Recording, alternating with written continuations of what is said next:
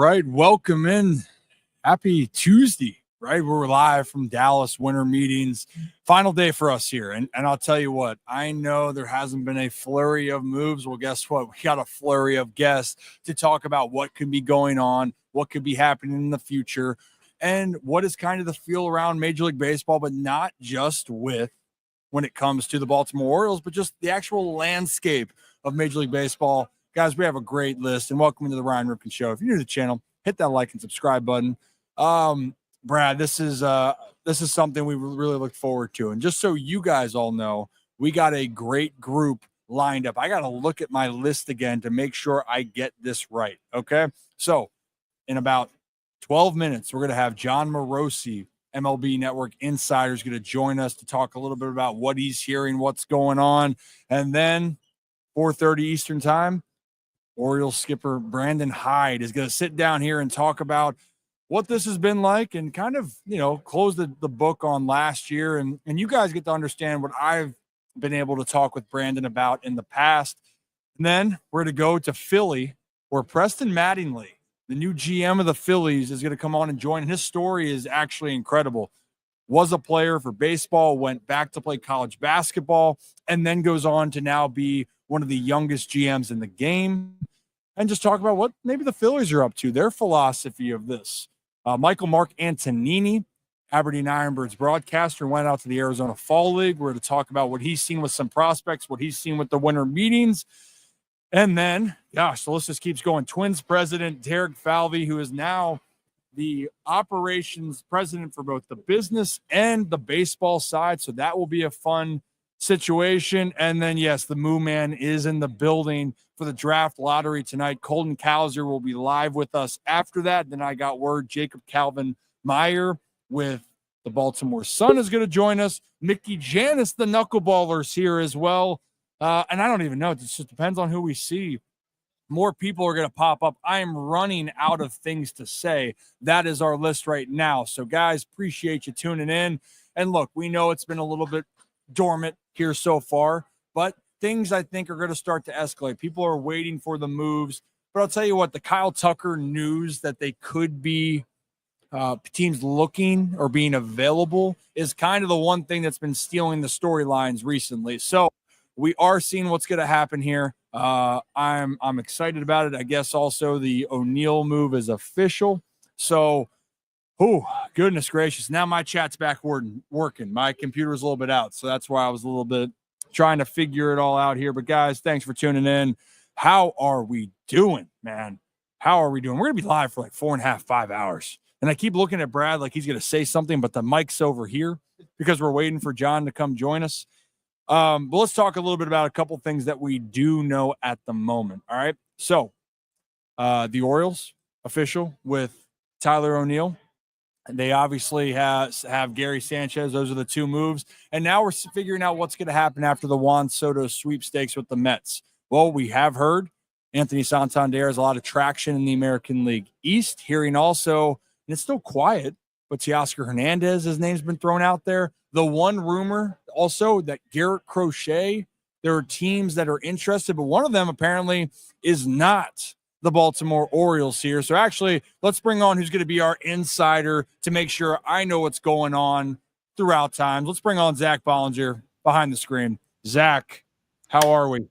How we doing? Got the computer working again. Found a charger after Thank goodness 3 hours. Back and better than ever. Got an incredible show. So much going on. Hopefully the winter meetings, the hot stove heats back up. But yeah, official. Tyler O'Neill to the Baltimore Orioles. They just posted. I'm not sure if they officially made. Let me check if Sanchez was made official as well. Yeah. Well, it's close if it's not official there. Yeah, I mean, it's going to happen. It's just waiting for the post. So, yeah, officially official. Tyler O'Neill. So. Well, good stuff, man. Well, hey, look, those are the two moves that are there right now. When you're looking around the rest of the American League East, people are waiting for the next moves, right? The New York Yankees, what are they going to do next? We saw Aaron Boone talk to the media, Zach, just a little bit ago.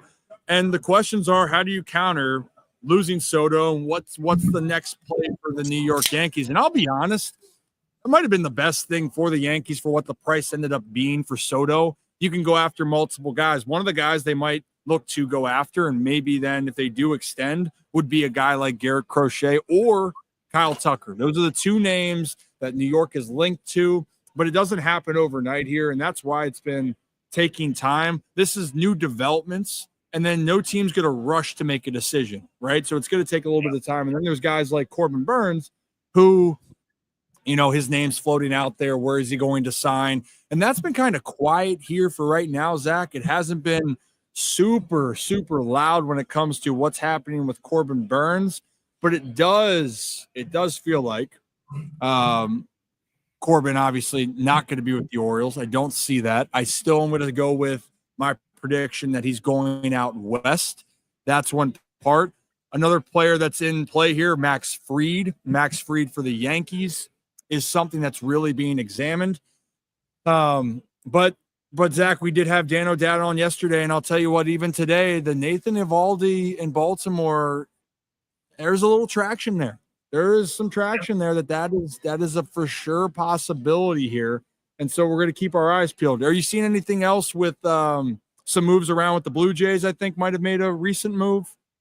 Let me check, but yeah, so far I feel like the big guys, Max Fried, I believe, got his Blue Jays just right-handed pitcher Yimi Garcia agreed 2-year $15, so he returns to the Blue Jays. I believe he started there.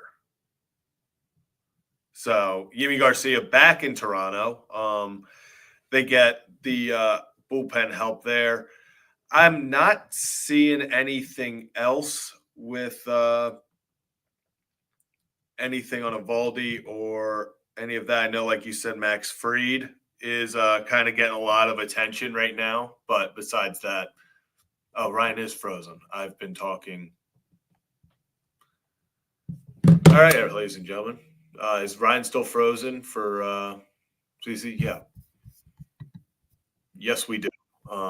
So I believe Ryan is frozen right now. So another day in paradise. Taylor Estrada to the Rockies. So I think something that is kind of substance today. I'm just going to take over the show for right now. So kind of something of substance I wanted to talk about today. Roki Sasaki. Roki Sasaki, yeah, Brooks, it really is right now kind of a Zach Reacts type thing. I think we're making progress, though, people. I'm seeing some movement backstage. Seeing some movement. Yep, this is a good sign. So there we go. Boom. Can you hear? Beautiful. We're back. It's a little strange right now. I'll be honest. Yeah. We're trying to figure that out here, but we're back. So sorry. We missed 98% of what you said. Yeah. So Yimi Garcia back with Toronto, 2 years, 15. But then I started once this kind of turned into a Zach React, talking about the news with Roki Sasaki and that more rumors now are pointing towards Sasaki is not necessarily an automatic where he's going to a big market. He wants to be on the West Coast. He's kind of said, or at least the rumors are from his agent, that maybe there's the possibility that Sasaki wants to be in a more low-profile place because he doesn't necessarily like the media right now in Japan. There's rumors of that. So there is this, I don't want to say hope for smaller markets, obviously, because he's in the international signing period. It's not going to be a massive contract. You can only use so much money towards him. So it's not necessarily going to be who gives him the most money. It's really where he wants to be. He's talked about development, stuff like that, to what he's looking for.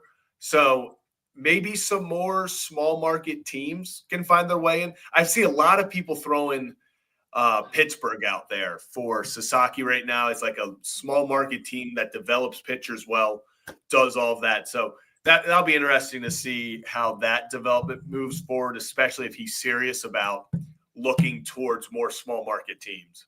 Yeah, I'll tell you what, Zach, we actually saw the flurry of media members that were around his agent, Joe Wolf. And I mean, look, it is buzzing about what could be for Roki Sasaki, and rightfully so, because it's a situation here where, for what it's going to be when you're looking at pricing out a player right now, it's a very, very good opportunity to see what's going to happen. Hey, Zach, hold on for a second here. I'm getting a call from John Morosi real quick. So hold on. Yeah, we're going to let Ryan do that. Hey, John. Oh, I'm good. How are you doing?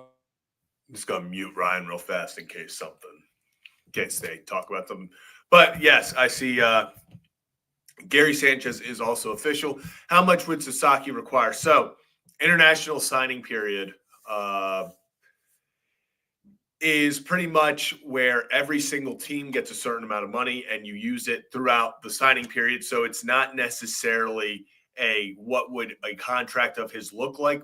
He's going to get pretty much whatever teams have left. I'll look up how much money each team has left right now.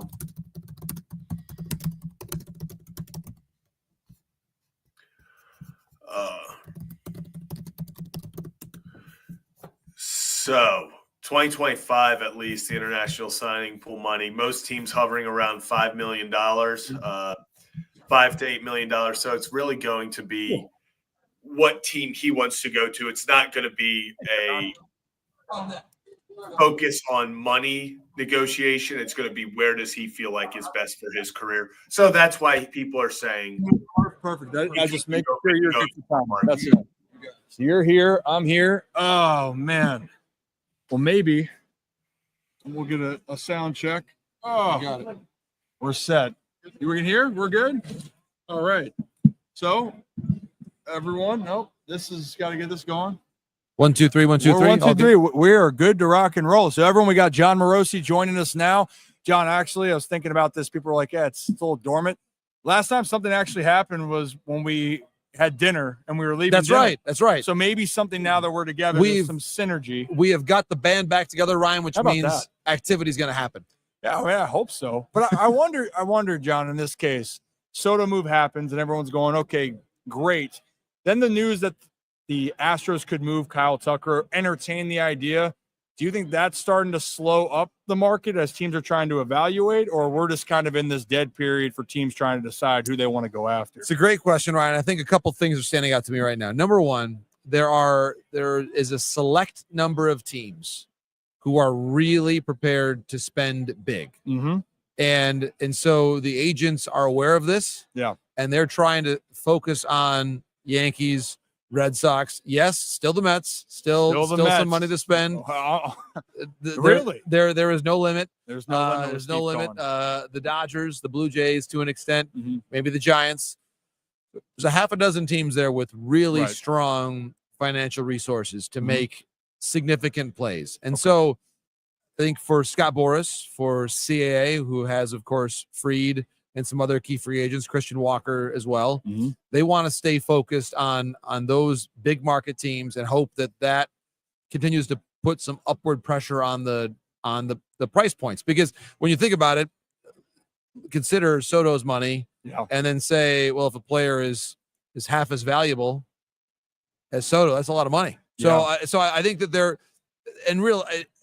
there's probably not going to be like a $380 million deal that's signed again. But the point is, there are people making the argument that my players should get one more year or $1 or $2 more million a year than what you were expecting last week because the price of poker has gone up for everybody. I think that's one element of it. The other piece, what you're talking about, which is the trade market, that because there are a lot of teams who are not comfortable spending major dollars right now, that all of a sudden trade pieces have become all the more important, either because A, you've got cost control, or B, if you're a team like the Mariners, you might be open to moving a Luis Castillo because that's your path to upgrading your lineup, is to clear some money there and then bring in some bats. So I think there's a lot going on, and I would not mistake a lack of transactions for a lack of activity. I think there's a lot of conversation. It's just the teams are trying to sort things out about what all this means. There's a lot of different options and then that's not going to just come to fruition just like that. And especially because now that we saw what the market was set at for Soto And you're right, even though guys like Santander, Teoscar Hernandez, or any other big market, big bat, when they see a number thrown out there, they're going to be enticed to, hey, we want to try to get a little bit more. And if we don't think that deal's there, we're going to wait until one of you guys. It's almost like I'm not going to say who's going to cave, John, because it's not that case, but how do you get to that point? Who's playing hardball? I feel like that's part of the case here. So I also makes me laugh. Tyler O'Neill had a good deal with the Orioles, but then you're wondering if he waited a little bit longer, could he have had a little bit more of money to spend? Well, one thing I'm hearing, I mean, the Garrett Crochet thing, like that's another trade piece. They're saying Baltimore is not in on that as much. Do you know anything about with Baltimore when it comes to Garrett Crochet? I think as long as there is a significant trade piece there on the starting pitching market, the Orioles will have a say on that. So you're not buying that they won't be interested. You think that they're going to do their homework on it? Yes. Gotcha. I'm not buying that they're out in any sense. Their farm system is so good that, and it's not as deep as it was because you've had some guys graduate and some guys get traded. Yeah. But their farm system is still good enough, and their base of young players is still plenty good. Yeah. That it's clear what they need. I guess I'll put it this way, Ryan. There's no way, with all due respect to the Orioles' current pitching depth chart, right? There's no way that they're good enough without Corbin Burns to be able to say, Garrett Crochet, no thanks. Dylan Cease, no thanks. Luis Castillo, no thanks. They're not good enough to do that right now. Right. They have got to. My question is, who's going to start game 1 of a playoff series? Who's going to start game 2? Who's going to start game 3 and game 4? And if you don't have 4 robust names who are healthy, you've got work to do. And so my answer there is, with all due respect, they've got work to do. And so I don't buy for a second that they're out because they don't have the luxury of being out. I agree with that. You help debunk things because we see reports out there all the time. Oh, they wouldn't be interested. And just knowing personally how I know Mike Elias works, he's going to do his homework. He's going to make sure. Now, could they eventually be out on a guy down the road?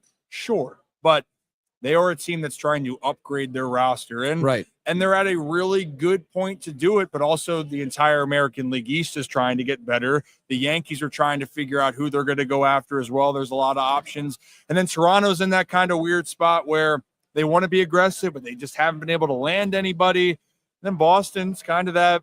I think Boston's kind of a sleeping giant, where I think that they overexceeded last year, and now they could make a run this year in this AL East that is going to continue to be competitive. And Ryan, they've got the capital with their prospects to do whatever they want to do. Okay. Roman Anthony, I don't think is going anywhere, nor Christian Campbell, who I think is going to be in the major leagues this year. But they may be able to move Marcelo Meyer. And if they can do that, then that opens up a lot of possibilities for them. Perhaps even a Kyle Teal behind the plate. Yeah. They've got the prospects, again, whether it's Garrett Crochet, Dylan Cease, anybody else, to be able to get into those conversations. And Cease, hearing his name today surprised me a little bit. Yeah. I don't expect that the Padres are shopping him. Yeah. But they maybe don't have the same payroll resources they once did. And so if they want to add in different places, trading Cease to get multiple pieces back or to alleviate some payroll is a good strategy. And by the way, they did that a year ago. They traded the man that just got $765. Yeah. And they went to the playoffs. And by many accounts, we're the toughest team the Dodgers faced. So they have shown an ability to pivot and get younger and maybe a little more nimble and still win a lot of baseball games. Yeah.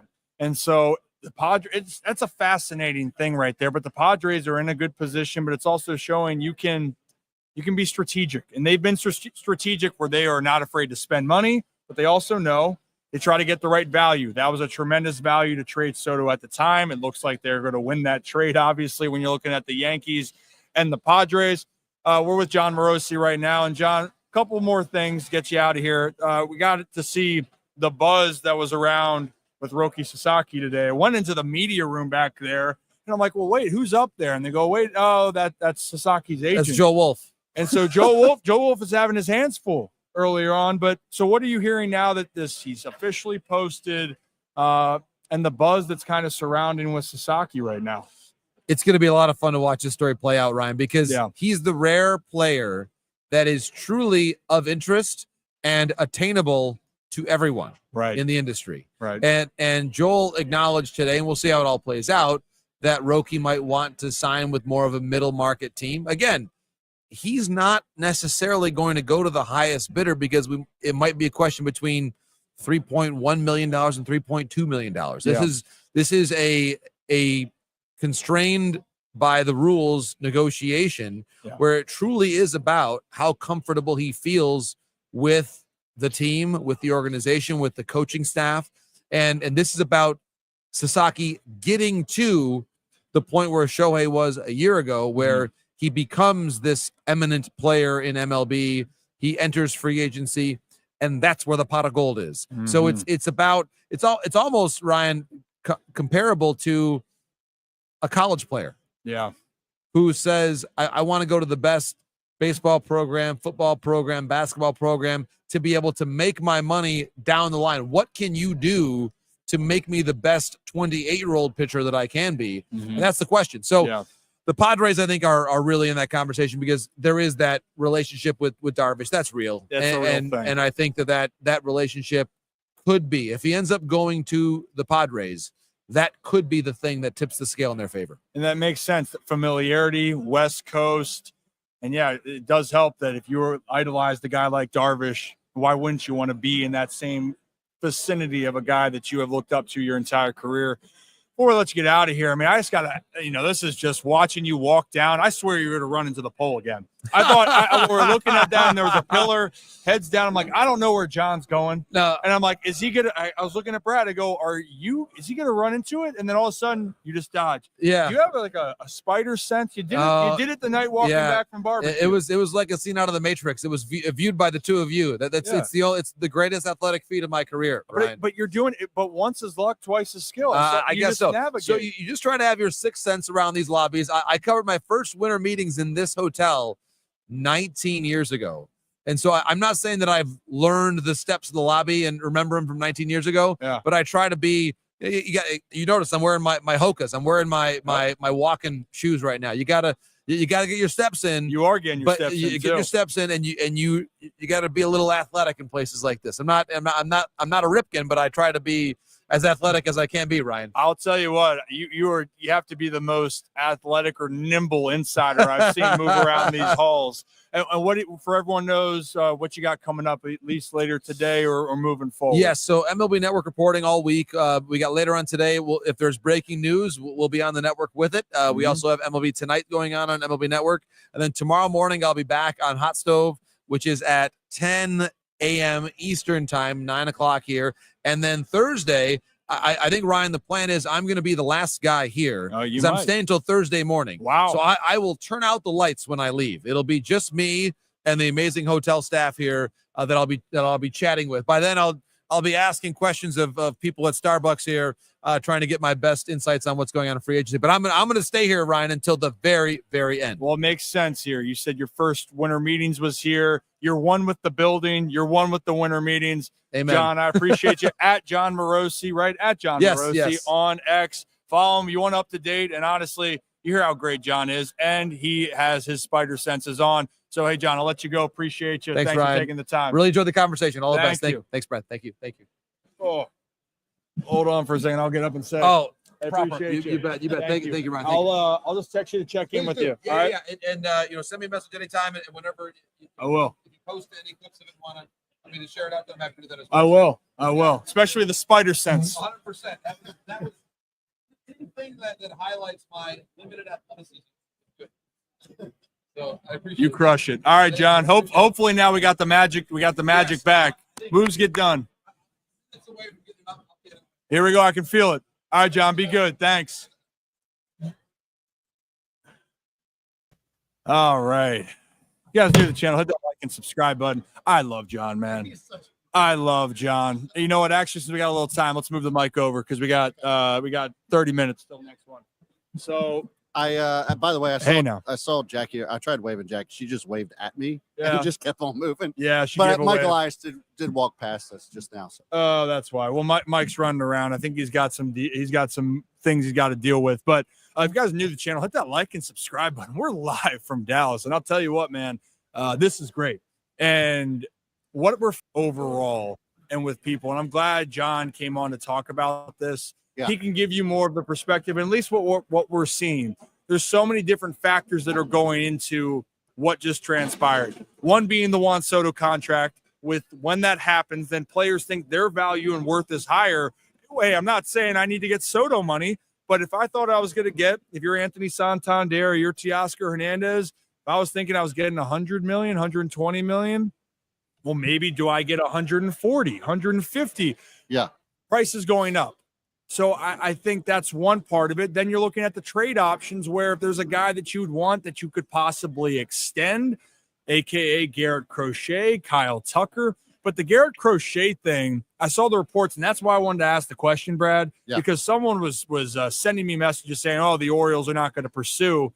And I'm glad John said that because I know Elias, it's not meaning that they are going to land Crochet, but they are going to do their homework. It might not be the right deal, but they are going to be aggressive to see if it makes sense. Yeah. And how about Dylan Cease being a possibility? That makes no sense. That makes absolutely no sense. I saw that rumor earlier, and it's mind-boggling to me because he was incredible for them.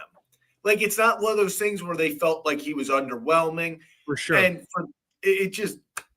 I personally don't get it unless they want to trade him and then they're in on somebody else that maybe has – but it makes absolutely no sense to me for a team that is very much in the win now phase. It's not like, hey, we don't have the guys to win right now. It's really just I don't want to call it stupid, but it seems stupid to trade one of your aces. I don't personally, I don't see it either.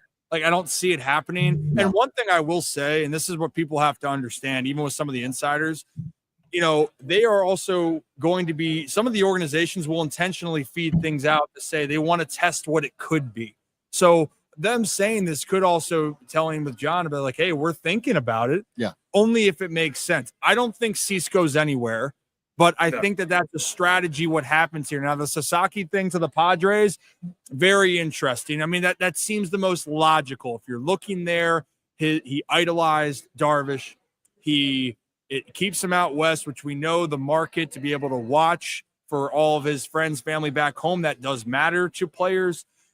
That's one thing to watch, but he is going to be open. And the biggest thing is because of this whole situation, it's not what you're going to do for me now. It's how do you develop me into a player that can be a guy that's making hundreds of millions of dollars when you hit the free agent market. So if you're new to the channel, hit that like and subscribe button. Ryan Ripken Show. We are live from Dallas, Texas. So we just had John Morosi on. Our next scheduled guest is going to be Orioles manager Brandon Hyde in about 30 minutes. Yeah. Now we could have someone pop up here. So we kept the time open. So we're like, hey, hop on in. So we're keeping that open. So again, Brandon Hyde coming on at 3:30. If you are a Phillies fan or you want to hear about more of the industry of the ins and outs, we're going to talk to a GM. We're going to have Preston Mattingly, new GM of the Philadelphia Phillies, to join us at 4. And then after that, Michael Mark Antonini, broadcaster for the Aberdeen Ironbirds in the Arizona Fall League. We got Derek Falvey, president of baseball operations, both on the baseball and the business side at 6 p.m. Eastern time. And then Colton Cowser is going to join us down the road here at 6:45. Jacob Calvin Meyer, who covers the Orioles and the Baltimore Sun, is going to join us later on. And who knows who runs into us and we talk about a little bit more. So there is a lot going on. Phones are buzzing. People are having a good time. Now, one thing here that's interesting, and I know that the name, Zach, that keeps getting thrown around. I saw initially, if you're looking for trades, what about Luzardo? Luzardo down with the Marlins. Is that an option? I hate it. I don't think that we're going to see that personally. I think that there's a little bit of concern, just like the same thing with Garrett Crochet. You're going to have to look at, are you worried about any type of injury history? That's the situation here. Yeah, I thought he was going to run right into the street. There was a guy that almost pulled a John Morosi on our table. Like that guy running right there, right behind Rip. Mm-hmm. He was just focused on his phone and almost ran right into our table. Right in. Almost exactly right into the phone. So it was almost a water fountain type of situation. Yeah. Yeah. So it would have been something right there. That would have a been little scary. So I still don't think Luzardo is the right fit, but it is a good piece. But the Marlins are going to have some decisions to make. Yeah. Because you have a new front office. They cleaned house, by the way, with everything. So they want to reestablish whatever their foundation is going to be. Is Luzardo part of that? Well, we're going to find out. I don't think that's a move that the Orioles need to make. What you're hearing also, go ahead. It just doesn't make sense to me for the Orioles specifically, who had their season last year derailed in a sense by injuries to pitchers, to go after. It's why I don't want Crochet. It's same thing with Luzardo. Luzardo hasn't pitched since June 16th of last year. He's had elbow issues. When healthy, young star. There's no questioning that. The talent, without a doubt, is there. It's the reliability of, hey, will he be there? We know, obviously, Bradish, it's questionable if he returns. It's for Wells, you're going to have to see where he kind of lines up. Last year, it just felt like time after time, you really tested the depth of the Orioles because guys kept getting hurt. So when it comes to acquiring guys or going all in on guys, I'd prefer it to be somebody like a Corbin Burns last year, who you go, hey, every year he's played, he's been reliable. He doesn't get hurt. He's out there and he's going to give you 28 to 32 starts a year. Those are the guys I feel like the Orioles need to rely on and focus on.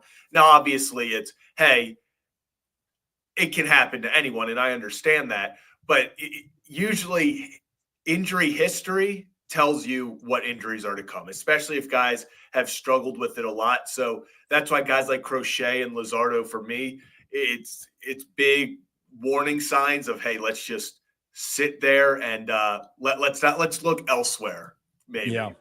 Yep. And so there's just a lot of different options here that could be available. What I really, and this is something I've actually felt, Brad, but a team that really is in a great position, it's a better position, is the Boston Red Sox. Yeah. Mainly because of their prospects of who they could give up is at a good spot. And now we know they're a big market. They're going to spend the money, and it's also Boston. It's an attractive place to go.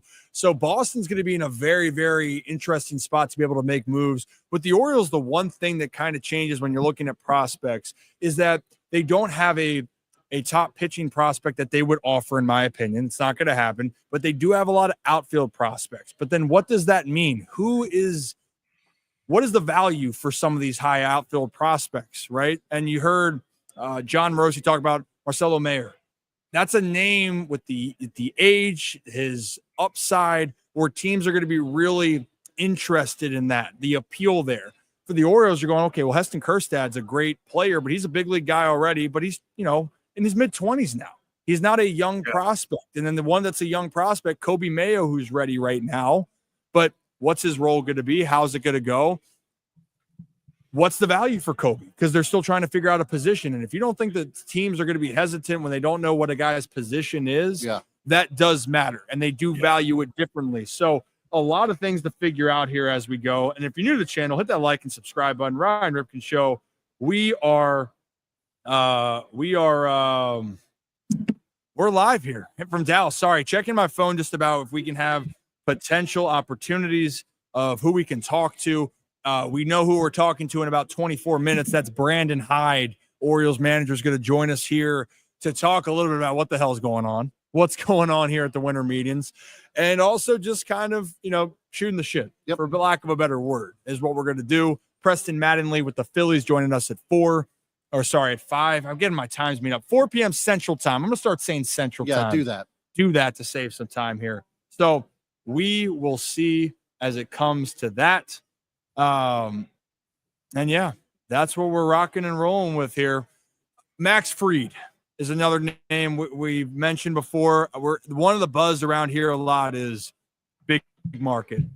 And he is a West Coast guy. So like San Diego, if San Diego's in on Sasaki, I don't know if they want to splurge out for Fried. That would just be my opinion. Yeah, I don't see that happening. And the agencies that they're involved with are going to get them the highest dollar. And not that every agency, obviously that's the goal for each one, but I think it's made clear that the big markets want these players, and Max Fried seems like he's going to be in the American League East next year. It just that's every rumbling that we're getting here, and if not, it's going to be a shock. Yeah, to say the least. Agreed. Now, the one thing though, Brooks misses seeing me on camera. This is the second comment I've seen from Brooks. I know today. because hey, you know what? Your hair always does look good. I gotta say, I'm gonna pat myself on the back. I think this is one of my better hair days. It is a good hair day for you, for sure. Yeah. And you know, hey, John S. talking about this is actually one news of information that we did know. Yes. We were down at MLB Network and we're talking with some friends, you know, good people, good food down there. Brian Cashman canceled his appearance on MLB Network. Yeah. So they were gonna have Boone and Cashman canceled the appearance because of something. There might have been some business to attend to. So we don't know if the Yankees are going to make a sign today. We do know that the Yankees and the Yes Network are turning on the lights over there. So, I think that's part of their regular. And it is probably a part of their regular program. But Cashman did cancel because business, I guess the phone was ringing. They're heading up to the suites. They're heading up to the suites to have some conversations. So when we say go up to the suites, that's where a lot of teams and the agents go to meet. They don't do it out in broad daylight. They go up above to keep their business as private as it can. So we appreciate you guys. Again, hit that like and subscribe button. Hey, Brooks, that will be used for some mezcal tonight as we and some whiskey. And some whiskey. We've been having some old fashions. We've been having some goodness. I've been having my mezcal and tequila. And I'll tell you what, the amount of people that you see late at night here, it's a lot of connections. Zach, I ran into one of my old friends who worked for us for analytics when I was in Bowie in 2019. He's now involved with the Rockies. Ran into one of my old teammates who now is in the front office doing work with the Orioles. Yeah, and you know what, by the way, yeah, I know that we made comments about my snoring last night, and we're kind of discovering more of our personal habits as we live with each other over the last three days. What kind of crazy person eats the rind of the orange? Me. What? Who? Me. Fucking Rip. Look, we had no shame. We were just as Rip was talking. He requested some orange slices as we were drinking, and he was eating the entire slice, rind and all. Okay. Cool. I think honestly what happened with me one time, it was this had to be a superstition like in baseball. Maybe. Honestly, I've had a situation one time where I couldn't peel it off and like just spit it out. So I ate it and I'm like, all right, you know, not so bad. Yeah, it is what it is. It is what it is. Good kid, man. Good kid. Yeah, you know what? This is a very Kevin-esque comment. Like that is a very Kevin-esque thing. No. Kevin wouldn't have done that. He would have. Kevin would have cut one slice of orange into 16. Well, Kevin would have just eaten the peel. That's right. That's a very. So let me ask you this: when you actually just like, if you have a whole orange, you just eating it like an apple? No. Are you? So you're no. It's just when it's the orange little slices that you have. When I'm like, if it's a clementine, anything else, I peel everything off. It's just when it's like that, I don't want it when it's a small piece. Yeah. I'd like, use your teeth and then throw it back. So I was like, all right, I ate it. It happened one time. Let's get back to baseball. Okay. Listen, we had to break it up. Had to break it up. Shirts and pants, man. Bullpen conversation has been one thing that's been talked about. And we heard Bruce Bochy talked earlier with Texas, and the conversation was they needed multiple guys at the back end to be able to solidify their bullpen, to feel like they have guys that can close out games. And we saw that Jordan Romano went to the Phillies. That was one name that was on the market. Blake Trinan went back to the Dodgers. Yeah, there's no secret that the Orioles are looking to try to get another guy, because you can't expect that Felix Bautista is going to be ready to go and just be his dominant self from the beginning. He could, but you also don't want to have that type of pressure. And quite frankly, you guys have heard me talk on this. You need to have multiple guys that can be comfortable in high leverage situations. Now, the problem with the market right now, it's not necessarily as spicy as trying to go for a starting pitcher. And also being a middle reliever or a back end reliever, if you are not a full solidified closer, It's hit or miss because your role can fluctuate quite a bit. It's the role that nobody wants, but you need. It's so desperately important. I know that people are saying, or Nalaya said it, Jacob, they're not out on Jacob Wett or Danny Coulomb. I just have a hard time seeing them come back to Baltimore at this juncture. I know AJ Minter's a name that's been thrown around, but not for Baltimore. I really do think he could go back to a team like the Atlanta Braves. But that's one of those high leverage arms that you're looking at right now. It's a very, very interesting situation. So and this is, go ahead. I was going to say, so personally, if we're going to look at guys that are free agents, I would love, everyone's going to obviously 39 years old, but just the guy has done nothing but produce, even in his age 37, 8, 9. David Robertson has just always been a high leverage guy on good teams. Talk about postseason experience. He's just a reliable guy that if doesn't have to be the closer, can pitch anywhere from the 6th to the 8th inning. And I think that's just a guy that we talk about, veterans, guys who have been there, done that, can go in there, talk to these guys, and just be an all-around force, not only on the field, but off the field, helping the young guys, being the mentor of, hey, this is how to be successful in the playoffs, in the postseason. Here's how you got to handle this, that, and the other. Just having that guy, not only who can be reliable on the field, but be a mentor off the field in that bullpen. I think he's a guy that I've really, over the past few weeks, and his metrics are incredible. I mean, his fastball, strikeout, he hasn't lost anything. So he's a guy that I've definitely been eyeing up.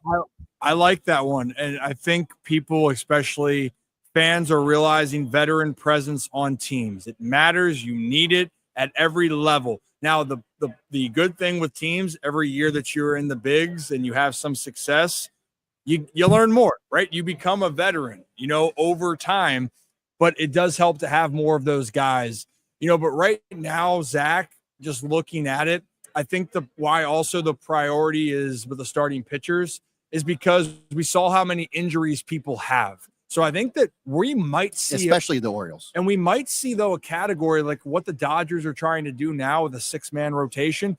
Teams are trying to stock up their arms, especially in that department, and then they have to make some tough decisions. So I think that is something that that we're going to have to figure out here. So what are you laughing at? Brooks is just killing me. No, goodness. Yeah. Did you eat the rinds of anything else? No. Okay. I just said with Peels, see, this is why. Here we are trying to get things done, talk about baseball and what's happening, and all of a sudden, whammy, we get off base. We get off track. But that's okay. We're here for 5 hours. Hey, we got plenty to talk about. Hey, if you're new to the channel, hit that like and subscribe button. Ryan Ripken Show live from the winter meetings in Dallas. I'll tell you what, man, there's some people setting up, but we are one of the few groups. Actually, we're the only group that's live, being able to talk about all this and the lineup that we have. We are the only engagement. Ones doing it's great. Here. It's fantastic. Yeah, it's awesome. Again, the established Sirius XM radio speaks for itself. MLB radio. Oh, yeah. But for this right now, it's really cool to be able to be a part of this special. And again, thank you to our Holy Shirts and Pants and Rips Good Kids. Our members helped us again get us to this position here. So if you're new to the channel, hit that like and subscribe button. John, this is a great question because now the reports are coming out that Nolan Arenado, they're getting approval, who he has a no trade clause in his contract, to look at options of where he could be moved. So that is something, but where does he go? He's a player that is no longer that player he was when he was getting moved to St. Louis, but definitely a guy, Zach, that is still a very capable player. Obviously, its track record speaks for himself. And even last year in a down season for him, he still had 16 jacks at 272, and a guy that obviously is going to go down as one of the best defensive third basemen we've seen play. Yeah. I have I don't know. Don't want to call it an interesting take on where he goes. This just seems like a Yankees move. And I don't think fans of the Yankees are going to be happy about it. In fact, I've seen a lot of Yankees fans and personalities be very against the idea of a Nolan Arenado move. But it just feels like a move the Yankees would have where they would be willing to eat even a little bit more of the contract. I know the Cardinals have said that they'll eat stuff so that they can get a better return. I think the Yankees would be okay with eating some of the money. I think if it would lessen the blow of prospects or whatever it may be. But it just feels like I don't even know if it would work out for the Yankees. It kind of feels like one of those moves that Arenado's good for a year, 2 years, and then kind of falls off. But it just feels like that kind of move that the Yankees make recently, especially getting that veteran who, like you said, the glove is never going to be an issue. I know his bat has been up and down over the past year or so.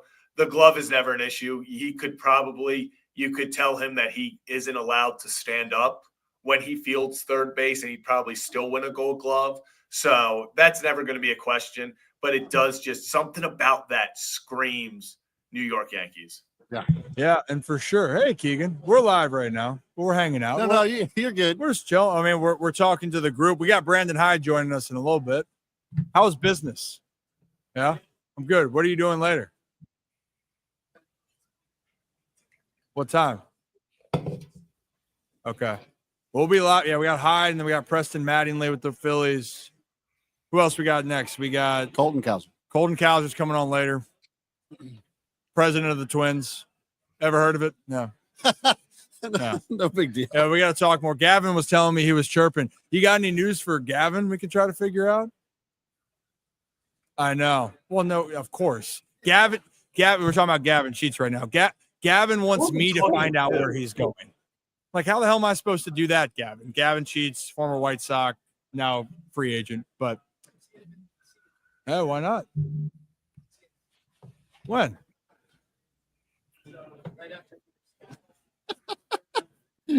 Okay, I live down there, so we need to talk. Okay, The comments about the fruit comments. I will text you guys are absolutely incredible when we're wrapping up and see where you're at. Who is he talking to? Gavin's boy. Okay. I'll be down there until Bring Gavin to Baltimore. Yeah, I'm all about that.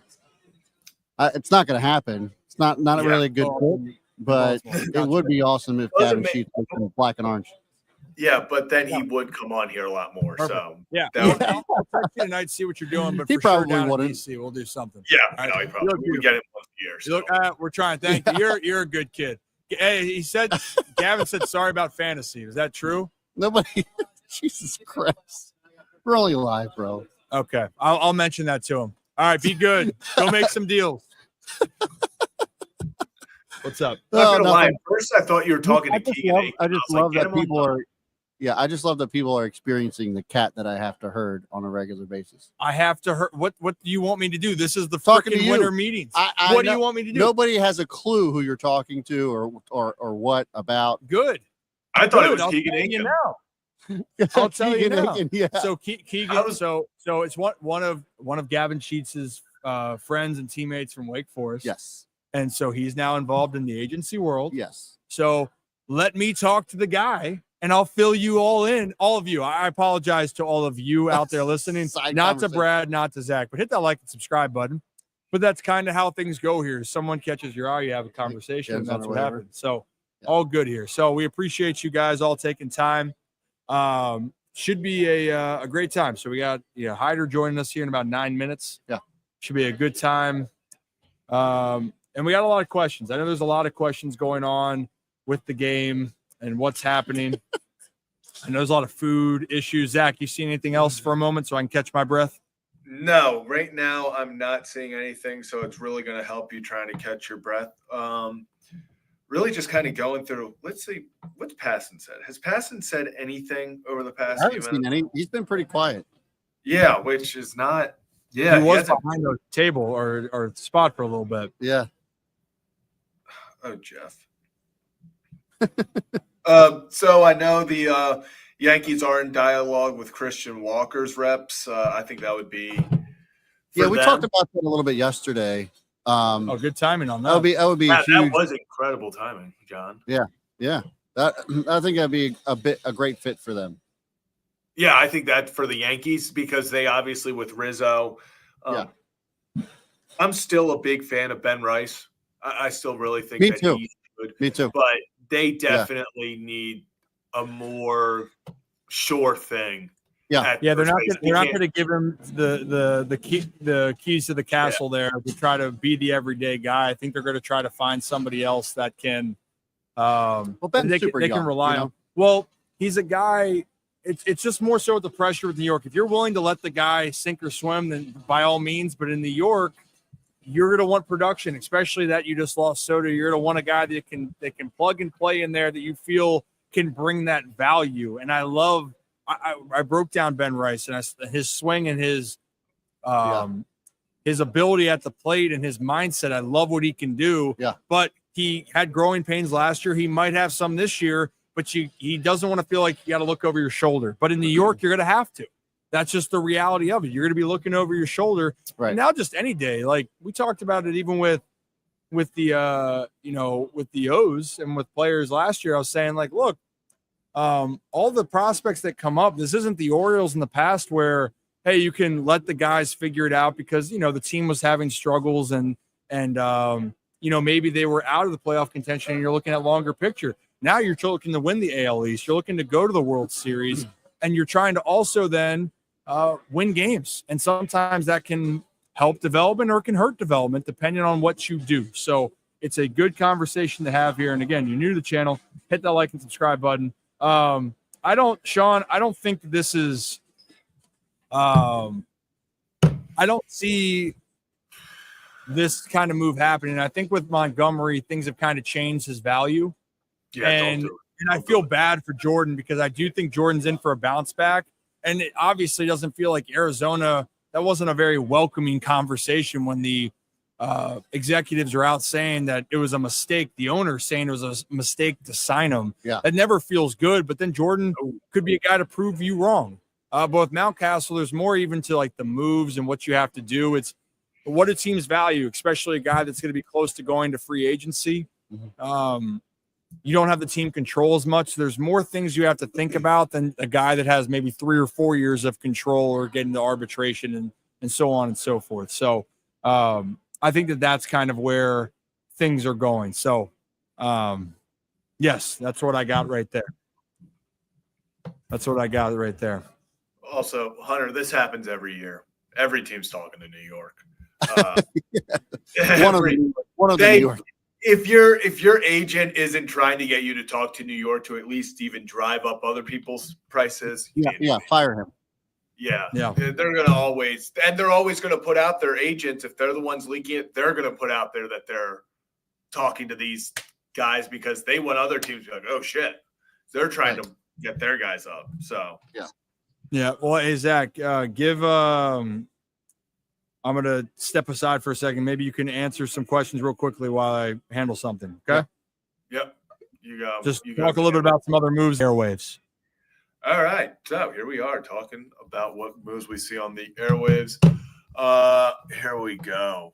Let's look through some of these. All right. So Ryan Mountcastle. I'll talk about the Ryan Mountcastle situation right now.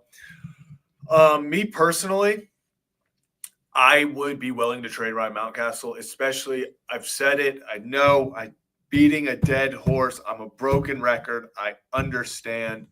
I would trade him to the Seattle Mariners in a heartbeat. The Mariners need offense. The Mariners need offense. I don't know what is going on there, but they need offense. They need offensive firepower. That's why they're connected to a guy like Christian Walker. So I know earlier we talked, I think it was Sean said, hey, do you go Christian Walker if he goes to New York? Do you try to send Mountcastle out to Arizona? If Christian Walker doesn't go to Seattle, I would call the Mariners in a heartbeat because we've talked about guys like Luis Castillo, who's a frontline starter. The Mariners are going to want to offload some of his contract. They want to offload his contract to free up more money elsewhere so that they can go out and sign some more firepower offensively. So that's why I think you trade for Luis Castillo. Your headliner in the package is Ryan Mountcastle plus some other prospects. You're going to have to give up Ryan Mountcastle plus other prospects.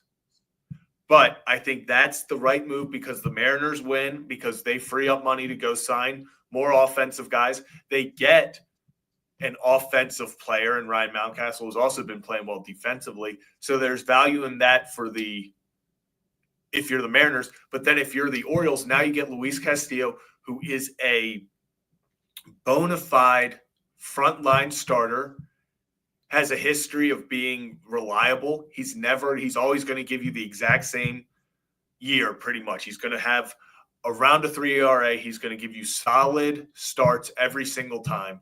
I mean, Seattle is an absolute hotbed right now for young pitching talent. I know Castillo's obviously the elder of all their pitchers. He's the oldest, but I think that's why they'd be willing to offload his contract to the Baltimore Orioles. You send over, yes.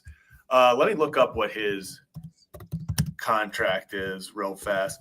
And then after this, I believe we are going to get Brandon Hyde on Luis Castillo contract.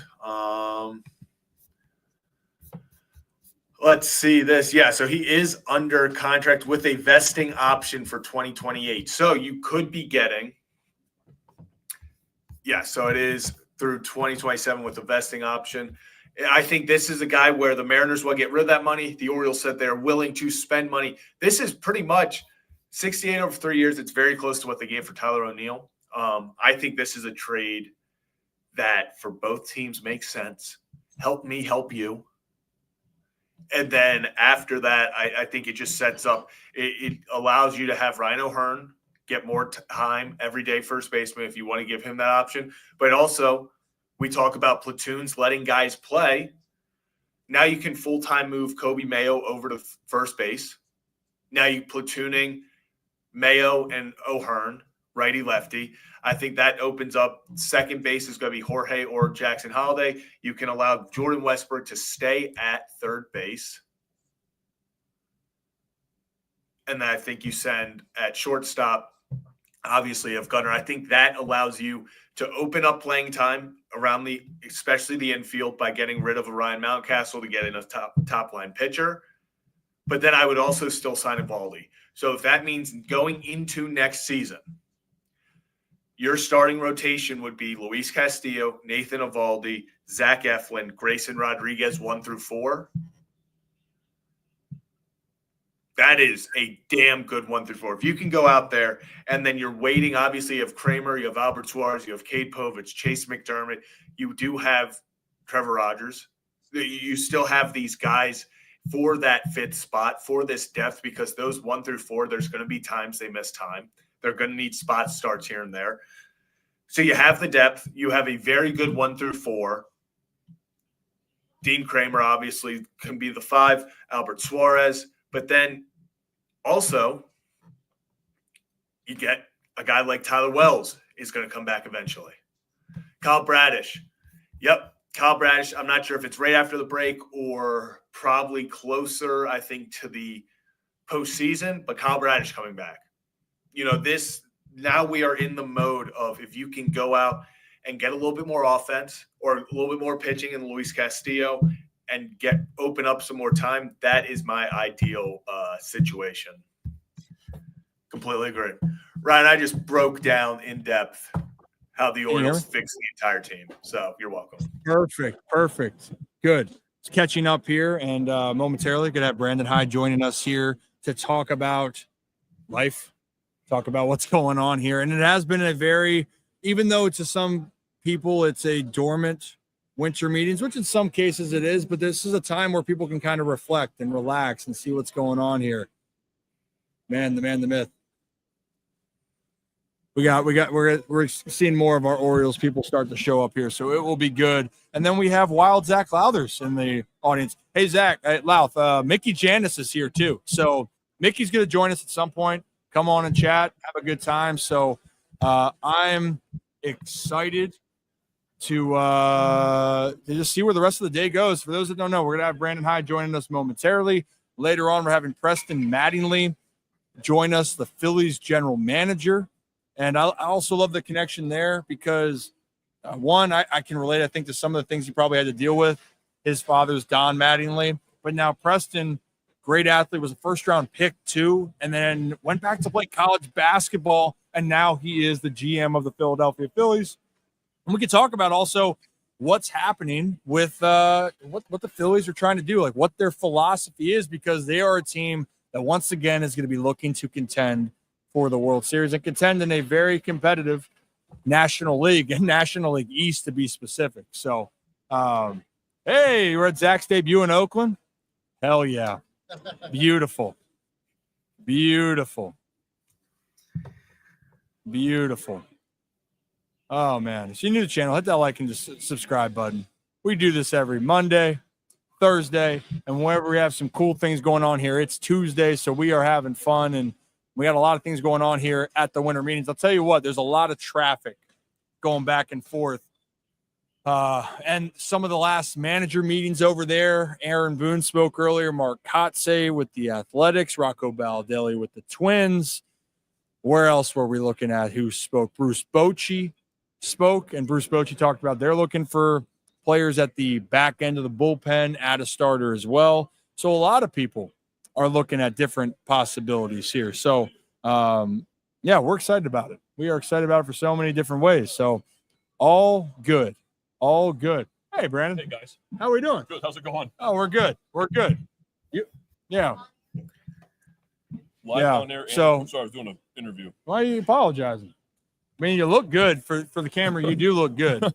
How you doing? How did the Are we on? Yeah, we're Are we on. rolling? Yeah, we're on. How was the actual meetings over there? You had your 120, 140 window, whatever it was today? Your availability as manager? Yeah. That was it's like a scrum. You know, it's like it's probably 20 media members, local and national. Mhm. It was kind of answering the same questions I've been answering for the last few days. Yeah. And those questions, what's going on? How do you build off of last year? What's the plans here? And Yeah, it's okay. I mean, it's the right questions. You know, roster this year. Yeah. Santander, Burns, free agents. Yeah. O'Neill, Gary, or now that's now official. Yeah. Hey, So congrats. Official. so I could- official. Now you can so I actually can talk about it instead of like Yeah. allegedly talking about it. So yeah, it's when you can't answer questions like totally honest because you're having to wait to have things finalized. That makes it kind of difficult, but yeah, it went well. Yeah, well, it seems like it. Well, I'm glad you can relax a little bit. It's a lot better than, the stress of a season, stress of the ups and downs. It's nice when things go well, but for baseball, they call it a grind for a reason. It's an overused phrase, but it's so true. I feel like every person that talks about it, had Stephen Vogt on yesterday, said the same thing. He's just, we're grinding. We got to find a way. And at the end of it, even talking to you over there, just it wears on you. I mean, what is one thing I guess I should say for the 2024 season? Baseball, I feel like you learn something new each year. What did you learn after this year in Baltimore? Well, this year was just so much different than the year before because of the amount of injuries we had. Yeah. And, we knew we weren't going to have Felix all year. But then when you lose starting pitchers, when you lose versatile infielders and good players like Westberg and Mateo, key bullpen pieces like Webb and Coulomb that were kind of like your go-to guys when kind of game was tight and you wanted to get through the middle innings to give it to the fellows at the back end. Just having to deal with that, dealing with the amount of picking up the pieces when you're in first place or 2 games out of first place and really grinding and competing and trying to win series with not a full deck. It feels like a lot of time. Yeah, and that was the case. And actually, despite all that, you guys still were the first team in the American League to 70 wins, if I'm not mistaken. That's pretty good despite all of it. And I think that things do add up after a while. Yeah. And even for guys in demeanor, even it's I don't want to say it's a snowball effect, but kind of it is. If one thing goes wrong, then another. And then guys, if they are trying to string together good at bats, it's also the opposite. If things aren't going well, that can be contagious. Right. And I remember talking to O'Hearn about it. I've talked to even Seti. Just seemed like that down the stretch. It was, all right, things are stuck in the mud, but wasn't for the lack of effort, wasn't for the lack of trying to make something happen, but it was constantly trying to fight this. Is a fog a good way to describe it? Or not a fog, but you're like, all right, it's just every time you feel like you're taking a breath of fresh air, trying to sigh of relief, something else happened. You go, great. It's another obstacle. We just didn't click offensively the second half. And I think there's multiple reasons for that. I think, but I did feel like the last week of the season, the last two series, our at-bats got back to where we were in the first half. doubt. We're sort of looking like it. And, I felt like that was going to be maybe a positive thing going into the postseason was where the last week I thought Adley was having better at-bats. Gunnar was doing his thing. Was swinging the bat well. Mountie was healthy. I thought like we could be dangerous in the playoffs if we kind of continued those. Said had a good second half. Was swinging the bat much better the last couple months. So I was hoping it'd roll into the playoffs. It just we ran into Reagan's first game and he's a stud. Yeah, so good. It's 99 left-handed, and that's an area too that we need to improve on too is against left-handed pitching and left-handed quality pitching and that's been kind of the last couple of years. That's one area where we could have improved on. Yeah. What now with there's a little bit of different names in the bullpen, meaning I guess some guys that aren't back right now. Like a guy that I always that no one really talked about, underrated, was Danny Coulombe last year. That was a guy I felt like it didn't matter the situation. It was like death taxes. Danny Coulombe can be put in any situation. Yep. Is that something you would like to see, a couple guys that you feel like you can have that flexibility, plug them in at any point? Or do you think at some point here there's guys that you want to maybe help with Felix at the back end? Because even though Felix, hey, when he's on, he's on. Yep. You just never know with the guy coming back. Yeah, I can't wait to watch Felix throw. I don't know how durable he's going to be, especially early. Yeah. Is it going to be 102 with a 93-mile-an-hour split? I'm not quite sure yet. Hope so. He was throwing the ball great before we kind of gave him an off season. So that would be fantastic if he is. Sign us up. He's the best reliever in the game 2 years ago. So if that's the case, that's fantastic. But we do have three other guys with closing experience. Yeah. And I love the way Gregory Soto threw the ball the last few weeks of the season. It kind of looked like how he was in Detroit, where he was a guy that you just did not want to face in the ninth inning. Mm-hmm. Sir Anthony's really good, especially against right-handed hitters. Cano, obviously, against right-handed hitters. Then you had CNL from the left side. I think the arms from a stuff standpoint is as good as anybody. Mm-hmm. Now it's like mixing and matching and finding the right role for guys. I mean, what would you say is the hardest thing to do with managing the bullpen? I think that's a question, at least that I always go, because you're trying to feel out a guy that needs to figure, like Soto is a great example. Yep. Right? You're like, well, we want to give him his confidence. Yep. But sometimes, hey, he's been struggling or whatnot. But man, if he gets going and we can get that going, he's a weapon. I think what a lot of people don't take into account is that not normally on a normal night, a Wednesday night in Seattle, you don't have 8 guys available out of the pen.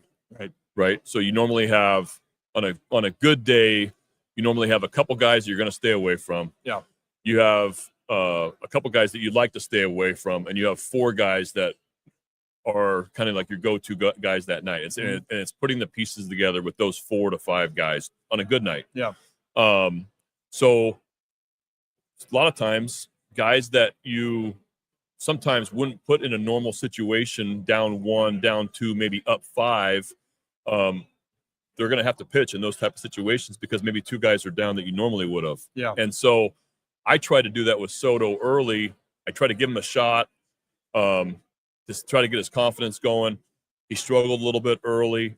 I then went lower leverage with him to try to get his confidence back up. Yeah. And it paid off. I mean, the last 3 weeks he came into my office and told me, he said he feels like my stuff is back how it was in Detroit. I got a ton of confidence right now. And I said, okay, let's go. And he was really good. I mean, confidence is everything. I think people overlook the mental side of it. That really separates guys. Soto doesn't lack stuff. A lot of the people out there in the big leagues, some will have more talent than others, but it's just what their makeup is and can they mentally get on the right page. Like Jordan Westburg's a guy I'd say makeup-wise, that dude is it. He's the glue. He is whatever. He is intense. But I'll tell you what, he doesn't waver, but that's Jordan Westburg. Yeah. Some guys go about it differently. So I could talk to you all the time about all these things. Let's talk about something fun. This is you've had so much experience. How many years in baseball? A couple more minutes to get you out of here. Since 1997 was my first year professionally. Okay, where'd you start? I signed with the Chicago White Sox. Went to Sarasota, Florida. My first pro year, that was summer of 97. Okay, so you've had fair share of your minor league experiences. Yeah, 97. 1 year at Long Beach State in 2002, and then 2003 to 2010 with the Marlins. Mm-hmm. Okay, in the minor leagues. Okay, so do you have any like minor league stories? Because we get asked all the time. We want to hear more minor league stories. Do you have one that sticks out to you about? And it can be from any way that you want to describe. We have the one that we told people. Buck Showalter was driving around Tennessee because the bus driver had an accident. Maybe his stomach was acting up, and he said, "Hey, Buck." Buck was playing at the time. So then he said, "Hey, kid, can you drive it?" Oh, well, wow. I've never driven a bus. So then Buck drove the bus. Wow. There was a plumbing issue in Hagerstown for me. And let's just say the plumbing from the toilet was coming out of the shower, and my locker is right next to that. Yep. I don't say you have to have as colorful stories as that, but anything you remember through all the years? God, I've been in so many leagues. Well, I was in the Southern League for 3 years. I was in the South Atlantic League, the Delmarva's League, for 4 years as a coach. So I've been to every, feel like, small southeastern town, along and big one along the way. I can't tell you how many buses broke down in the middle of the night, and in between Mobile, Alabama, and Jackson, Tennessee. No AC working so much. Should I tell the story? About? Yeah. So I was managing in either Jacksonville or Carolina that year. I can't remember which year it was, but we go to Mobile. We have a night getaway day. We show up at Mobile. It's like 7 or 8 in the morning, and on the schedule, it's a 7 o'clock game. Okay. So it's going to be one of those where we get in the morning, going to go crash for about 5 hours. Typical minor leagues. You crash for 5 or 6 hours, probably have a 2:30, 3 o'clock bus. You got to go ready to play the Bay Bears at 7 o'clock. Well, we stop, we pull over. The bus driver pulls over to get gas or something. And this is back in newspaper days, probably before your time, but back in newspaper days. And I go in and get the Mobile paper and turn to the sports page, and it's a big ad. It's a giveaway, big ad that day of they were giving away something for a 1 o'clock game. Okay. So I turned to my radio guy behind me, who's like doing their scheduling, and the trainer, and I said, "Hey, this ad says we're playing at 1 o'clock today." And so now it's a scramble. Now they run to the payphone, no cell phones then, run to the payphone to figure out what time our game is. Turns out we have a 1 o'clock game. So we get to the motel. We get to the motel about 8:30, 9 o'clock, quickly change on the bus. I have like an 11:30 bus. It's a 105 AA game against Mobile with everybody on pretty much no sleep. And it's about 117 degrees. Oh, that's fantastic. So, Did you win? I can't even remember. I had asked that last night. I can't even remember if we won or not. I'll say this: they got it easy now with the minor leagues. They don't even know. It's not even close. See, you just snapped right there. That was a comment that I see some frustration there. That's how I feel. I get out of here, and all of a sudden, oh, you guys got scheduled off days. I remember going from Charleston, South Carolina to Charleston, West Virginia after a doubleheader, and we get in at 1 p.m. for a 7 o'clock game, and we just got our butts kicked the night before. It's good times. It's a good time. It's a great thing. They're treating minor league players a lot better, and it is for the better. Yeah, it's way for the better. You know, listen, there was no post game spreads. AAA a little bit. When I got the AAA, you'd get like it's not even close to what it is now, but like AA back then, we didn't have a cage in Birmingham. The old Hoover Met, there was no batting cage, no pre or post game spread. It was pretty much peanut butter and jelly. You made no money, and you were doing it because you were trying to get to the big leagues and you loved the game of baseball. But there was I think it added character. It did a little bit. I think it builds character, probably a little bit of toughness, to be able to understand how to navigate through a 5 or 6 month minor league season with no money, it's hot as heck in the South, and you're playing the game you love. You do, yeah, and that was your journey. That's why I like to tell the minor league stories, because one, there's some great ones, but then two, you started off this because you're passionate about it. Yeah. You love the game of baseball. You didn't do it for the money. You did it because you care about the game, and you wanted to see where it could go. Now you're here in Baltimore. Well, hey, go run around. I will see you later on. But Brandon, I appreciate you taking the time. Thanks for having me on, Ryan. Yeah, appreciate it. And we'll see you back in Baltimore. All right. Sounds good. Thank you very much. See you, Brandon. Take care. Thanks.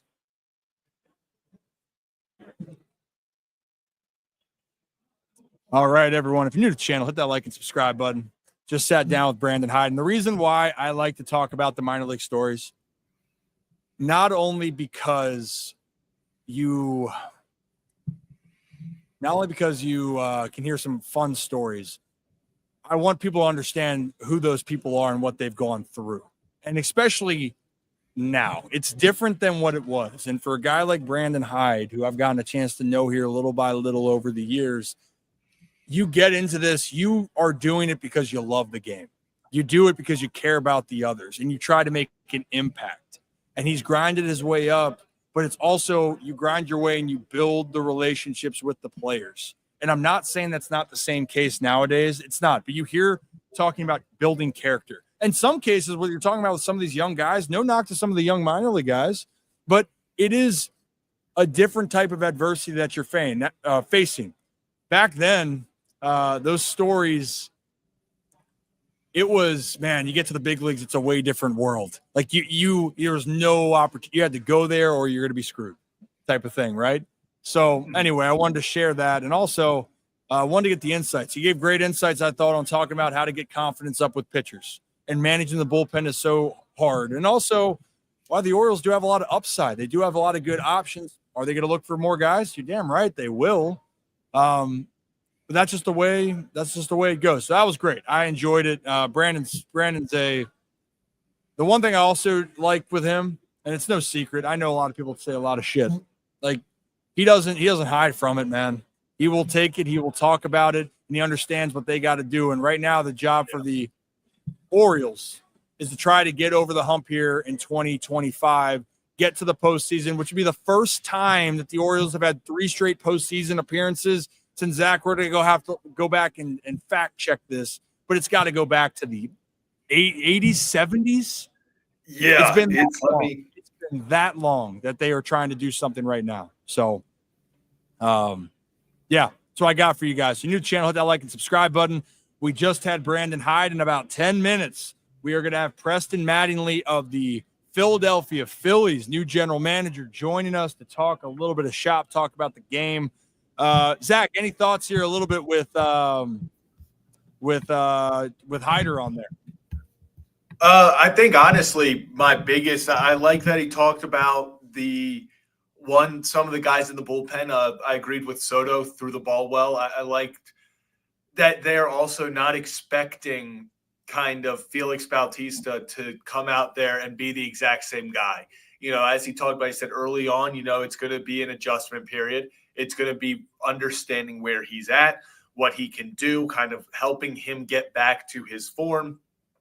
But another thing I liked was him talking about the struggles against left-handed hitters. And that's where I think a guy like Tyler O'Neill is that's where the signing came from.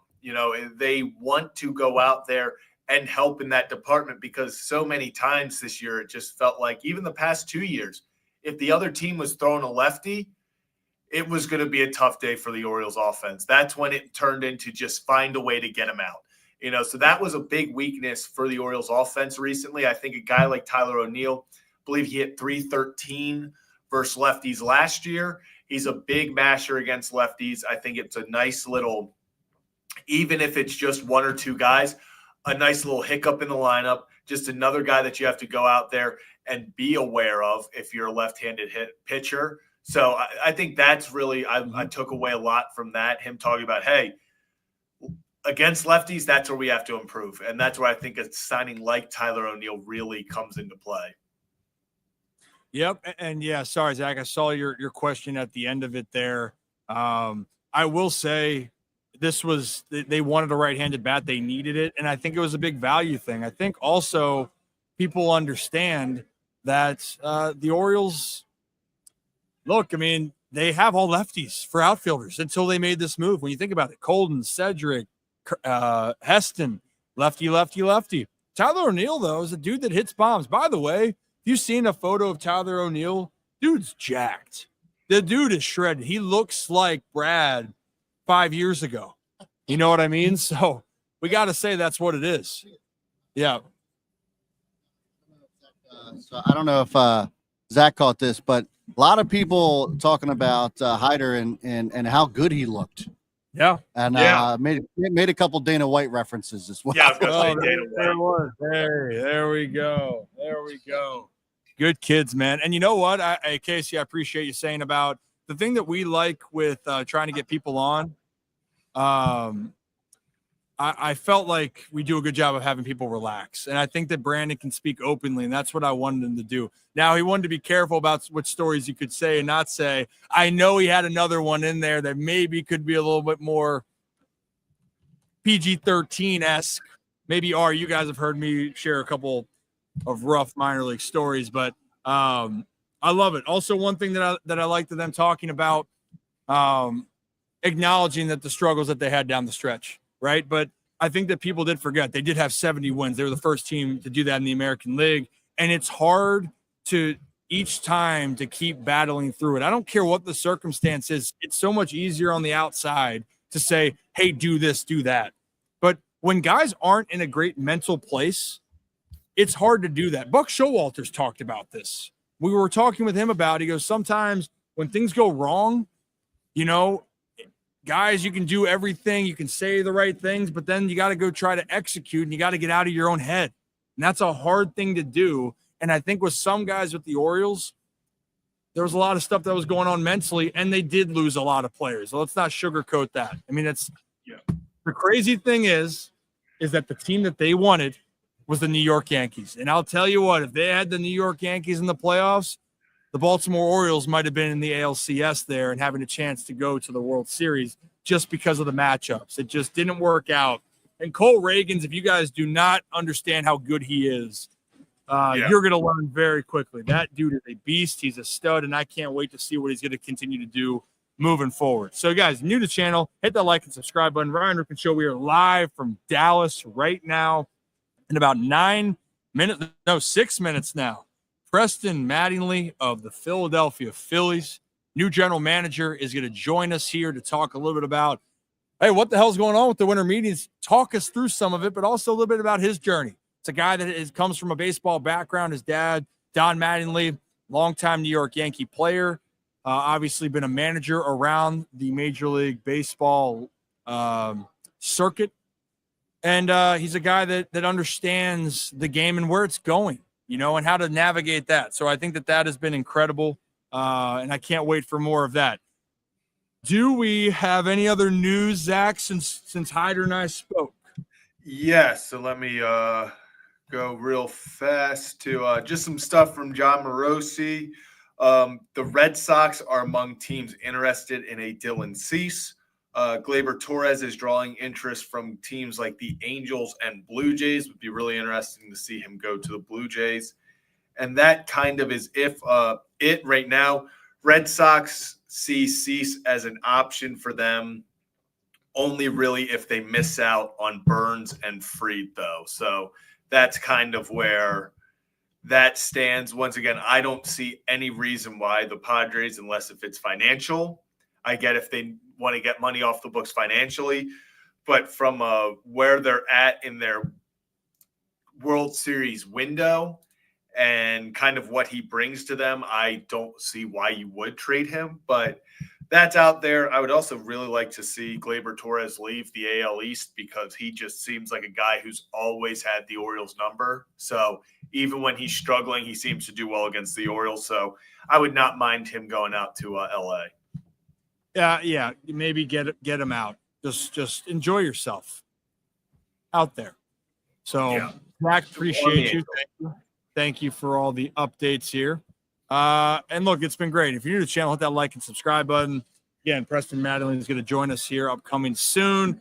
We're going to have Michael Mark Antonini join us at 4:30. Mickey Janis, knuckleball pitcher. He's going to pop on at some point here. And then, we are going to have Derek Falvey join us. He's now the president of baseball operations and business operations. Just call him the team president of everything, which is pretty rare, actually, when you look at the landscape. Usually they have a business president of the business operations for baseball and the president of baseball operations. Well, he is doing both for Minnesota. And the reason why I like talking to the Twins, it's the opportunity right there where they're in a similar situation with Baltimore. They have a talented team. They have some pieces. They've spent a little bit in spring training, like the off-season free agency, like a guy like Carlos Correa in the past. But they're a guy that they're not the big market. And I think that needs to be talked about, that they are trying to find ways, and they have put themselves in a pretty solid position over the years. Tough finish for them, by the way. Talking about they really were in a good position to be in the playoffs, and they really, unfortunately, fell off. So we will see about that. One thing I wanted to just touch on with the Orioles and talking about Brandon Hyde, people want to look at certain things. He acknowledges what they need to get better at, facing left-handed pitchers like that. I mean, they're very aware. Whatever fans are looking at, they are looking at that the same way. Now, it's not as simple as saying, well, how do we're going to do this and that's going to make us better. Well, part of it's going to be you got to put yourself in a better position and then evaluate, okay, well, what makes this certain lineups work? And a lot of things last year, the Orioles had more younger guys that were going through some ups and downs. And James McCann, when I talked to him, I'd like a month ago, is where that situation kind of unfolded. So he said that a lot of the guys were working on battling through adversity. So I think that would be good. Hold on. I'm gonna say hi real quick, then we'll bring our guest on. Okay, cool. All right, welcome back, everyone, to a quick version of Zach is talking while Ryan shakes hands and kisses babies before bringing the guest on. Okay, so let's go through the comment section real fast. What's up, Kieran? How's it going? Yeah, Kieran, you missed this part. This was a really interesting part of the show. Some people are saying, but when it comes now to the Orioles, let's talk a little bit about, I'm going through any news. So I know everyone's thinking right now they want pitching. Thoughts on Povich? Actually, I like this question. I think Cody Povich is going to be a big difference maker for this Orioles team. I'm not necessarily sure that this season we're going to see his full potential just because he's a young pitcher. It's still early on. He didn't get that many opportunities, to grow, but he's in a great position to learn and grow over this season. And I really like his stuff. I think he's got great stuff. He's got great ability. And I think if he works on just maybe getting the velo up a little bit, just continues to get time in the bigs, I think he can form into a very nice number 3-4 pitcher for the Orioles going forward. I don't know if he's ever a top of the line guy, but I think he's got a lot of potential to be a good 3-4 guy for this Orioles rotation going forward. They're ready back there. All right, appreciate you. Well, guys, sitting down with new general manager of the Philadelphia Phillies, Preston Mattingly. Thank you for taking the time. And you know what I kind of love with your journey? Not that you play baseball, now that you're the general manager, but basketball, right? Is basketball like a true love for you? Yeah, it's been an interesting path. I've always, as a kid, basketball was probably my first love. I just happened to be better in baseball, long-term future-wise, but huge passion for college basketball, professional basketball, and just honestly playing, Indiana kid, high school basketball, Indiana is massive. So it was a really good time. Yeah. And then obviously the baseball route, you went and played, and then obviously went back to play basketball in that situation. I think for you and I, we might be able to relate a little bit on expectations, pressures. Do you ever feel that? I'm just always curious because the last names always, I'll say this way, they're not common. So when you hear a certain last name like a Mattingly or a Ripken, they go, well, wait a minute. I feel like could there be a relation? How did you handle with that? Yeah, I try to just kind of be myself. I think as you know, I think people are going to put expectations on you, but I think just go out, do what you do, and have fun with it. Yeah, for sure. So talk to me about getting into the front office and about this whole process here, and kind of give a little bit of a lowdown on what are winter meetings like now, because I feel like it was something where people expect something to happen all the time, but maybe shed light on what it kind of entails on your end. Yeah, I think getting into, you don't really know what to expect. Obviously, started out my baseball career with the San Diego Padres, and I'm obviously very thankful to AJ Preller and the group over there for taking a chance on me. And he always exposed me to a lot of things. So I remember being in the room and going through trade discussions, or minor league Rule 5 and Rule 5 picks. Yeah. So I think it was really exciting times when you started. I think as you get older and you go to a lot of these, you start to understand like what you can and can't do, and when you have to be certain places at certain times, not to walk through the lobby because you're probably going to get stopped for 10 and 20 minutes. I've seen that. Yeah, left and right. So I think you have to prioritize where you are at certain times. Okay, that makes sense, because I feel like all of a sudden, just like you walk by and someone waves their hand. So it's kind of crazy how that all works out, right? And I think then on this case, a lot of people are saying, well, nothing's getting done. But in this case, there's a lot probably getting done that people don't understand. You're dealing, maybe talk about how it's not just as simple as, oh, you have to sign the guy. You have to work through different opportunities, options, trades. I mean, for the Phillies, for your case, if you could just shed light on, like, what are you trying to navigate through here as you guys are trying to bolster here to 25? I think people need to understand you're laying the foundation. Yeah. And whether that's conversations with agents, conversations with other teams, you're looking to improve your club like everybody here is.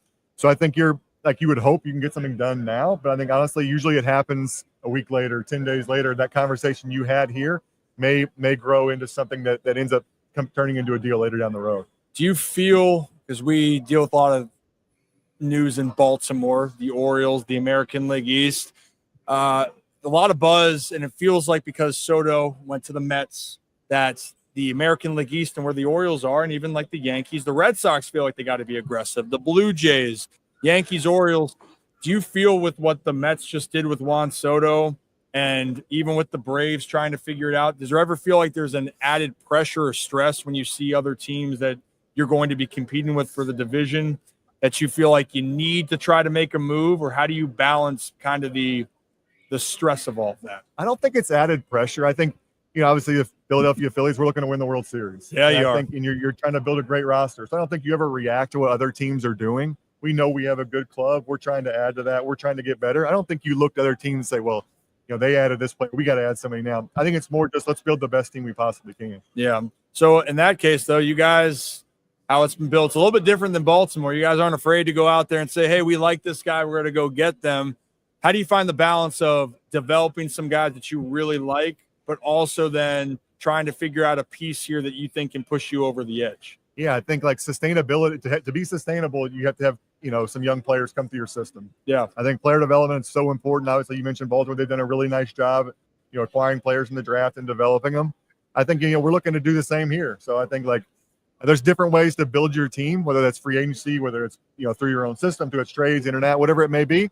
I think so. It's a blend, right? Yeah. You're trying to add some young players every single year to keep the energy high, keep it fresh, and not get stagnant as a group. Yeah.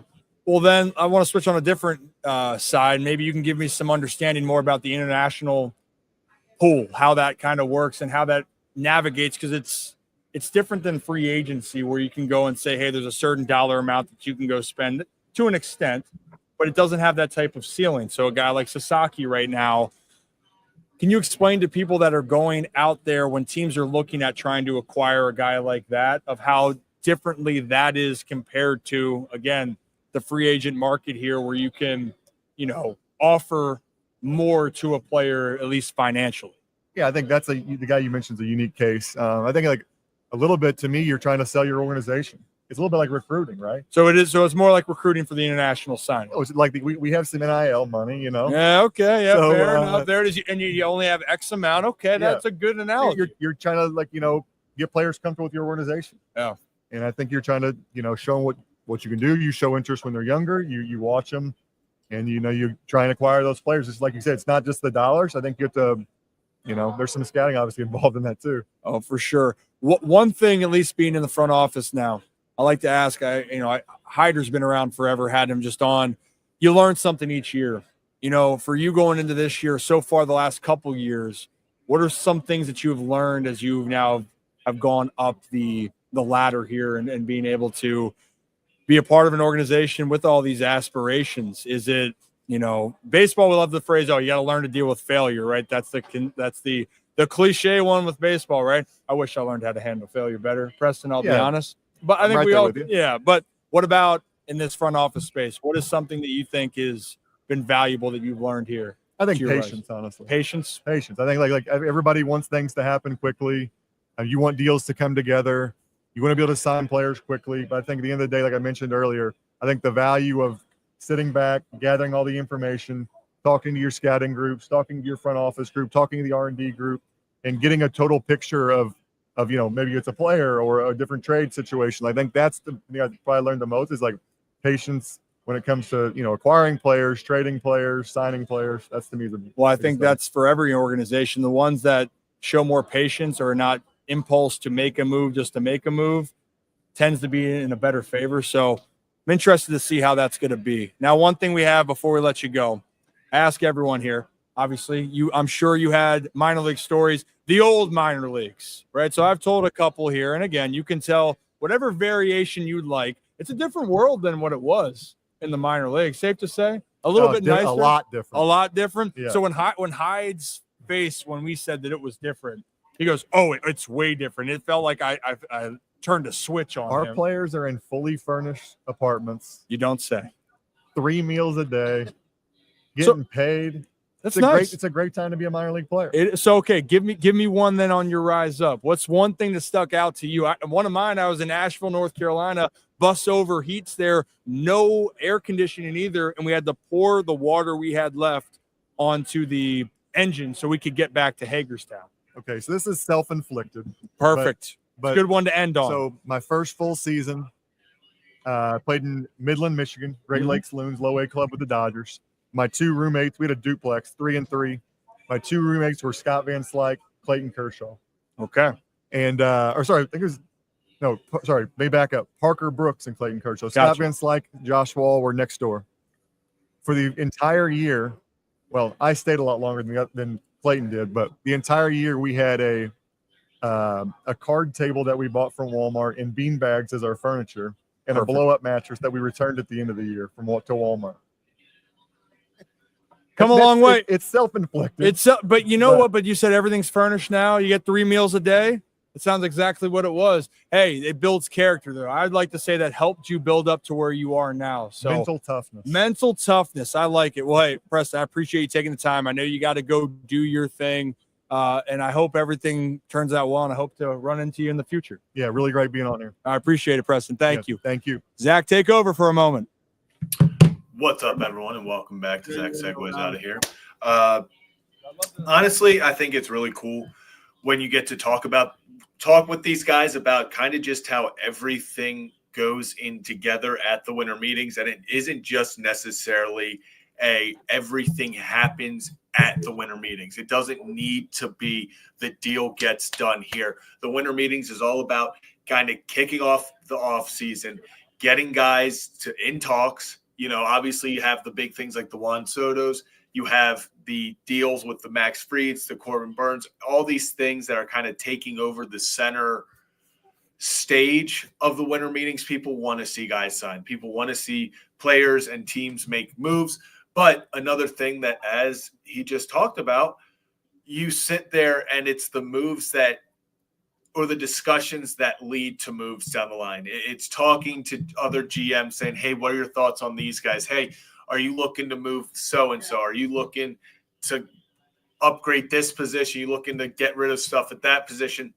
And it's really those conversations. And a lot of times people have this kind of think that the winter meetings is like the first day of NFL free agency. And we've talked about this on this show a lot. NFL and MLB free agency even NBA. MLB is so different than every other off season because it goes about as slow as humanly possible. It feels like it. I mean, last year we saw guys like, obviously the Montgomerys, the Snells, Martinez, Chapman. You saw all them waiting until late March, right before the season, to really sign elsewhere and really start that. So the winter meetings is always going to be kind of just the beginning. It's the kickoff. It really feels like the official kickoff to the MLB offseason. But I love the behind-the-scenes stuff of talking like, hey, just because a deal doesn't get done now doesn't mean that didn't start at the winter meetings. This is where so much goes down. Obviously, you see the media accessibility. It's great to be able to hear from these guys. And it's really just, obviously, we've got other guys coming on, but so far, just between Hyder, Mattingly, Morosi, it's been really awesome to get all different aspects from people at 3 different levels. You talk to a manager, a GM, someone covering it for all 19 years, as Morosi said. So seeing all the different, I guess, outlooks of this has been really cool. Oh, it's been great. Oh, it's great. I'm going to look over there. Hey, now. Appreciate you guys. New to the channel, hit that like and subscribe button. We've had a ton of people tune in today, and we've had a great guest list so far, right? You just heard from Preston Mattingly, general manager of the Philadelphia Phillies. Gives you a little bit more insight. And the word that we heard, Zach, and it's not a fan's favorite word, it's patience. You got to be patient in this process here, even for a team like Philadelphia. And I wanted to ask, because it's a similar situation, the Mets are looking to get better. That division in the NL East is tough.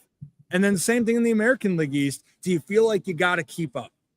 And Phillies, they have aspirations to go back to the World Series and win the World Series, no doubt about it. Same thing with Baltimore. So I love that. And dude, the minor league stories, man, that just gets everybody fired up. It's fun. It always lights a chord or strikes a chord with everyone. And I honestly, I'll put this out there. The old minor leagues, you hear about building character, mental toughness. Truly it was. Like him saying, hey, Clayton Kershaw, even in that case, he moved up quickly or quicker, but how they were having makeshift furniture. I mean, there's even a story that, Juan Soto sleeping on air mattresses, and then the famous quote of being, well, I'm not going to be here long, right? But at the same time, it's different than it was now, and it's great. They're taking care of the players they need to, but it also puts you through a lot. And a lot of these young players, Zach, some adversity that they're hitting for the first time is in the big leagues, like true adversity. And that happened in Baltimore this past year. It happens with a lot of young players. It just so happens that the Orioles have the expectations on top of it and have, the core that is talented but needs some time to work through it. So appreciate it. If you're new to the channel, hit that like and subscribe button. Ryan Ripken Show. We're live from the winter meetings, and Zach's live from a room. I'm from Columbus. Yeah. Yep. Not in Dallas. We are in Dallas. We love you, Dallas. We got Michael Mark Antonini joining us soon. And actually, which will be great, is we can talk about the Arizona Fall League with Mike. He was out there broadcasting there, and we could talk about some of the high prospects there, maybe some things he's seen and heard as well. So that will be a great time. Excited for that. And then what else we have left on this list that we at least have on the scheduled programming? We have I'm losing my mind. Who was next on our list then? Oh, yes. Minnesota Twins, Derek Falvey, president of the operations, both on the business and the baseball operations. So he's going to join us to talk a little shop. And also, the Twins are in a very similar situation when you look at market size to the Orioles. So we're going to have them come on and have a conversation. So that will be fantastic. Colton Cowser is going to join us then at 5:45 Central Time. Colton Cowser is going to join.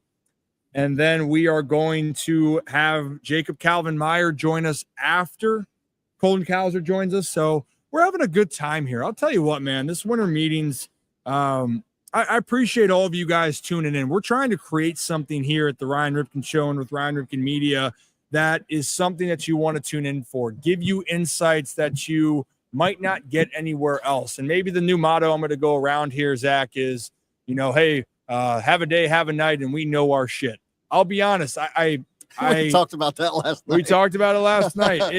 It's more so I try to ask a question because the people our group knows I try to give my best intentions Yeah. And a lot of people do believe, or that my words carry weight, but it carries weight even more if Brandon Hyde says it, if Preston Mattingly talks about it, because they can at least explain to you, hey, it's at this level.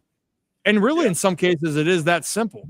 Hey, not sure what you guys talked about since I was about to pee my pants and I had to go. But, he peed. Whew, he did it. But man, Preston was awesome. He's great. Just Great a super guy. chill dude. Super chill dude. He was a baller too. Yeah. Basketball, baller. But first round pick, dealing with expectations, and that's why I always I appreciate people like that, and just to see where he's at now. One day I would like to have you ask him about the pressures of like family life. I mean, you kind of touched on it briefly, but like about the last name part of it, but like definitely like diving deep into that. Oh, I'd love to do that conversation. I think that it would, just because I know people wanted to hear more about what happens with the winter meetings, but I get fascinated with that with Preston because, I can relate and I can see how much that was. And he was a first round pick. He's a talented player. You could almost make the argument that, you know, the Mattingly, I don't know if it's really comparable. I mean, it might be, but the Mattingly last name probably would be almost even more pressure. You know what I mean? It's an uncommon different kind of pressure, you know, whatever. Well, I'd say it's the same thing. Don Mattingly to me would have been a Hall of Fame player. Yeah. If his career extended, there were some things personally there. Right. But Don was one of the best players during his time. And so, and especially when he was in New York. So of course that's going to carry a lot of weight. And for what I love with Preston, talking to him, man, you know, how well put together he is, how understanding he is, just how great he is. And you know, I might be just a screw up then, right? I might have not turned out too well. But our story's not done. Yeah. Story's not done being written. Yeah. And you know what, talking about picking people's brains, you know, Pigtown's asking about picking the brain about the Roadcaster. Oh, you know, Jesus. we got to figure that out. So we'll make that kind of happen here. Just send me a DM. I got you. It's tough. And also, Spencer, thank you for telling us. Willie Adames officially a Giant. It's done. It's done. Giants, and I don't think the Giants are going to be done by any means. And I'm really curious what they do with Buster Posey. We tried to get an opportunity to talk to Buster or Bob Melvin. It just, you know, it didn't happen. A lot of people, but the Giants are going to make moves, man. If you're talking about the team that needs to keep up, the Padres, as we heard John Morosi talk about earlier, and I agree, they gave the Dodgers the most run for their money in the National League.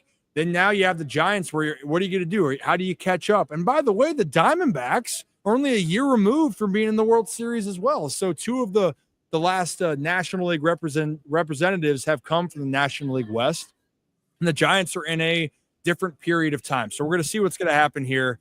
And if you're new to the channel, hit that like and subscribe button. Ryan Ripken Show. We're live here. We're going to have Michael. Mark Antonini. Mark Antonini. Why do I just said it right 3 times? Just like when I messed up Mark Chiappa's name. Yeah. Tough. Who the hell is this guy? But Zach, any other news on some O's trade rumors, thoughts, all of the above? No, I haven't seen anything coming out. The guys like Ken Rosenthal, John Morosi, we haven't seen really anything. We're hearing Max Fried has at least one 7-year offer as he nears a decision this week. That's the most recent news on that. Just going through everyone's pretty much Twitter right now. Yeah. And I know the one thing Emilio just said right here, any news on the lottery draft? Well, I'll tell you what, Kowser's going to be on right as that is finishing up. Like he will finish that and then join us. So I think we'll be able to kind of talk about all that there and see where teams are going to be at. The one thing that would be nuts is that the best odds right now it's a lottery, but the best percentage chance is the Rockies getting the number 1 overall pick. And Zach, do you know who the number 1 overall prospect is going into 2025? Old Ethan Holiday. Ethan Holiday, Jackson Holiday's brother, and Matt Holiday, the connection with Colorado.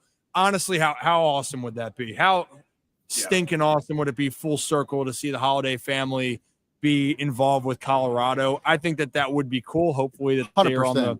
the trend up. Yeah, we talked to some people affiliated with the Rockies, and they would be over the moon if that happened. The moon.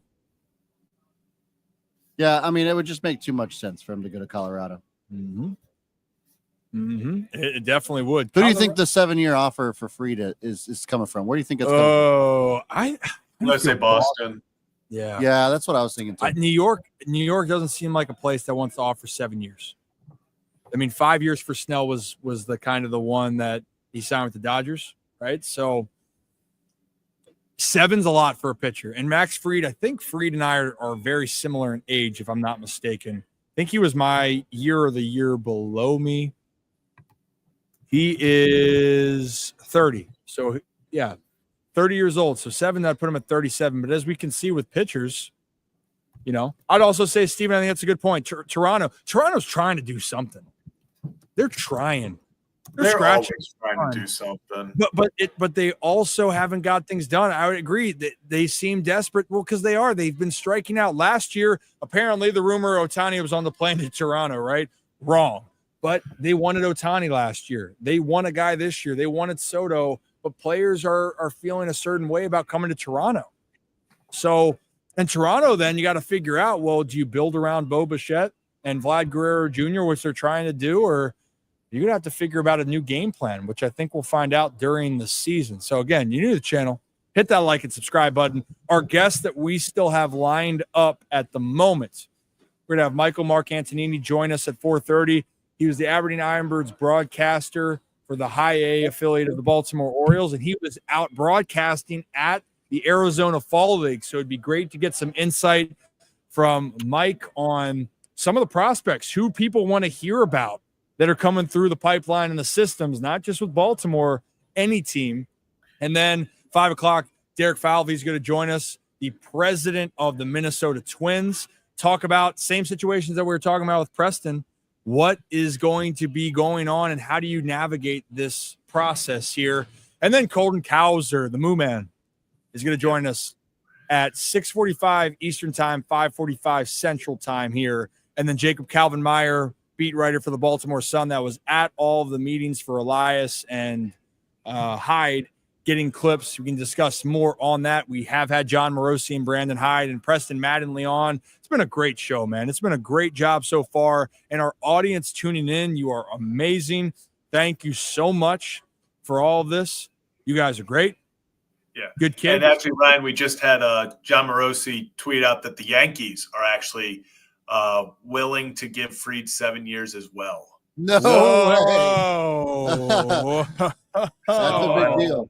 Hey, So what the you're Yes telling Network me- is actually getting ready to go live, so that'll be an interesting conversation for them. I see them powdering their noses right now. Should I go over there You and should. talk about it? Here's one that's going to be very interesting about Kyle Tucker. Yeah, I can't believe that Houston is willing to hear offers. Well, I think why not hear offers? Why not hear them? because I think he should be a guy that you build your team. He's the type of guy that you could build a team around. You know, it is an interesting part because I think that Jeremy Booth yesterday said it with us. Yeah. There's right now, who would you say is the favorite in the American League West? Probably still the Astros. Yeah. Because Texas, they got to work through some issues. They got to make some moves, but still a talented team. Right. A lot of injuries. They are getting guys back. Jacob deGrom obviously helps. You have a healthy Corey Seager. Yeah. You got some good players over there. And The A's and the Angels are still a mess. The Angels are still trying to figure it out. The A's played better down the stretch. They had the big move. Severino, is that going to be what puts them over the top? No. Probably not. And then the Mariners, who continue that they should. The Mariners should be the team, but their offense has not come together. They need to start hitting the ball. But Kyle Tucker here, if he's truly available, yeah, New York, you go and get him. Jeremy was trying to make the point that he thinks that the Orioles should be very aggressive for Kyle Tucker. Yeah. Well, if that's the case, then you better be extending the dude. Yeah. Kyle's going to get paid very soon. So you got to figure out what's going to happen there and see what's going to be. So again, new to the channel, hit that like and subscribe button. A lot of other things that we are seeing. Aaron, I don't see Scooble to the Giants. What is that? Just a hope, a dream, a pipeline? Because I'll tell you right now, that's a big hell nah. That's what my teammate Mo would say all the time. We would have to say we got to go. We're taking infield, outfield after we just had a doubleheader. Hell no, that's not happening, man. It ain't happening. Walker Buehler is a name I know keeps being thrown around. I think he's a second. I think he's kind of in that same realm, Zach, as far as guys looking in that same tier with Nathan Eovaldi, and Jack Flaherty. I think that's kind of what people are going to look at as we go. And also, I do really think that's still the word that we're kind of hearing around here. I think Nathan Eovaldi is very well in play for the Baltimore Orioles. I think Walker Buehler could be a fit to go to Atlanta, Joe, but it's the different outcomes you can have when it comes to Walker Buehler. And let's actually try to pull up something here if we can. And I'm actually talking with some people. I apologize. This is kind of how the winter meetings go. You get a text you go, hey, now I got to answer this. Stop traffic. But let's look at Walker Buehler's numbers a little bit closer because I want you guys to understand what my point that I'm trying to make. He was sensational in the postseason, but it took him time to get going, right? He coming back from injuries. He had a 5.38 ERA on the season in 16 games. That's a little bit concerning. Now, the postseason, way different story. Way different story when it came to how he was able to execute and make things happen. This postseason, he came up big. Yeah, you can say it looks as a 3.6 ERA, but if you watched him pitch, it was way better than the ERA even indicates. But which Walker Buehler are you going to get? The guy that's now a little bit more removed from injury, or are you getting a guy that maybe still needs to work through some of the issues of what can continue to happen here for the LA, or when he was with the LA Dodgers and whatever other team wants to go and make a move for him. So it is something to watch. And yes, am I missing anything else here? Is Taylor Ward? There's a lot of buzz about Taylor Ward. Yeah. And I know I've been seeing that throughout the day, but I haven't seen anything official. Well, that is one thing. And was talking with a couple of writers earlier. That's a popular name that could go to, and we're talking about trade value. Like a Midwest team does make sense for him. Mm-hmm. No doubt about it. When you're looking at a value piece, players in the Midwest teams, those mid-markets, they're looking for value. Teams in the big markets are looking for the home run hitters. And when I mean home run hitters, they just want to make the big splash, right? So that's something that we're going to be willing to see, just like hearing that Max Fried, 7 years, being offered by the Yankees. That's crazy. Dude, I'll tell you at what. At least they're willing to go 7. I don't know if that is the team that's offered 7, but we've heard a team has offered 7, and now that the Yankees are willing to go 7. So I'm not sure if that is in response to a team offering 7 or if the Yankees are the team that did offer 7.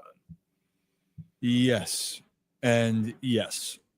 All of the above. I think we're going to have to figure that out here. And the draft lottery right now is live. It is 5:30. 5:30 Eastern time, 4:30 Central time here. And we're going to have Colton Cowser joining us at 5:45 Central time to talk about everything here that's going on. And then also, like I said, Derek Falvey is going to join us here, president of the Twins, talking about all the good stuff here that's going on. And maybe he can give us some insight here. What do they want to have going on here and what's been happening? And Laura, I agree. I mean, Toronto's another team. I think Fried's not leaving the American League. Fried is going to be in the AL East. I think that is my prediction. I don't know which one. I think it's Boston or New York. No doubt about it in my mind. I think it's one of those two teams. The only reason he would go out west is if the Giants were to persuade him.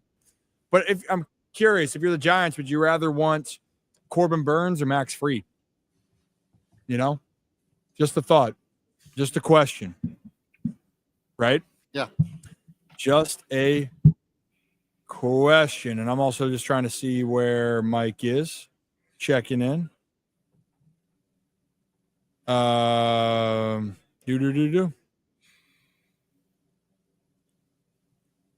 And I realized I think I put out the tweet and he retweeted it though. He I did. think. Yeah. Okay. Yeah. Because I think I realized I forgot Put to it on IG. He put it on IG. So we're gonna see where Mr. Mike is at Mic'd Up. We'll see what happens here.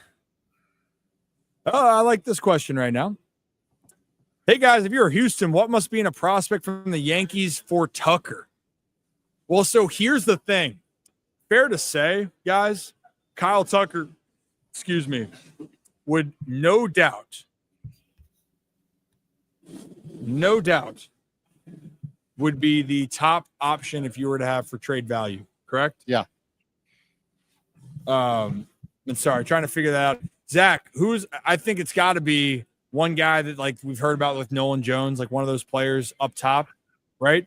Where do you think about with a guy like Dominguez? It's going to be, you would have to throw in, I've seen people talking about packages with Nolan Jones, Jason Dominguez, and Luis Gil. And, even that being, is that enough because of guys' certain ages, really how the Astros view those guys? Because Jason Dominguez, I mean, we've been talking about Jason Dominguez as a top prospect, waiting for that to be a thing. It feels like since 2017, the guy's been this future star. So there's still some, I would say he'd be the big guy in the package. Luis Gil, if you look at his start of his 2024, it's very different than the end of his 2024. Spencer Jones has been a guy who really peaked in 2023 in his prospect status. Yeah, that's what I'm sorry. Spencer Jones, not Nolan. My bad on that. Yeah, Spencer Jones. Spencer Jones has kind of fallen off a little bit prospect-wise out of the top 100, even peaking in the top 30, I believe, in 2023. So I think a guy like Tucker, if you're the Yankees, you have to be, if you're going to make this move and give up what it's going to take to get Kyle Tucker, you have to be so sure that he is returning in 2025 and that you can get a deal or an extension done, because you cannot risk what happened this year to happen again. If you give up the farm, what's the very little remaining of what they can offer and is valuable, if you give up all of that to get a guy like Kyle Tucker and then you lose him after a year, you are putting yourself back 5 years, 6 years, because now you've completely dried out your farm system. You still have guys like Jones, like Dominguez in there who can help you, like the Ben Rices, but if you're getting rid of them and then you lose Tucker, you've really set yourself up very poorly for the future. So it's a big risk if you're New York, because you got to put a very competitive offer. Houston is very okay from what reports are saying with, if they don't get what they want, they are keeping Tucker for this year. They're going to do what they did with Bregman. They're going to let him play it out and then go from there. So I really, when it comes to Tucker, I know the Yankees are put out, that they're interested, stuff like that, but I'd be shocked if they took that big of a risk. Yeah, and also to finish that thought here for a moment, it's that I'm going to move this mic closer. Can you hear me, Zach? Yeah, we can hear it. Cool. So the big thing that people got to realize when you're looking at the market and you're looking at players then specifically, so going down to the Yankees, let's look at top prospects. They only have one in the top 100 right now, according to MLB.com, and that's Jason Dominguez. I think to get a guy like Kyle Tucker, that has to be at least a minimum to get a guy of that status. Like, you're going to have to be willing to move a player that high. So we'll see what happens there. And if you're new to the channel, hit that like and subscribe button. And now we got our friend at Mic'd Up Sports, right? Yes, sir. Michael Mark Antonini, baby. Our favorite, one of our favorite Italians. Hey, Mike, how has the winter meetings been for you so far? It's been great. Really productive couple of days so far. And I think with the winter meetings, you really never know what to expect. Like you can't go in necessarily with a blueprint. You just have to kind of be willing to expect the unexpected. But for me, coming here, trying to network, continue to build my connections within the industry. Yeah. And also just try to keep advancing myself in my career. And I think I've been able to do that, putting myself in a good position here this week. And it's just been great catching up with a bunch of friends and colleagues in the industry and having fun with it. There's a lot of people you run into. I ran into a couple people that I spent time with one in Bowie in 2019 and one of my teammates back from 18 and 19 seasons as well. So it's really great. It's fun because you never know where people are going to end up too, right? Yeah. And who knows, maybe 5 years down the line, where are you going to be? But you're going to run into the people you just spent time with. And for you recently, that has been with the Aberdeen Ironbirds. But one of the other things that has happened then recently, you got to go to the Arizona Fall League, man. You were crushing it. Talk a little bit about what was going on out there in Arizona the last couple months. Yeah, it was incredible, man. I mean, I appreciate you guys having me on again and, being able to do the show here in Texas after, hopped on with you guys in Baltimore. We love a few months ago. But the Fall League was incredible. Just a really cool career opportunity. And so I was, for the people that don't know, I was one of the broadcasters for the Fall League. I was also working with Major League Baseball as one of the communications coordinators for the league. And that was a great experience. I was the first person ever in Fall League history to have that dual role of broadcaster and communications coordinator. Nobody had ever done both at the same time, which is, I'm really proud of that. I'm glad that they trusted me to do both. And it was just super fun.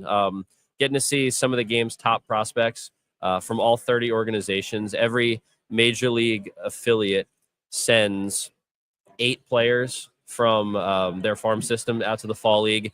And there are 6 teams comprised of prospects from 5 separate big league teams. So, for example, the Baltimore Orioles, which, we all cover at a pretty high level, me working with the Ironbirds, you guys doing your show.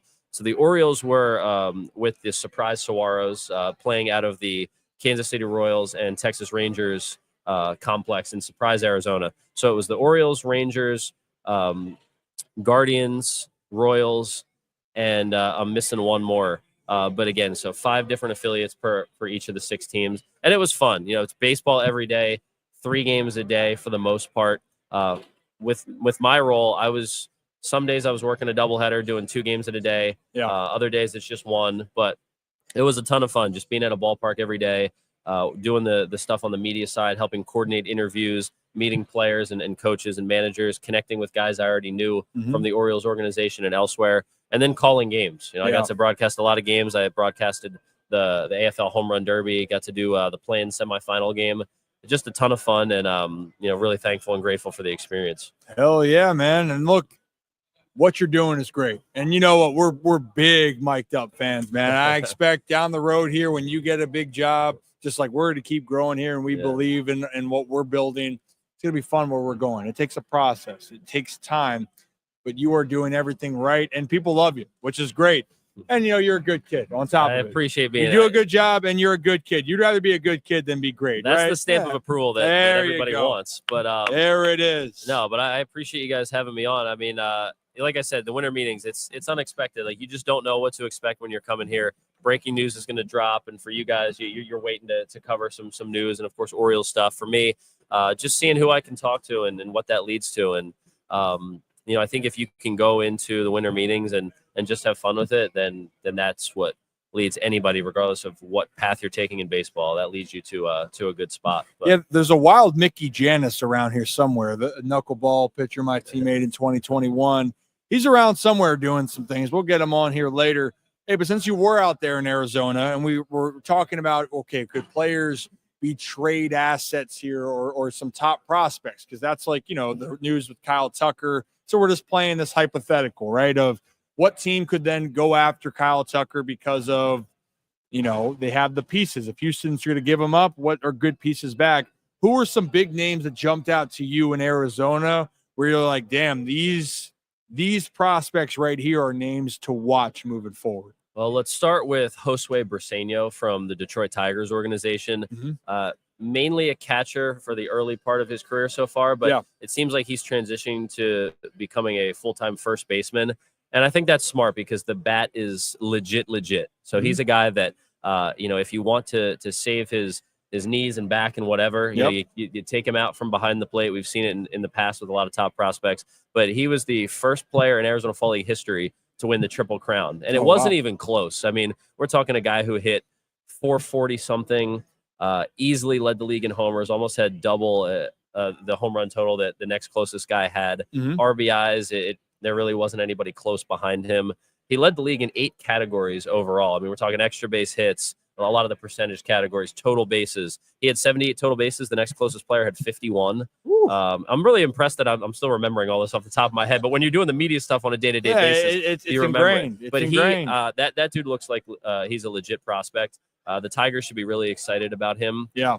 The Tigers, they've got a lot of good things going for them right now. They Scuba do. leading the rotation, some young bats, a team that looks like they gel really well together. So Josue Briseño, number one, by far, was the guy that stood out the most. Another guy I really like, and he's starting to grab some headlines and turn some heads in the Yankees organization, and that's Caleb Durbin, second base, third base, a guy who just puts the bat on the ball, swipes bags. He set the AFL single-season stolen base record, as well as the all-time stolen base record in the fall league this year. But a guy who's a grinder type of player. You know, he's under 6 feet. He's not a big guy.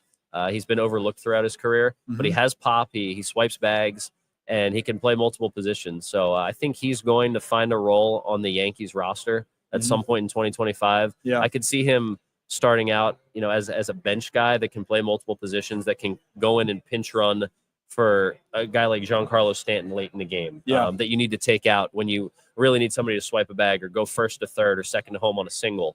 Something like that. So that's a big name that I liked a lot. Those two, I think, the two guys that stood out the most. On the pitching side, he's already a big name, but Andrew Painter flashed the talent and the potential that the Phillies and everybody saw before the injury. I mean, he's missed almost 2 years because of the Tommy John surgery and the rehab. So this is not like going out on a limb saying that he's a stud and can be a big contributor in the big league level. I think everybody knows that. But just watching him start by start basis, the stuff was just different than the other pitchers out in the league. The ball just jumps out of the hand.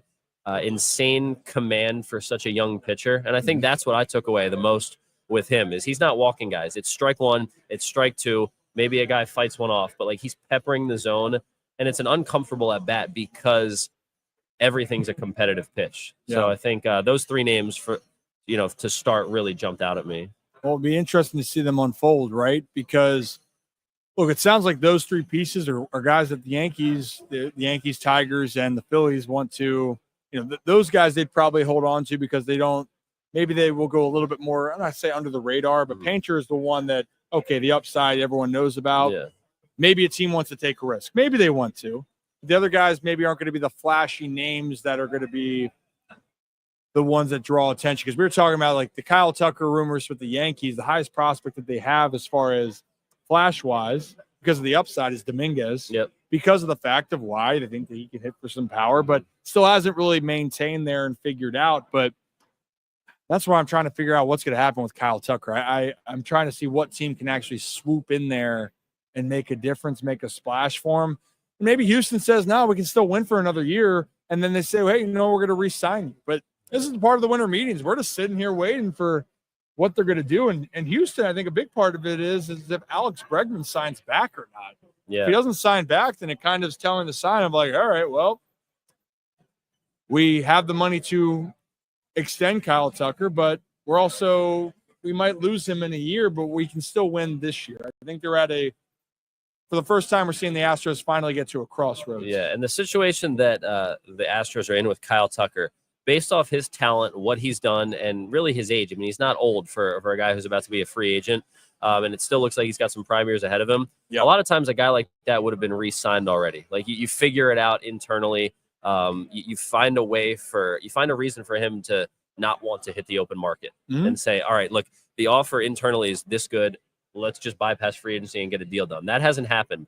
So, I think ideally the best move for the Astros would be to trade him. Now, of course, you're kind of signaling maybe a retooling or a rebuilding phase if you do. But then again, if you're going to lose him in a year, let's get something for him. And then, obviously the Orioles, I think, could line up pretty well as a trade partner, as I'm sure you've talked about.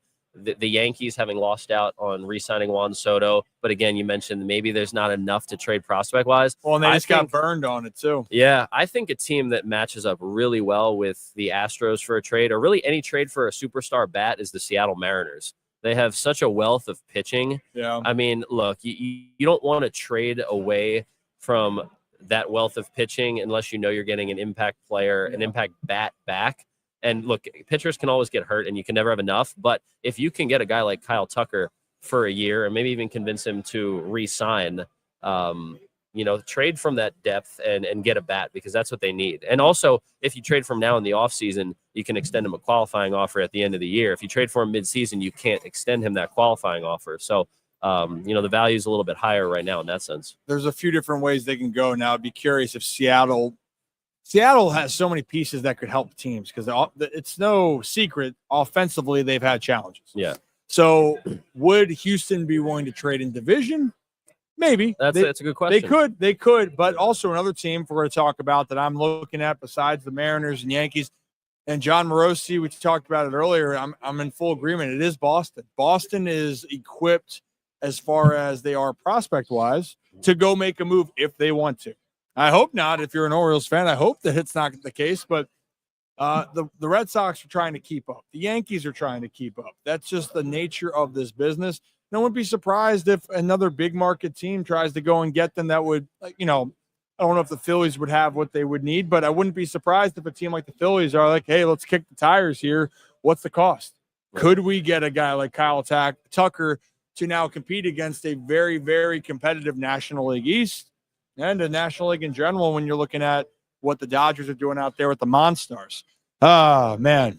Good I kids. think that the biggest thing when it comes to trade acquisitions and all that is like, we got something. You can't always expect it to be the team that you think has the biggest prospects to trade. It could be the sleeper team or the surprise team. We got breaking news. We got breaking news here right now. I'm on the show for some breaking news. You're on Let's the show. Go. It is breaking news. Jeff Passan, left-handed pitcher Max Fried and the New York Yankees are in an agreement on an 8-year, $218 million contract pending a physical, largest guarantee in baseball history for a left-handed pitcher. They got a lot to talk about over there on the Yes Network.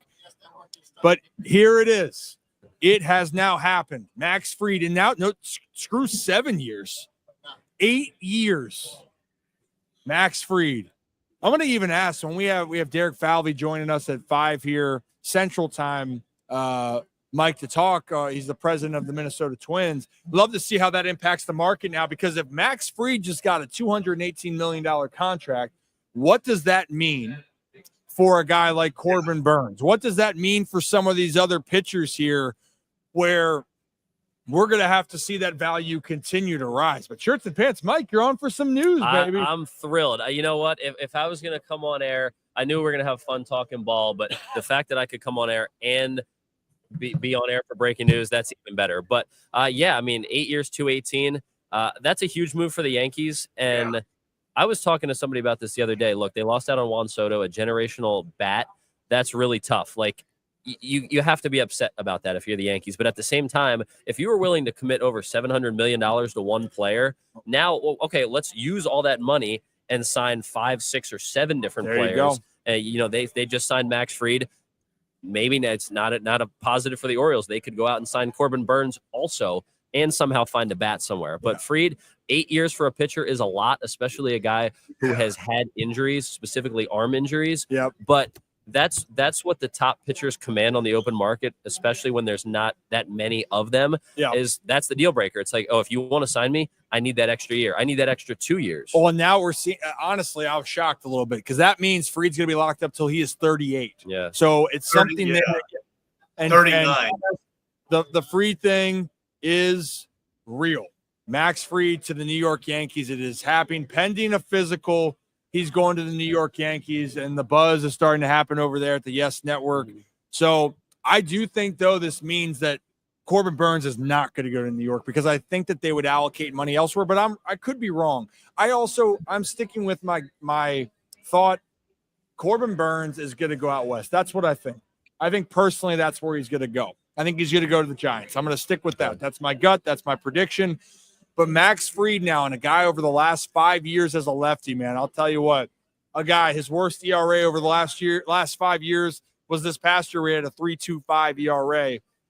He had a 2.55 in 14 starts in 2023, 2.48, 3.04, and 2.25 in 2020. Granted, it was 11 games. Massive pickup for the New York Yankees. But here's the thing. if that's the deal, it's exactly the point we just talked about. Corbin is going to break the bank. Mm-hmm. Yeah, and I think And hi, Rocco. because Corbin has been healthier over the last few years than Fried has, so he much. Go into negotiations with teams and be like, well, if you just gave $218 million in 8 years to a guy who has spent a lot of time on the IL, he doesn't have a Cy Young. I have a Cy Young. I've been healthier. All right, that dollar figure's going up. I don't know if he wants an 8-year deal or where he wants years-wise, but I just know the AAV will be significantly higher than Fried. And maybe for the Yankees, from their perspective, maybe they were willing to go to that 8th year to lower that AAV. That's possible. Potentially here, but hey, we got this all down, and it is a wild one here, and it's going to continue to wrap up here. Mike, we're going to have to wrap up with you as we get ready for our next guest coming on here soon. Are you going to be around? What you doing? I'll be around, man. I'm here. You know what I'm saying? Like, taking advantage of my couple days here. I know you guys are out tomorrow. I'm out Thursday, so I'll be around. So if you need somebody to fill some time, you know where to find me. Hell yeah. But, and he is at Mic'd Up Sports. Yes, sir. At Mic'd Up Sports on Twitter, Instagram, and TikTok. That's what it is. Yeah. When I move, you move, baby. Just like that. Our favorite, our favorite Italian, Rocco, is Michael Mark Antonini. It's understandable. That's high praise, knowing that Rocco has been with you guys for a while. Don't.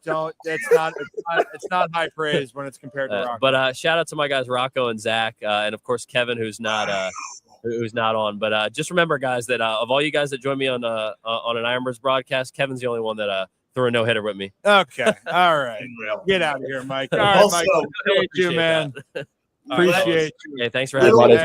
You're the man. A little bit of breaking news. Appreciate it. The Nationals just won the MLB draft lottery, and now Ethan Holiday could potentially be going down the street from. Wow, the Nats just got the number 1 overall pick in the draft. Wow, Rizzo has got to be jumping up and down, man. You know who feels horrible though is the Miami Marlins, who had the best odds for the number 1 pick and will be selecting 7th.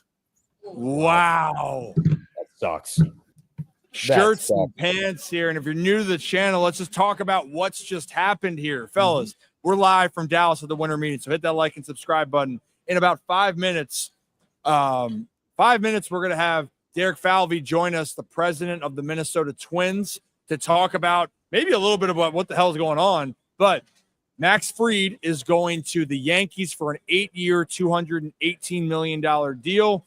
And then the Washington Nationals have just won the draft lottery, and the number 1 overall pick projected is so far in ahead, but it is Ethan Holiday, Jackson Holiday's younger brother, and they could be right down the road in a battle of the Beltway. That would be incredible here. And again, Ethan's going to have to rise the ranks, and Jackson's going to have to continue to grow as a player. But that is just amazing. Shirts and pants, man. Well, Rocco, there's a lot happening here, man. I'll tell you what, a lot is going down here at the winter meetings. It like the people just started popping up more. Just the buzz has started to even grow more and more by the second. I'm not kidding you. If you could look to behind the cameras, the traffic is growing. And honestly, we're in for some more here tonight. I wish we had a camera on, like, I guess one of the panoramic views, so you could see the beat writers scrambling when like breaking news happens, and like instant reaction from like a Jeff Passan, from a John Morosi, like what they're doing and how they react to this, because I think that would be really cool. Obviously, those guys are like locked into their phones and getting on the phone with their sources and their team connects. But I mean, what a time to be there, guys. Honestly, like you could have been at winter meetings. Look at Brad. Brad As we is just said. a beauty. What a beauty of a human being. He's just like, I see. Yes, is that Yes Network over there going on? So to the left a little bit more, people are starting to move more towards what's happening, and it's things are happening. Things are happening. Chuck, I'm sorry, man. I'm sorry, but we do agree that Rocco sucks, and it's a great time to remind people we love our sponsors, Adams Jeep of Maryland. And hey, if you go up and tell Chuck at Adams Jeep of Maryland, 5 minutes down the road from the Ironbird Stadium, and you say Rocco sucks and you buy a car there, Chuck's going to give you some gas money to go on your way at the vehicle. Just tell him we say hello and that Rocco sucks. So everything is going on there. But, guys, it is official. Max Fried is to the Yankees. There it is. Yes, that's happening. It happened. It happened here. No doubt about it. And Ethan Holiday could be the number 1 overall pick next year, and that's where things are heading as the Nationals have the number 1 spot. Do we have the rest of the draft order, Zach, that we can talk about? Yeah, let me look up the While Zach's pulling that up, Rip, I do want to say, like, what a full circle moment for the Nationals. The year that Soto signs just a massive contract. Yeah. They get the number 1 overall pick. They have a good young team they're continuing to build. Yep. And this is a pick that could continue to help them to contend for years and years to come. It was, okay, win a World Series and just like strip the screws. That's basically what they did. They got rid of everybody. It was like a freaking yard sale. And now look at the Nationals. They're continuing to climb. They're on the rise again. And this is a team we've talked about earlier this year that could be a contender in the next 5 years with not only the players they have now, but the picks, and that pick specifically that they're getting. Yeah, for sure. And Zach, can you read us through the list? Yeah, so number 1 overall pick goes to the Nationals. Number 2 is the LA Angels, followed by the Mariners have pick number 3. I don't care who it is, but you better pick a position player. I don't know who. Rockies at number 4, Cardinals at 5, Pirates at 6. The Marlins, who have the number 1 odds to get the first pick, are at 7. Blue Jays get 8, Reds at 9, White Sox at 10, A's at 11 because they were not eligible to pick inside the top 9 because of the what's it called? You can't pick back-to-back years in the top 9 if you're not a part of the revenue sharing in MLB because, of course, baseball. Woo! Baseball. Yep. Number 12, we have the Rangers, 13 the Giants, 14 Rays, 15 Red Sox, 16 Twins, 17 Cubs, 18 D-backs, and then the first team outside the lottery is the Baltimore Orioles with pick 19.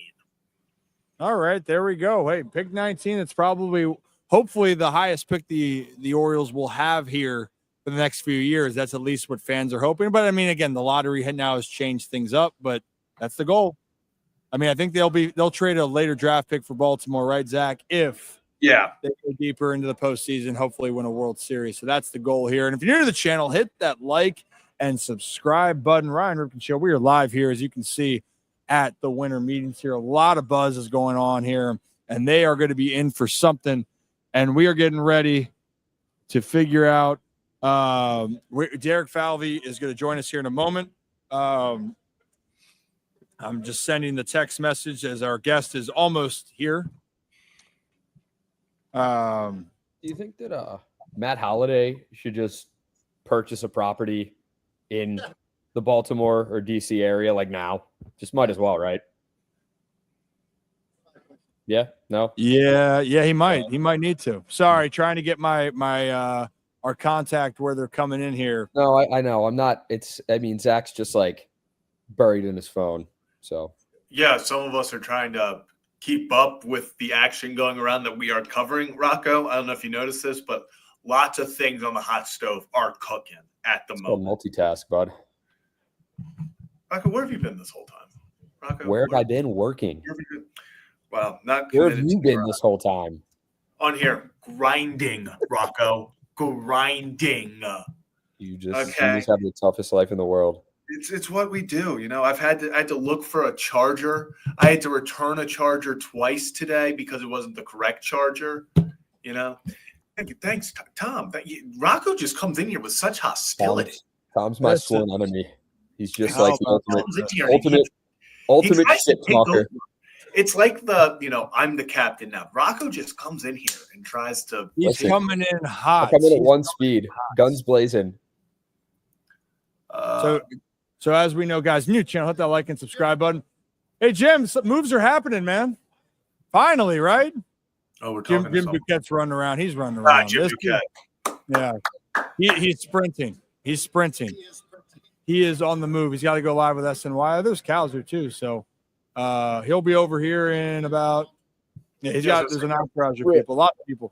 there's a lot of things happening here. And Derek Falvey, president of the Twins, is going to join us here momentarily. So if you're new to the channel, hit that like and subscribe button. Great time for him to join as we see what happens. And look, see that point. Are we going to sign a pitcher before the winter meetings end? I do believe so.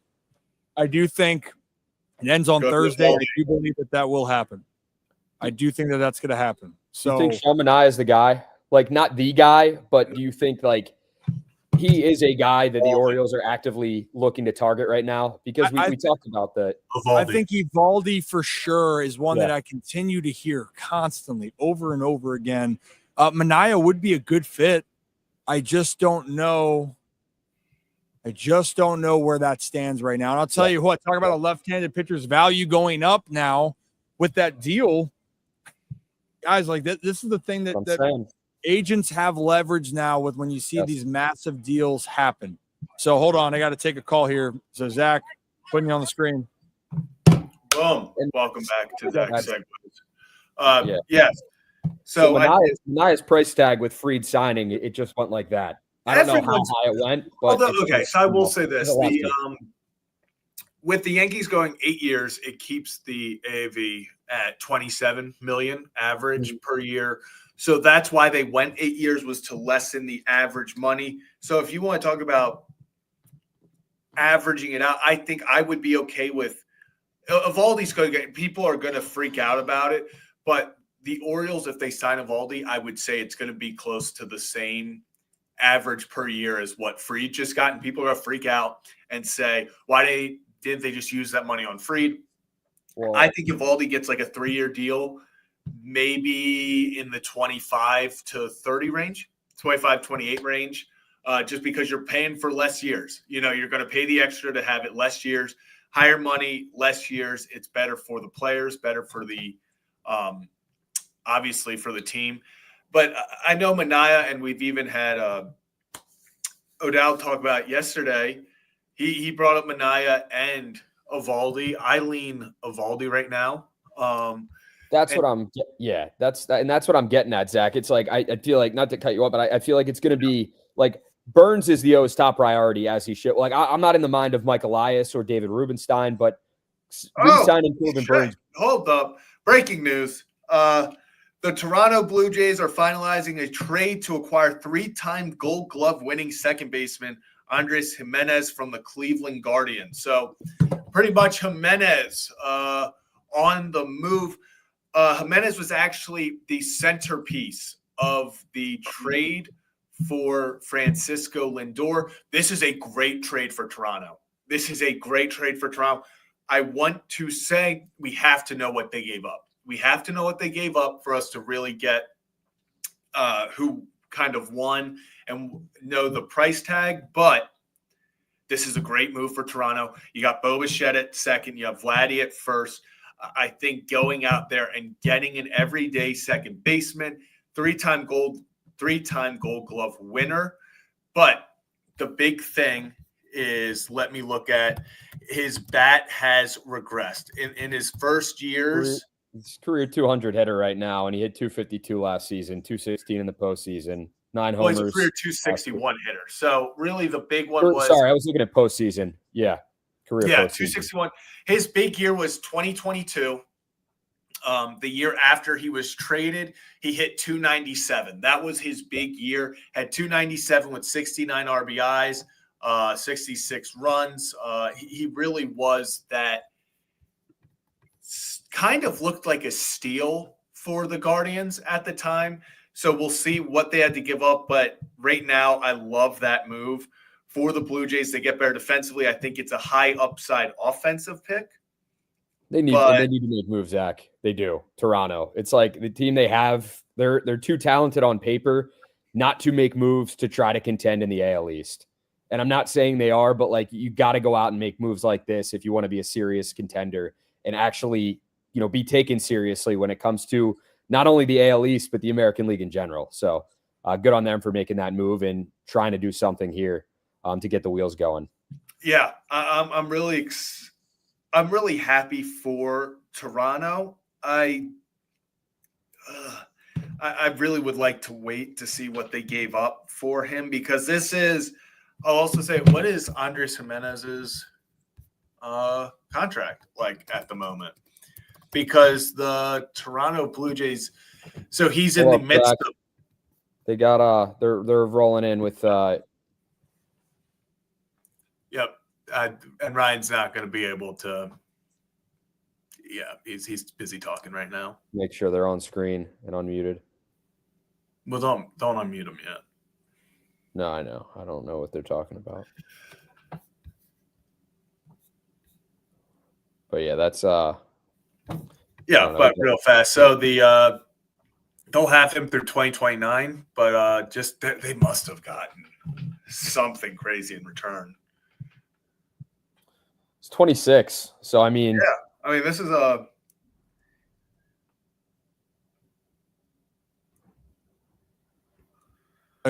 Go. Can you guys hear me again? Yes, we can. All right, we're back. Zach, beat it. Get off the screen. Yep. Appreciate the So now we finally we got Derek Falvey, which officially recently president of not only the baseball operations, the business operations. Derek, congratulations. Thanks for taking the time. And how you doing today? I'm doing all right, thanks. Yeah, some have said congratulations, some have said condolences. You got too much on your plate right now, so I appreciate the support we've got across the organization. So, how many people in baseball now are controlling the baseball and the business side? Yeah, it's a good question. You know, every setup is different, right? You have different ownership groups, you have different people involved from the ownership group in terms of the way your business is run. I've been very fortunate for a lot of years to work for the Pohlad family, and they are going through a sale process right now and exploring a sale as a team. But when this happened, Joe Pohlad, who I've worked with now for 8 years, had asked me about some consideration of moving into this role as Dave St. Peter was going to go into the next phase of kind of his career. He'd been with the team 35 years, been the team president for more than 20. So this was an opportunity during the sale process to really set up the organization for some success going forward. I think Mark Shapiro is the only other one I know perfectly. He was a mentor of mine and someone I worked for a long time. So I've gotten to pick his brain. He'll help me along the way. Well, is your stress level higher then? Is it you're able to navigate both? Because that's the other part of it. It is two jobs that you're trying to focus on. Yeah. I think the key with any job, and you know this, and everybody knows this in baseball, it's about the team you have with you. Yeah. Right. So for me, it's when I look at the group that we have leading the baseball side and the people who are running that over the last 8 years, we've built a really good foundation, a really good group of people. And now you empower them to do their jobs. You give them a little bit more runway. Yeah. Same on the business side. As more as I get a better understanding of some of the folks there, we have some great people there. Dave's done it the way he's done it for a long time. It's going to be a little different now, but those people are going to get opportunities to really grow and develop and do the job the way they want to do it. Right. And it's a process. Everything's a process here. And it takes, it's not just you're to count on other people to create something here. But again, it is a great title. I'm excited for you. Thank you. And also, I love the fact, I'll tell you what, maybe it's just the Midwestern teams, man. We talked with the Guardians. We get to talk with you now. Is it just that like Midwestern hospitality? I don't know what it is. Maybe. I don't know. It's great. You guys are great. But also what I love is there's a lot of comparisons that I like to think about. We cover a lot in Baltimore here. And so now you've been overseeing, you've worked now with your time, the Guardians. Yep. Another smaller market. And then the Twins, where navigating that, and just we were joking about it before. You didn't have enough. You weren't going to put out the big contract, 8 years, 218 for Max Fried. We came up just short on Soto. Just short on Soto. You know what's crazy? We talked about this earlier, Brad and I. The Orioles sale of the team was 1.75 billion or whatever it is. Small change. And Juan Soto's contract was about half of that. When you think about that, pretty unique, right? It's pretty unique. So why don't you, if you don't mind explaining some of the challenges that you have? It's not that you don't want to be competitive. The past years, Carlos Correa is an example. You're willing to spend money, but it's just a reality of what you guys have to face when it comes to the bigger markets. Yeah, the biggest difference in baseball, right, is you're working with a different denominator, so to speak. How you build out your roster, where you can invest, what dollars you're putting in different spots. And I learned this during my time in Cleveland when I was with the then Indians, now Guardians. Mark had said this to us. There's things you can control and things you can't control. Anytime focused on the things you can't control is waste of time, right? So in my world, I know what our payroll is, I know what our constraints are, and then I talk to ownership about how can we invest in other areas, right? Off the field, some of our development opportunities, what we can do in scouting, how do we better evaluate the talent and make sure the pipeline's strong? Right. And I think that's in the small to mid market, that is your lifeblood. You have to figure out how to make sure that the pipeline is really strong. And I feel like we've been able to do that with Royce Lewis getting to the big leagues, with young pitchers getting there over the last couple of years. this is what we need to do to be successful over time. Yeah, you got to have a good farm system. I still tell people with the Dodgers, for instance, the Dodgers have good players coming through their system. No doubt. They just so happen that they have a payroll that's infinite, and they can sign a guy who's a unicorn that can pitch. He's got to pitch again this year and hit 50 jacks and steal 50 bases like Ohtani, and then all the other star power that they have. That's the hand that they're dealt. But Minnesota, Baltimore now has obviously built up their system. They're going through similar things. Royce Lewis, I love that guy. I think that his talent is off the charts. Biggest thing for him is staying healthy. Health, no right? question. So one thing for you guys that you're focusing on with this winter meetings, like how are you trying to evaluate then with kind of the markets? Because the other part here is we just talked about the value of other pitchers now is going to go up here. Does that change your guys? I don't want to say like a philosophy, but that's one other thing you have to factor in as this market keeps rising. Yeah, I think for me, when I think about what we do here every year is we're trying to figure out how to find information here that will help us through the rest of the offseason. Right. Winter meetings are a big deal. Obviously, there's some big signings here, moments that happen. But we're laying a lot of groundwork for conversations that'll probably persist through the holidays and then into January and even late January. The off seasons are no longer about trying to get everything done at winter meetings. So we spend a lot of time talking to other clubs, making sure we understand the dynamics around what are they trying to do. Maybe we have overlap in trades. Maybe there's an opportunity should a free agent kind of miss out on where he thinks he's going, like make sure we're set up to be in the right spot after that. So it's always about focusing on our core philosophy, which is build from within and then figure out ways to augment the roster. So do you have any, past stories that you could explain to give a better picture to people listening of what the winter meetings is like, or maybe one of your favorite stories that you've had to deal with, or one of them? I mean, there's so many years that you go through this, they all blend together after a while. You kind of forget where you are, it's sure. Like what year were we here? Oh yeah, I remember that. It was 2011. It's like, wow, that feels like forever ago now. But the thing I remember most about different winter meetings is the chance in your room to then go to another, group's room and actually see the interaction and how teams operate, because it's the only time of the year where you have a baseball operations group with another baseball operations group, maybe visiting with each other in person, right? Yeah. They don't travel around a lot. We're not in Baltimore all the time to be able to sit with Mike and his crew. I'll call Mike. We'll have conversations for sure, but it's not the same. And I think what you get out of that is you get relationship building. Yeah. And baseball is a game about relationships, as you know, and the history and the depth of it all. I love being here, being able to see people that work around the game that you don't get to see every year. And I think that's a really cool part to talk about, because I tell our listeners are going, a lot of the talks, they try to get away from all the chaos. As we're walking around in the lobby, there's people everywhere, especially after all the news breaking. Not a lot of places being quiet, but it's usually you can go upstairs and it's an intimate space. Yep. And I mean, in theory, you could fly to Baltimore and have a conversation, but that doesn't happen. This is the one time where this becomes like the epicenter for the baseball year. Everyone has to be here. They're going to be here, and you can build something. And it might not get it done today. Exactly. But it could get done in a week, 2 weeks, a month. The groundwork laid is very real. I mean, there have been times where trades that have happened. I actually distinctly remember when we traded for Pablo Lopez, right, through an offseason. I remember being at meetings, whether it's GM meetings or winter meetings, and having those conversations ahead of time and knowing, it might not be at the doorstep yet, but we may get a little bit closer with each of those discussions. So like that case, I remember back with Pablo, I mean, that's part, you're probably just doing your due diligence at the time, seeing, hey, is there interest here? What's going on? And then once you guys at least get a little bit more, it's fair to say, like, you're a little bit more firm of, hey, we want to try to push forward with this. And then it gets to that next level, right? And then you could, you get to a point of executing the trade, which I guess from the point when you were interested in Pablo, how long did that take? That's a great question. So in that one, I could take it all the way back to maybe even the trade deadline before, where we check in and we're curious. Are they looking to move them? Could they move them? And then, okay, you don't get much traction. You move on. You get to the off season, you start the conversation again. And in that case, we made it was a risk at the time. Louis Arias was a guy that was right in the middle of our lineup and won a batting title. He's a tremendous player. And in order to get Pablo, who we thought had a chance to be a true ace of a staff, for sure, that was the only way to get him. Yeah. Would we have loved to not traded other players to get there? Sure. But that's not the way it works sometimes. So sometimes you have to take a risk to take on a good opportunity and some real upside. And we feel like, in that case, we got our anchor to our rotation that we were able to sign for the long term. Yeah, he's a stud. I like his makeup. I love his stuff. And obviously you're able to have a power fastball that you can pitch off of. That's what you want. And in cases too, you acquired someone via trade, and that has team control, and then you can decide if you want to extend and all of those pieces, right? And that's where a lot of teams are trying to figure that out right now. Yeah. Like, I'm seeing the name Garrett Crochet thrown out there a lot. I'm seeing, there's different options. Even Sasaki, the reason why it's interesting because it's not like a normal free agency where it's a little bit more, there's a finite amount that you can spend on a guy like him right now.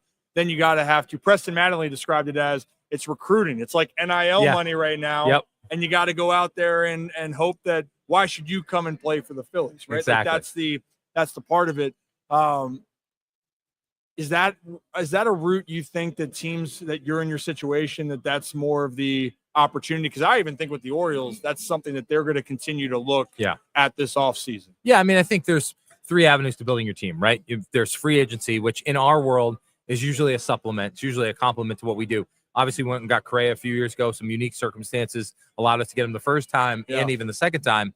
But we felt like we invested in a core member of our team. For us, trade and development are going to be key, right? And we're going to have to constantly evaluate where are we in the moment as guys get closer to free agency. Is that the time where trades have to happen? We've done that over the years, and then we've backfilled in a way. A few years ago at the deadline, we had a tough call to make. Eduardo Escobar, one of the most well-liked players in Twins history. Yeah. I mean, awesome guy. But we traded him for a small package of players in Arizona. One of them was an A-ball starter named Joan Duran, right? And 4 years later, he becomes a big leaguer. You don't know it at the time, and it's challenging because you love Escobar. You love it's a hard decision to make when you're not in that competitive position. But you kind of got to keep one eye on the future while you keep it on the present at the same time. Yeah, and it can hurt, and it can hurt the fan base at the time, right? Because no doubt. Like, damn, and one thing I can go back recently, Trey Mancini got traded at the deadline, and that's a guy that was beloved in Baltimore. Yeah. And even the case, in that case at the time, a different one, when Jorge Lopez, you guys acquired Jorge Lopez, and people going, wait a minute, like, we're fighting for a playoff spot. Right. And they made a choice. You guys were making a push. Right, if I'm not mistaken, we you absolutely guys were making a push. Jorge was having a fantastic year in Baltimore, and then in the process, you guys gave up Cano. Oh, no doubt. And Cano, he was the wild card. Yep, he could be pretty good. We don't know. And in that case, at the time, it might have hurt, but for the long term for Baltimore, it's paid off. No doubt. There. And that's the risk you take, right? When you go through this process, you never know where it's going to land, and when you're giving up players, you hope it works well on both sides. You hope that maybe if you're trading young prospects away and you're getting good major league talent, that the major league talent impacts you now, and that the future prospects, ultimately turn out to be pretty good for that team because it allows for repeat business, so to speak. Oh, yeah. I could go down a rabbit hole with all this with you. I love these conversations. I think it's fascinating, and being around the game so much, I just love all the intricacies of it. And I think with our audience, what we try to do over and over again is it's not as cut and dry of, hey, sign a guy, trade a guy, or why you make a move. There's so much that goes into it, and you're not always going to get it right either. No. I think that's the part of it. And I mean, show of hands, guilty. How many times I want to get something right and I'm wrong? Yep. But that's even in your position. You can do everything and hope for it to work out, and it might not work out. Like we just mentioned, the Jorge Lopez maybe didn't work out the way that you wanted. Yep. But with the Escobar trade, it did. Right. Exactly. It turned out to be something. What I want to ask you, maybe a little fun things then. What is something through your years of maybe one of your favorite memories that you've had with, if it's favorite memories of, we were seeing the video MLB Network shows of the guy falling into the fountain, which apparently I distinctly remember that here. Yeah. So that one, is there any fun memories, doesn't even have to be baseball related, that you remember either at winter meetings here or one of these types of events? Yeah, I'm trying to think of it. Those types of moments, obviously, you feel terrible. The guy fell into the pool, but in the moment when you watch it, you're like, "Oh my goodness, how did that happen?" And it'll burn in your memory forever. We've had fun ones. Actually, one year we went out to a dinner as a group. And might have been one of the worst dinners I've had in my entire life. I mean, it was one of those, the food wasn't cooked. There was a violinist that was coming over and playing right next to us and all this. And we felt like we were in a movie. So that's a memory that sticks with me from winter meetings. What'd you order then? Right, I think we ordered steak. I was going to say being undercooked. Hey, look, I like a rare steak. Medium might have been rare. A little too rare. It was still mooing, maybe. Cold. It might have been, it might have been a little bit too much. Yeah, it's a little aggressive there. But those are the fun things. I'm just imagining it isn't a movie, or they're playing music in front of you, and you'll be like, "Are you kidding me?" Yeah, it was a wild experience. Not what I want, and this is going on. I'm sure you're a great person. I don't want this in my ear. Yep, for sure. That's phenomenal. And maybe one thing before you go, advice on what you've learned through your process here. I asked Preston this same thing. I know he's in a new role this year, but for you, what is one thing that you have learned as being a front office executive that has really stuck out to you during your time? You know, I think when I came into the game, it was around 2007. I was an intern. I was trying to learn as much as I could about how decisions were made, what information was in the game. And what I did at that time is I leaned into so many mentors. You know, I just kept asking questions. I kept trying to be a sponge. And the thing that I learned is that the second you think you've got this thing figured out, everyone's running past you, right? Yeah. You have to constantly be learning. You have to constantly be curious, asking questions, and be humble. Because I tell you, like you just said it, you think you've got a decision made, you think it's right, you're wrong a lot. And you have to be able to rebound from that. So the resilience around it, to try to make a good decision and wake up every day trying to be the best you can be for your team, make the best decisions for your team. Sometimes things don't work out. You got to get off the mat. You can't feel that, realize it didn't go well. You got to come back and you got to keep staying resilient. Yeah, and I think that's a great example for all those people that are listening from wherever, because we got a lot of people talking about it. You're not going to get it right. And for Orioles fans specifically, those are the ones, because I can use those examples. Mike Elias has done a lot of great things in Baltimore, doesn't get everything right, and people can look at moves the best. No matter what you do, you're not going to always get it right. No but, doubt. But you are going to make a lot of right moves, and if you do, you're going to keep yourself in the conversation. And I'd say the Twins right now, you guys are going to have a chance again this year. It wasn't the finish that you wanted last year, but you're right there. Yeah, you got everything in place. Derek, I appreciate it. So are you going to travel when you come to Baltimore? I might be in Baltimore this go around. I don't know exactly when we're getting there, but I'll look at the schedule. Okay, so when you come to Baltimore, we got to do it again. Awesome. Well, I appreciate that sounds the time. Great. Thank you, Derek. Thanks for having me on. All right, and Zach, you can take over for a moment. Appreciate That's you. awesome, man. We are back, baby. Rocco, get on here as well. How's it going? So, honestly, I love the stories. I love even behind the scenes stuff. You know, he talked about the Yenier Cano trade and the Jorge Lopez trade. And obviously we, as with the Orioles, look at that trade much differently than obviously that of the Twins. Rocco, you are muted, by the way. So we look at that trade much differently than that of the Twins, because for the Orioles, what a resounding success. You know, it's one of those things where they look back on it, and as fans, as people who cover the team, as the team, they're going, what a win. You know, you get Yenier Cano. You're able to build that bullpen up for years to come for pretty much a rental that you then ended up getting back the next season. I also like him talking about the Pablo Lopez trade and with Luis Arias, and talking about, hey, this was something that we had kind of checked in on and been talking about since the trade deadline prior. So these aren't just moves when they happen at the winter meetings or happen at the deadline. It's not just, hey, they called, they got the price they wanted, boom, they made it happen. This is months of checking in on guys. Hey, what are your thoughts? You looking to sell this guy? You looking to not? What are you doing here? I loved him talking about, hey, we gave up a batting title champ coming off in Luis Arias, coming off a batting title to get Pablo Sanchez. Pablo Lopez. Yeah, I know. Pablo Lopez. I know. I'm just to get Pablo Lopez because they Pablo thought he could Sanchez be the number is one. A steal, though. Pablo Sanchez would be an absolute steal, Zach. I mean, it would be. It would be an incredible steal. Yeah. So it is one of those situations where I loved how he talked about you have to take risks, because would he have loved to give up literally anyone else for Pablo? Without a doubt. But it takes two to tango. Like we talk all the time here, when deals don't get done, when people want to say Elias isn't doing this or Elias isn't doing that, just because they want to get something done. We talk about with the Ravens all the time. Last year, Derrick Henry. This year, Calais Campbell. Just because moves don't happen doesn't mean that they weren't trying to make it happen. So yeah, absolutely.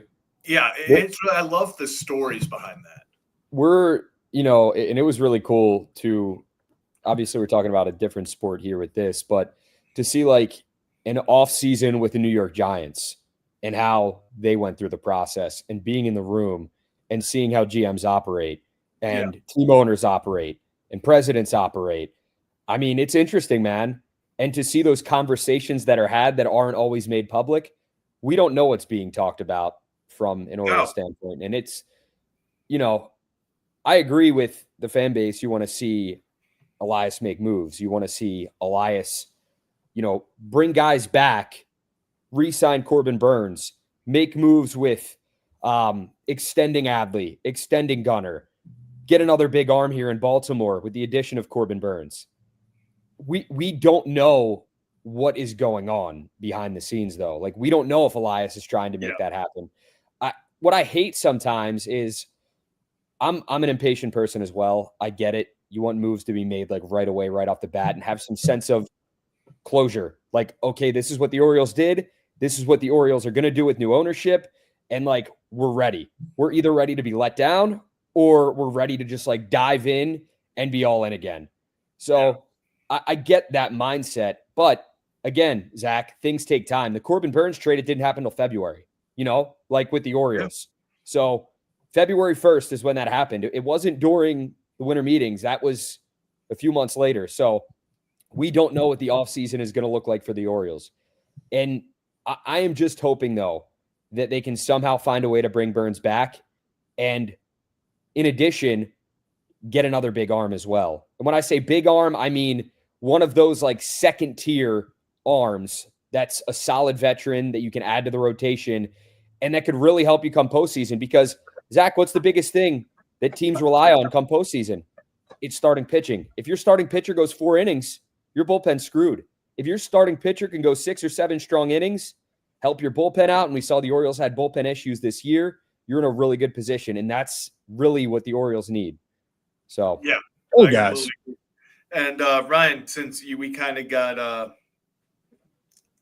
right as kind of everything happened, have you seen that the Toronto Blue Jays acquired Andres Jimenez from the Cleveland Guardians? Well, now I didn't, because we were talking to Derek, thanking him for how great it was having him on. So, no, I didn't. But how about that? How about that? Yeah. All right. I do know, though, Blue Jays originally, Blue Jays fans off the rip, not very happy about it because of the money tied up with him. He gets $10 million in 2025, $15 million in 2026. Then in 2027 through 2030, he gets $23 million. People saying that could hinder stuff like Vladdy money, Bo Bichette money. Because, man, if there's a winner of this offseason, if there's a winner from the Juan Soto sweepstakes, seeing what just being young can do for you in the contract negotiations. Vladimir Guerrero going into free agency next year at 26 years old as well. He's going to get – love him, hate him, like his style, like his play, hate his play, whatever it is. He's going to get $300-400 million.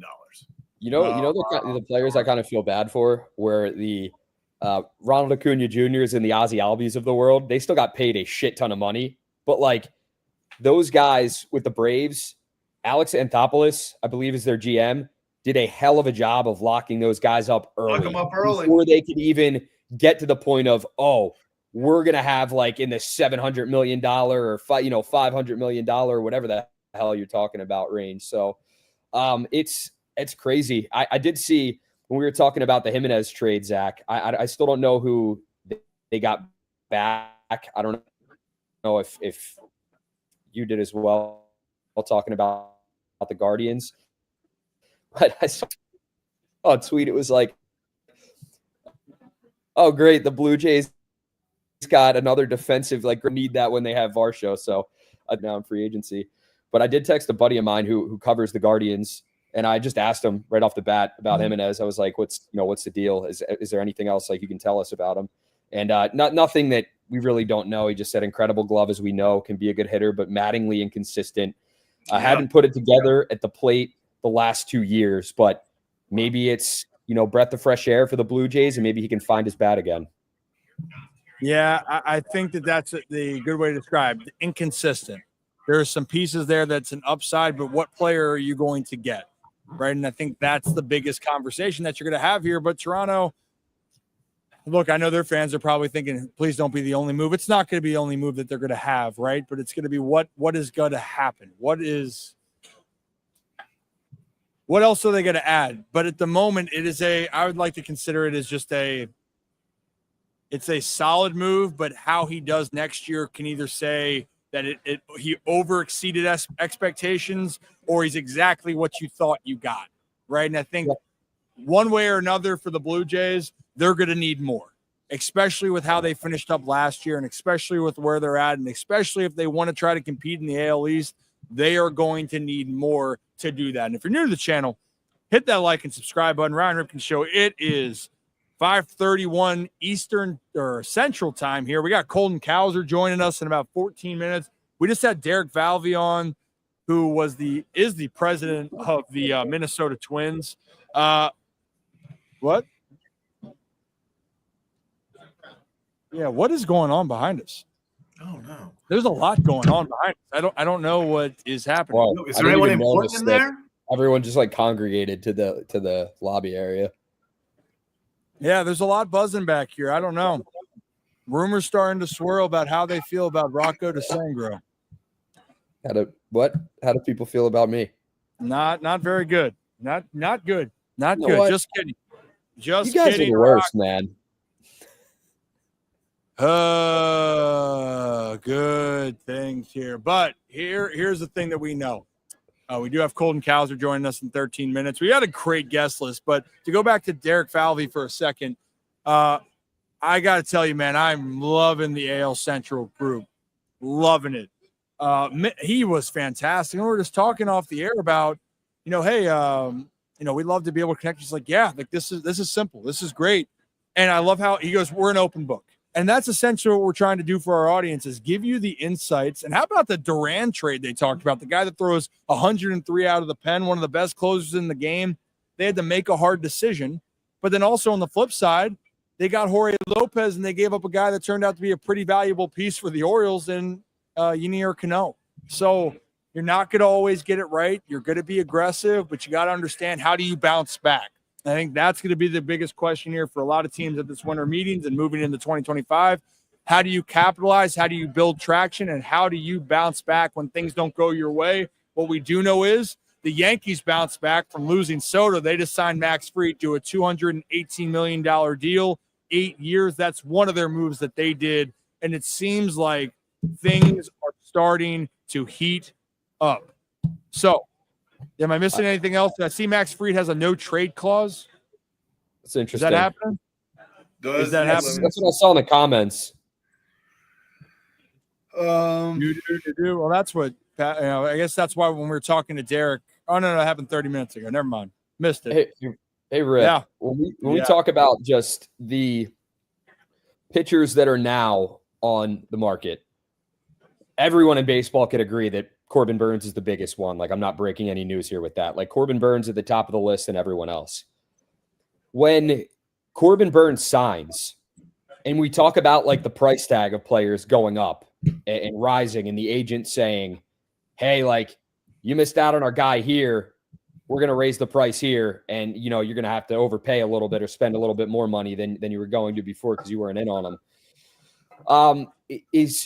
Will we see that domino effect, do you think, of Burns, Eovaldi? Do you think Eovaldi would be the next big name to go, or is there like another name in mind on the market? Because I'm talking about like the best bang for your buck, because you have the guys out there like the Jack Flahertys of the world, correct?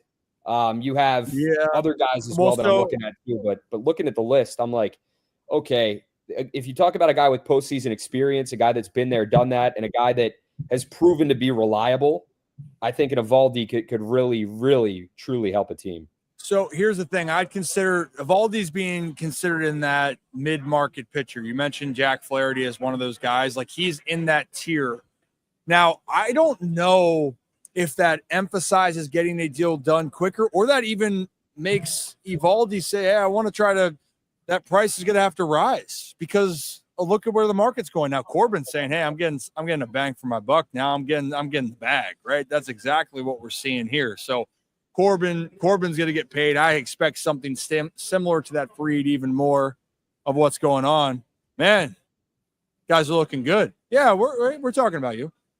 Yeah, you're good if you want. But again, hey, Zach, take over for a moment. Good kid.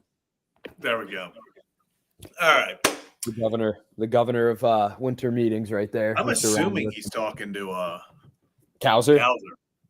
You Yeah, never so know. I'm Dude, you assuming. never know. I feel like he has like the same 5 lines for everybody. No, he's because he seen. said we're good right now.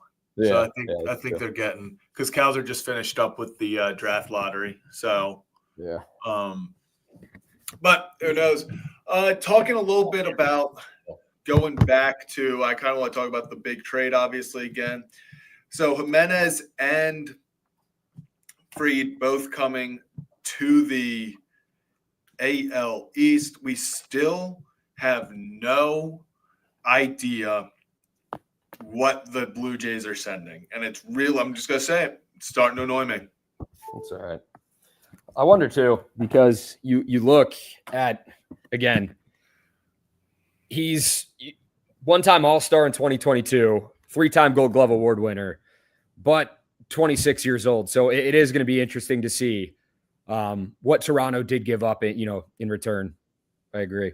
So just because, I mean, he is a guy who it's a lot of money. It's very risky when you want to talk about his offensive prowess. He's always been a guy who was defensive first. Okay. Wow. Okay. So Spencer Horwitz is going the other way. Wow. Okay. Did not. let's say someone put in here is from Timonium. Oh, is he? Oh, he is. Wow. That's pretty cool. Where do you go to high school? That's what I was just about to say. Yeah.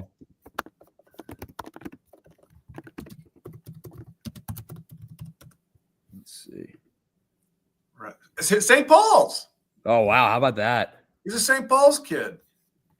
Shout Wow. out to the You know what? MIAA. Good for the MIAA. MIAA Yeah. needed that good news after the past few It's days. awesome. So,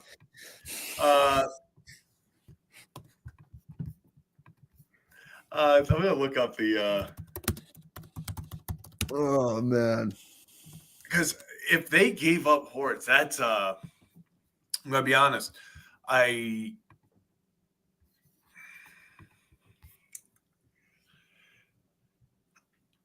see why I see why Jays fans aren't as happy. This is I just don't. They give up first, and especially because Hortz plays second base. I don't understand this one because I feel like a lot of people just thought that he would take over. I mean, he batted 265 last year at how old is he? 27, so he's a 27. year older.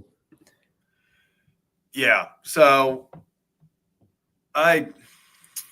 it's interesting. So it says he's included in the deal. I don't know if that's going to be the last thing, or if that's going to be the official. Is the other guy, Nick says. All right. So let me look up. This is beautiful. The chat just doing their work. This is what we need. And Nick Sandlin. Okay. Yeah, it is beautiful. So wait, no. Is Sandlin going to Toronto, or I think Sandlin's going to Toronto because he pitched for the Guardians. 3.75 ERA through, I mean, he's pitched 57 innings.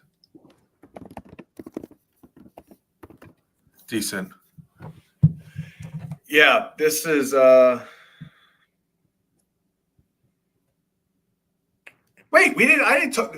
Did we even talk about Mike Baumann signed in Japan? Mikey B? Yeah, Who I didn't signed know it? that.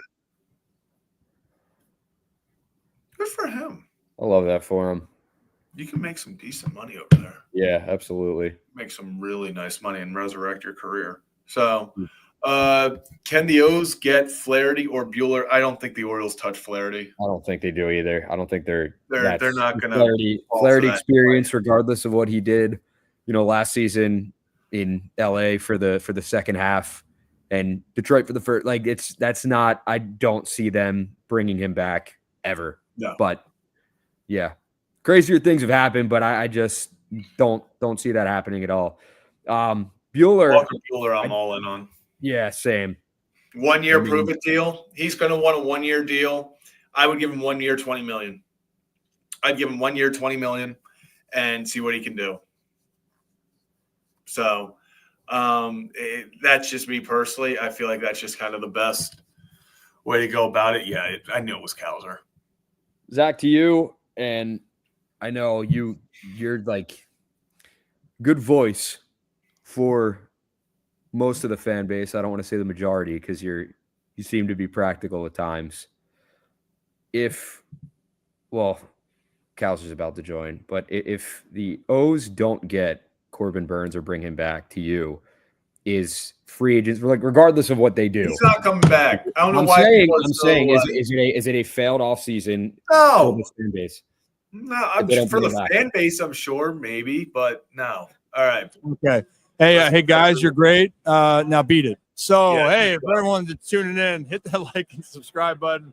We appreciate it. We're live from the winter meetings, and we got another guest coming on. Hey, you're not the first guest, you're not the last guest, but you are a guest that people tend to like. And that's Colton Cowser. Love it. Could have been the rookie of the year. We're hoping Could have been the rookie of the year. Hey, you had a hell of a year, man. 5 points away, I think. 5 points or away. Or 4? I don't know. Whatever. Who's keeping track at this point? No one even looked at it. No one looked at it, but a lot of people voted on it. But how you doing? How's the offseason? Been great. Just been hanging out. Went on a couple of trips. Been doing some rehab, and can't complain. How you feeling? How's hand? Hand's good. Hand's good. Yeah, dude. Do a lot of things. Look, I can grab a mic. Then that's good. Look at that. See, you don't need it. You know what? Right to the season. Who needs spring training? Don't even need it. Do you know what I was thinking? Have you ever been drilled in the hand before? That's this season. I have actually. Cutter from the Yankee. No. Cutter Crawford. Yeah, Cutter Crawford Sox. actually hit me.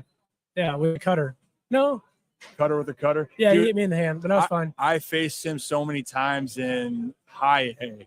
Could not get a hit off him. Didn't get hit by him. Yeah. But it wasn't good success for me. Well, I'm glad you're feeling good. Oh, yeah.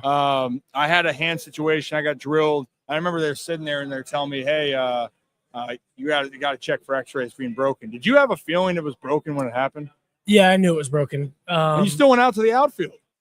Well, I just wasn't sure. You went out for that inning. Well, I wasn't sure quite because, like, when I squeezed his hand after it happened, like, I was full, like, adrenaline going. Yeah. But I kind of had I just didn't know if it was, like, weirdly bruised or whatever. Yeah. But my knuckle was, like, gone. My knuckle was, like, it's, like, here now. Oh. But my knuckle was, like, down here. Okay, so you're like something's wrong. Yeah. Something doesn't add up. And it was gushing blood from right here. Oh, man. Because it broke through, I guess. So, all right, though. But it did turn out to be a long inning, and I was panicking the entire time because we had the first mound visit or pitching change. I went over to Tony and said, and I was like, guys, I can't squeeze my glove. And then I stayed in. It's kind of dumb, selfishly, but I didn't want to ambush anyone on the bench because they might not have been stretched or anything. But it also got to a point where it was like bases loaded, and I was like, if a ball's hit to me, I have to like nut up here and make a play. So yeah, well, you did. You went back out there. We got lucky. Nothing happened. Yeah, but I saw that. I'm like, oh man, he's running out there. He must be fine. Oh no, he's not going back out there. And, well, look, I'm happy you're healthy, and just knowing the anxiety it can be, and in that circumstance of what's happening, and also too, the guy you're facing, I forget his name, the lefty. Yeah, that dude was tough to see. Yeah, probably not. Took a chance, sat slider, and it started where I wanted it to, and then it kept chasing me in. So thank you. This is the example I try to talk about here. And just like we talked about before, ever take a fastball right down the use a different phrase of words there. Yeah.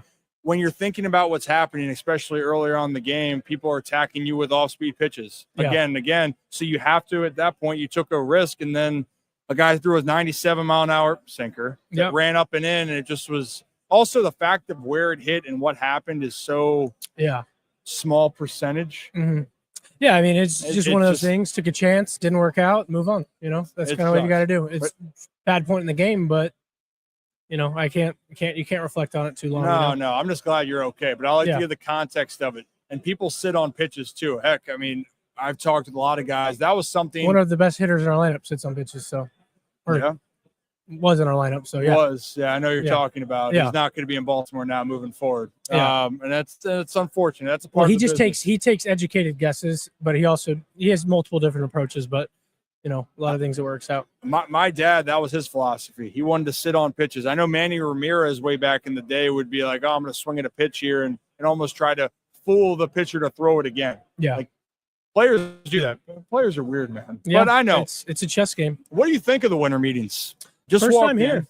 First time here. There's a lot of people here. It's pretty cool, I guess. I mean, feels like just a big party, honestly. It really has. And when the Yankees signed Fried, that was it was really buzzing over there. Now it's kind of died down a little bit. Oh, yeah. And then they got their own station over there, the old Yes Network. They do. We missed our signage right now. Instead, we got a great backdrop. No, You yeah, see this? I love that. It's perfect. It's perfect. Well, I don't know what's going on back here. We're still trying to figure it out. I just asked. It's the Scout of the Year banquet. So this is Scout of all the the Year. scouts. Scout of the So Year they're about banquet. to open up those doors, I guess. Oh, fantastic. So that's what's going on here. So you just were there with the draft lottery, and you got Yeah. to see that all unfold here. And the Nats. Nationals. The Yeah. Nationals are getting the number 1 overall pick. I don't know what they're. I think they were 10% before the draft. It was. Or it's like they lay in the first pick. It was 10%. I think the Marlins had the highest of it. And It was didn't- Marlins and Rockies, and it's kind of funny because I know Ethan was projected to go pretty high, and I know that his family thought it'd be easier if they were on the East Coast, and I was like, well, Wow. it's an hour away, so you just got to play well now. Yeah, it's technically 30 miles or so, like 35 miles down Yeah. there. It takes a lot longer. The Baltimore-Washington Parkway, though, is not your friend. Yeah. If you drive it, No. it's not your friend. And Brad knows I've said a lot of choice words on there. And now that 2024 is over, season's done, we moved on. First time, remember we talked about your rookie, like your first time in the bigs. This was Mhm. your official rookie year. Yeah. You told me what you learned in 2023 about adjusting and trying to be one of the guys in the team. What did you learn from this year in 2024? Yeah, I learned that it's a long year. Oh, it's very long. It's a long year. You're going to have ebbs and flows throughout the season. It's just a matter of kind of just keeping your head on right and not getting too down on your lows, not getting too high on your highs. And I think the big thing was just getting into a good routine. Yeah. Having things to do outside the field. Yeah. You know how it is. It's just like you get home after a game, your mind's you're at your peak alertness at 10 p.m. So it's like you got to try and wind down a little bit. So guys do different things, but I think the biggest thing we learn is just like how hard the game is, but also how fun the game can be. It's very hard. It's very challenging. And when you have it figured out, the game reminds you that you're going to have to figure it out again. Well, you get humbled quick. And it's the best in the world to it. I mean, heck, I think people do forget that Aaron Judge was hitting $1 something going into mid-May. And then he said, I'm just going to hit 400 the rest of the way and just go. It's actually funny you say that. I was looking at his numbers the other day, his baseball reference, and outside of his debut year, his first full season, or like his full season stats, his worst year was an 891 OPS. Pretty solid. Yeah. Makes you really feel. Yeah. Well, that talk about humbling also just shows you how stinking good that dude is. Oh, man. it's unreal. I mean, 891. I'm sitting there. If I 891, I'm like, if I replicate that for the rest of my I'll tell career, you what, you see the I'll tell you free what. agency? Yeah. A lot of money is being thrown out here. I mean, look right now. So, gosh, Soto just signed for $765 million. He could have bought half of the Orioles at that point. Orioles sold for 1.7, 1.75. Yeah, post tax though, Post, obviously. He's got He might federal, he's got state, he's got agent fee, so he's clearing like 45% probably. Yeah, well, then it's not worth it. I don't know. Yeah, then he just shouldn't buy the team. He should just play. Yeah, You know what I mean? throw it away. Yeah. Well, so what are some things that you're kind of enjoying on this offseason? You said you tried to decompress. This is the time for you to kind of relax. Absolutely. How's the cow cam going? I've been taking some pictures. I actually have some pictures from last offseason and spring training that I need to post. But went on a trip to Puerto Rico with my girlfriend. It was great. Decompressed, hung out. But honestly, I think when I did, the time of me breaking my hand sucked, but it also it forced me to step away from getting in the cage too early and things like that. Yeah. So, when you try and find the positive, it's like, okay, I can't get in the cage. Just step away from the game a little bit. So just been hanging out, doing rehab, working out, and actually just started hitting, or about to start really hitting. So. Yeah, well, it's good to take that rest, Oh, that yeah. break. And It's been the great. season's going to be back before you know it. I think it just is a really good reflection for not only you, a lot of the guys. You Yeah. know, it's a grind. Which is cool is, and I've told you this before, you proved to yourself that you are a big league guy. You can be a really good big leaguer. Now, the goal is, can you be a more consistent big leaguer? Mhm. And maybe when no longer you can be a rookie of the year. Sorry, that time has come and it's all right. gone. You can never have that plaque, but you have a chance to be. I got a rookie of the month plaque. That was pretty sick. Never won another month, but it's all right. That was good. Well, then you were 3-0 hacking in Boston right there, part of that week. Yeah. Talk about confidence right there. And I don't think people understand, when you're feeling good, you were feeling good. You're swinging really 3-0. When you're not feeling good, I ain't no way in hell I'm swinging 3-0. So, you know, I'll take that walk right to first base. Hey, there you go. It's a game within a game, and everyone was going through it differently. And I try to tell people down the stretch, like even with you guys in the second half, you guys had ebbs and flows of guys finding a rhythm. Tony, goodness, that guy carried things for a little bit, but then other guys, it was a struggle in that type of second half. I mean, I think everyone goes through struggles. It was just the fact, it seemed like a lot of us were struggling at the same time at some points. Yeah. Like Tony went through his struggles at the beginning of the year. You know, it took him a while to get going. He's a warm weather player, you know. So once it warmed up, he started going. So, yeah, I mean, ebbs and flows. Everyone learns about it. We're still young and we're learning, but you know, I'm looking forward to going into next year. I agree, and hopefully you get more chances at some champagne popping, the bottles popping. Yeah. What was one of your favorite moments from that? Because that's fun. Yeah, that was a lot. I think just the whole moment in general was fun. You know, I think that, you know, I was talking to McCann about it, and he's just like, you never know whenever it's going to be like your last one to get to do this. So it's like really just soak it in each one of them. You know, just your time in the big leagues in general can be quick. So it's one of those things you don't want to take for granted. So yeah, McCann, I saw him about a month ago. Coincidentally, he was doing a card show, and I was doing something with one of our sponsors, Adams Jeep of Maryland, up in Aberdeen. And we just talked for a while after. He loved the group. It's a reality. It doesn't look like he's coming back now, but it's the reality of the business. But you never know when you're going to get an opportunity. Yeah. My dad thought he's going to go to the World Series 3 more times because he won the MVP and the World Series his second year in the leagues. Yeah. Oh, man, this is nice. Yeah. They haven't been back since 41 years. And now you guys have been in the playoffs 2 straight years. This is your first full experience. Yep. It's fun. Was the cow cam where it started in at the celebration? That's just where Cows you were. Cam? The Cows Cam, yeah. No, so Cows Cam started in spring of 23, actually. And, you know, I took a bunch of pictures traveling in the minor leagues, took some in the big leagues in 23. Then last offseason, I brought it out to California and Oregon for a trip. Still have those in the reserves, and, you know, just take pictures every once in a while. And this year I really slacked with it. I took some pictures during spring, and then it really took off for the playoff celebration with that little small digital one that I bought. That was phenomenal. Are you going to make that a thing moving forward? Yeah, I'd like to post more. You know, just I think once a week was my goal. Yeah. Moving forward, just like whatever road trip we're on, whatever I'm doing at the home series, just like updates, just around the cities, stadiums, things like that. Gotcha. Okay, a couple more just fun things now. You're a very creative individual. What other things, I guess, besides hobbies, we know the Lego collection. Yeah. Do we have another hobby that you're working on? Is there something that you're like, you know? I've been binging a lot at TV lately. That's not a hobby. Okay, well, that's a good conversation starter. Yeah. What are we binging in the off season? So I rotate a lot. I love sitcoms. It's just like mindless TV, throw on, watch it.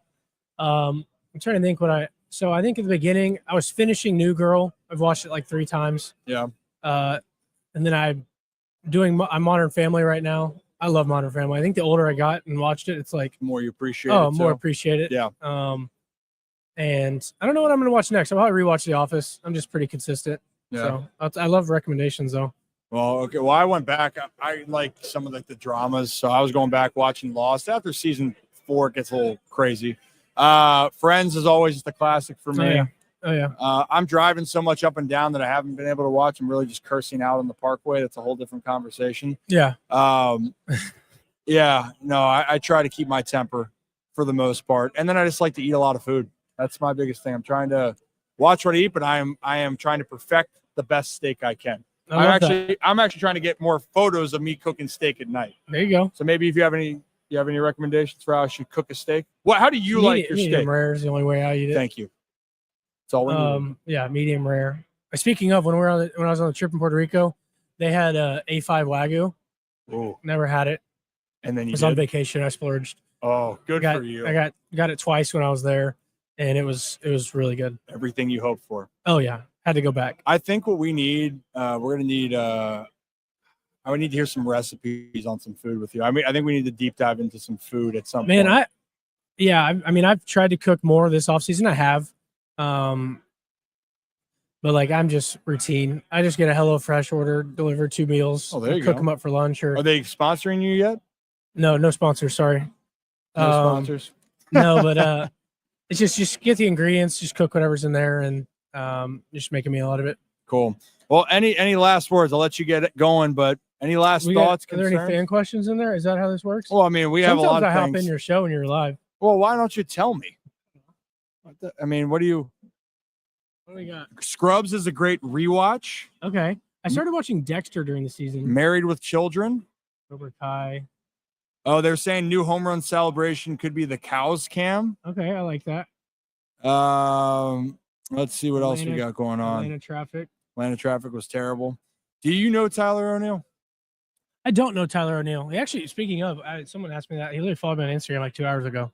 He did? So, yeah, there we go. Hey, congrats, man. Yeah, thank you. It's It's a big moment. On the gram. It's a big teammate building activity. So yeah. I think we're good on a lot of things. Dexter is a great too. There's a new prequel series coming out. I did Seinfeld. see that. Yeah, Dexter Original Sin or something like that. Do you have opinions on Sopranos? I don't. Okay. I don't. No. On the What's Zach doing right now? I don't know. He's back in the background. He's roaming. What are we doing? Do you have a favorite game from last year? Yeah, Zach, don't worry about favorite game. Yeah, what? I was so confused. I hit the home run against Atlanta. I'd say it's still my first homer game in Boston. I like playing in Boston. I like that setup in the field. I forget who we were talking about. Well, that was the hand. The whole series in Boston was. Yeah, your hands were cold that series. Pretty much too. a seventh of my RBIs came that series. So. Wow, that was a good part. I don't know. Maybe it was the cold Boston air that time of year.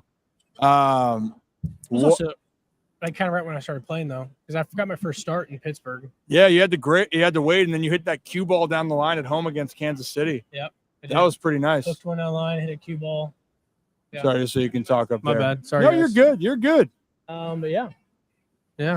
Any other thoughts? I don't know. I don't want to get you in trouble before you got to go next. So, Ted the series was funny on Peacock. Okay. I like Ted. So, something about a deal we'll talk about with that. We don't have to talk about who you're going to be facing in the AL East. I'm worried you're going to see Tony in a different jersey. What? Do you like the wall coming in? Good one. I do. You're a fan. I asked Hyder about that earlier. He said he might gives you guys a little more confidence. I think it helps righties, but I think it helps lefties just as much. I think that for me at least, I used to be a guy that just really most of my power is left center. Yeah.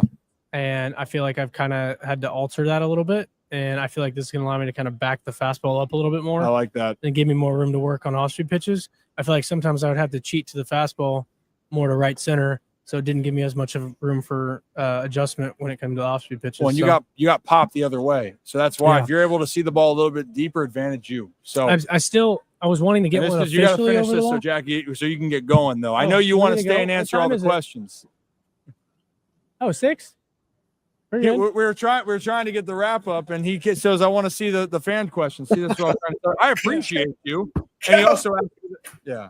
I always wanted to go oppo over the big wall, but if they leave, I think they're leaving the old wall up still, so you can still get it. Do you want me to tell Mike to move it back? No, I'm okay. Okay, all right.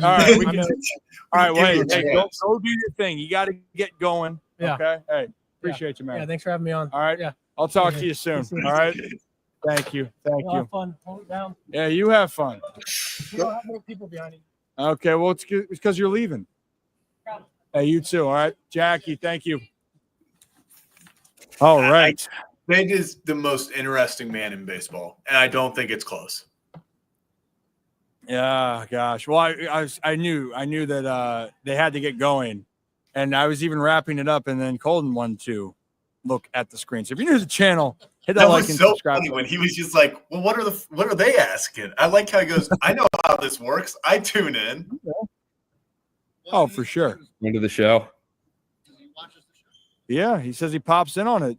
So when Zach's talking shit, Yeah. Oh. When did he?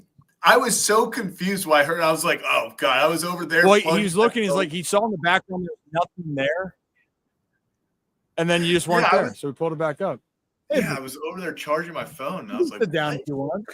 Hey, friend of the show and best knuckleballer I know, Mickey Janis is sitting down with us. The legend. Janis. Former. Yeah, thanks for having me. Nice. Hey, I tried to ask about the hand warmer, Yeah. and I thought it was very subtle how I did it there. You know, a little bit. You seen that gif of Kowser with the hand warmer? I haven't. He gives it a good shake. Yeah. All right. So You I haven't can seen imagine. I can imagine. Yeah, he's getting yes, it was, and he hit a home run, and there was some. I digress. If you're new to the channel, hit that like and subscribe button. We just had Colton Kowser on.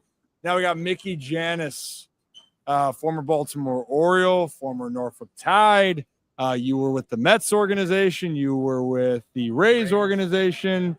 You are the star in Mexico, where Tijuana's a party. It was a party. It was a party. And baseball was played in the background. Hey, move closer, Mickey. Don't All be right, afraid. all right. There we go. Come on. How you doing? I'm doing good. How'd the meetings go today? Good. Made some good connections with people. Saw some old faces, you know. Yeah, overall pretty good day. Yeah. Yeah. Proud of you. How about you guys? It's been a lot. I'll be honest. It has been a lot, but it's been a great day. Honestly, this is more than we could have, even imagined. We've had, Derek Falvey sat down with us, Kowser, Brandon Hyde, John Morosi earlier on. Felt like that was so long ago because I guess it was. Who else am I met? Preston Mattingly with the Phillies. It was great. Yeah. It was great. One of the common things, Mickey, was minor league stories. Yeah. And like Preston's eyes opened up. Brandon Hyde was like he was pissed off to hear that. Like he's so happy it's different now, but reminding, it used to be way different. Way different. I think back in the day. the minor leaguers today, I don't think they understand what minor league grind was like. It was a grind. Even 4 or 5 years ago, it's completely different from stories I hear today compared to how it was. They're getting 2 and 3 buses nowadays, and I mean, getting paid a little more, which is good overall. Yeah. Oh, are we out? Oh, it's just my internet think you're going out. out. It's not my out. internet because I'm looking at my screen on mine. Don't worry about it. I was like, no, we are not going out. I was like, don't change anything. Yeah, good stuff, man. Good stuff. I'm trying to collect my thoughts here. I still need It's been- Mickey it's to been a teach me how to whirlwind. throw a knuckleball one time.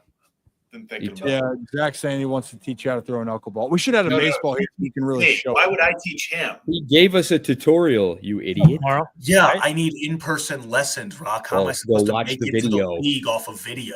Oh He was saying Yeah. about. He was saying okay. No, I was saying about that you could show him specifically like in person. Zach, it's hard to explain how to do it Yeah. with his hands Yes, well, that's what by I'm saying. himself. He needs help. He needs all the help he can get. I want to try to catch a knuckleball, like be a catcher for a knuckleball. No, That no. would be a fun video. No, you do not want to do that. I would Zach not be. wants to try to catch a knuckleball. I don't Doesn't think I'd be Yeah. able to. I think that'd be fun Make though. that happen someday. But do we make that happen? Rip. So I'm trying to pull up. What's up, Rock? That's- I can't see you on mine, but I can I hear know you. you can't. Oh, you can. You can. Well, hear no, me. no, you're gonna. It's my computer's on a different Nice. Wi-Fi. That's why. Go ahead. No, Rocco, you're good. Ask Mickey how often people come up to him and just ask him about MLB The Show and being just like an absolute legend of the game. Yeah, how many people are talking to you about you being an MLB The Show legend? I've had a couple people recognize me, especially the first event I went to this morning was just probably intro more so into baseball for people out of college who want to get in the game. Mhm. And I was probably one of 5 players that might have been in there, and out of probably 400 people. And had a couple people that recognized me, and one kid actually came up to me and was like, "Hey, I used to play. I DM'd you a couple years ago about the knuckleball and how to throw it." And I was like, "Please tell me I replied to you, because I didn't want to be that guy left unread or something." But he did tell me that I replied back to him and gave him some good advice. And I don't believe you. He's trying to get in the game now. So, but yeah, so I've had a couple. You're a good kid, man. I don't care what Zach has said about you. You're a good kid. It's been a wild day here. You saw that Max Fried signed 8 years, $218 million. Andres Jimenez was traded from the Guardians to the Blue My former Jays. shortstop at 17 years old. Yeah. He was your former shortstop? Wait, He was. what? Thanks for sharing. So Yeah. give me more context here. Yeah. He was, I believe he was 17 when he played for us in AA. In 2019, you probably played against him. In 2019. Really? In Bowie, yeah. He's from Binghamton? Yep. He was a rumble pony. He back was in a 19. rumble pony. Get out of here. Shut Yeah. the front door. Well, he's going over there, and it's a guy that has some talent, but it's been a little bit inconsistent results as far as at the plate. And that's something the Blue Jays are in a weird spot right now. They're trying to figure out how do they keep up in the American League East. They're missing out on some big names. Now Fried's gone. I wonder what's going to happen with Corbin. I don't think Corbin's going to go to Toronto. I think he's going to go to San Francisco. That's still where I think. Yeah. That's just my gut. There's a lot happening here. Mick. Is there any other players that are going on here that you can give us some insight on that you played with against? Just dropping that so casually. Yeah. I don't know. Not too many. I mean, Pete was our first baseman, Pete Alonso. Okay. I don't know where he's gonna go. I thought he was gonna go back to the texted him about Mets, it? but I don't know anymore. So what's one thing with Pete that teams could get with him? That we've seen what he can bring, but as the person, as far as what they're going to get with him. What are they gonna get with him? It's a good question. Yeah. It's a good question. I mean, he wants to be the guy, so I think that's a big part of it. You know, so he wants and he wants to win. So I mean, I think he loves New York. I think he loves the spotlight there. Even with Soto going there, I think he'd still get enough spotlight because he's been there a few years, and I think he does love that city and that organization. So, I mean, I don't know if they're willing to pay both those guys now, but you've seen what he's done, so I'm sure he wouldn't hesitate if he wants to go back. But it's just the way the market is nowadays, Yeah. man. Right? You So- just don't know what's going to happen, how it's going to unfold, but you got to know that this is just the way the cookie crumbles. And in Yeah. free agency, especially where the value is right now, guys, the values for players are just going up. If you can be patient on a deal, like Tyler O'Neill, it's going to feel like it could be a steal. 3 years, $68 million. When you're looking at what Santander could go for, what Teoscar Hernandez is going to go for, two names that are waiting. I think Teoscar's been very quiet. Like, we've heard Santander's name thrown out there more than we've heard Teoscar's here. That's just me. So it doesn't look like today because he had to travel, but he says he'd like to jump on with us on a Zoom. So Teoscar's agent, we're going to have trying to come on here and talk a little bit more. Jacob Calvin Meyer is going to join us here relatively soon to talk a little bit about what he heard over there. Where we've obviously talked with Elias with Brandon Hyde. We do know a little bit more, but he got to see Mike Elias talk to the media, so we can kind of break that down from his perspective. There's one crazy question going around these winter meetings as well, Mickey, and it involves eating the hide of an orange peel, the rind of an orange peel, on not like it's a slice, so there's just like a sliver. So say you put it in a drink. Yeah.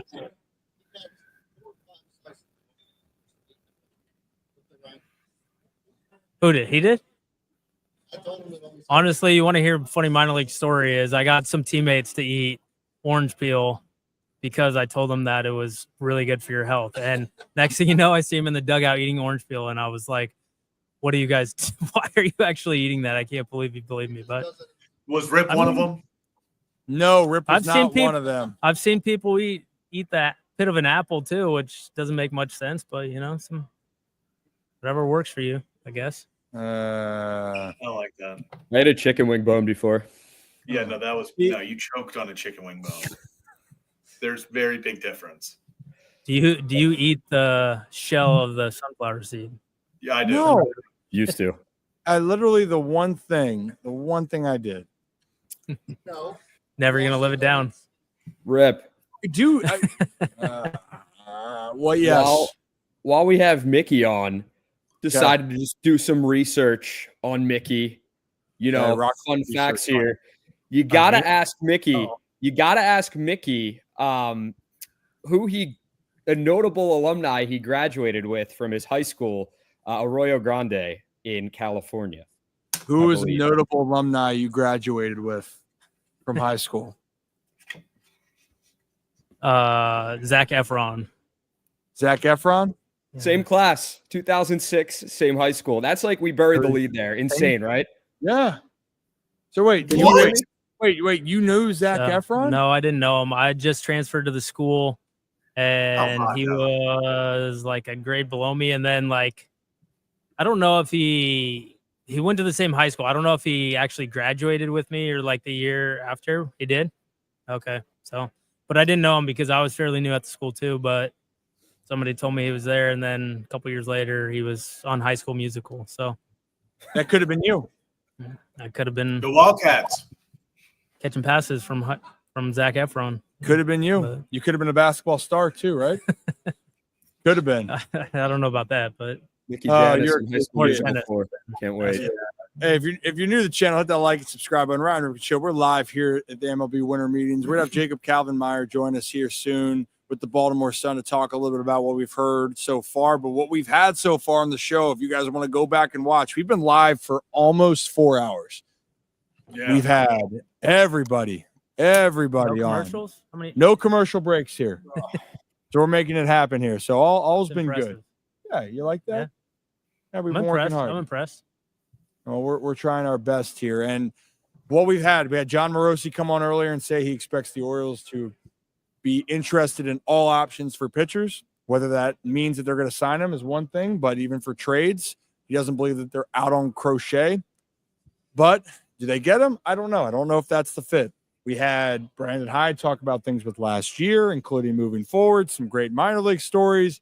We had who else did we have? Preston Mattingly, GM of the Phillies. We had Michael Mark Antonini, broadcaster for the Aberdeen Ironbirds, as well as he broadcasted out there for the Arizona Fall League.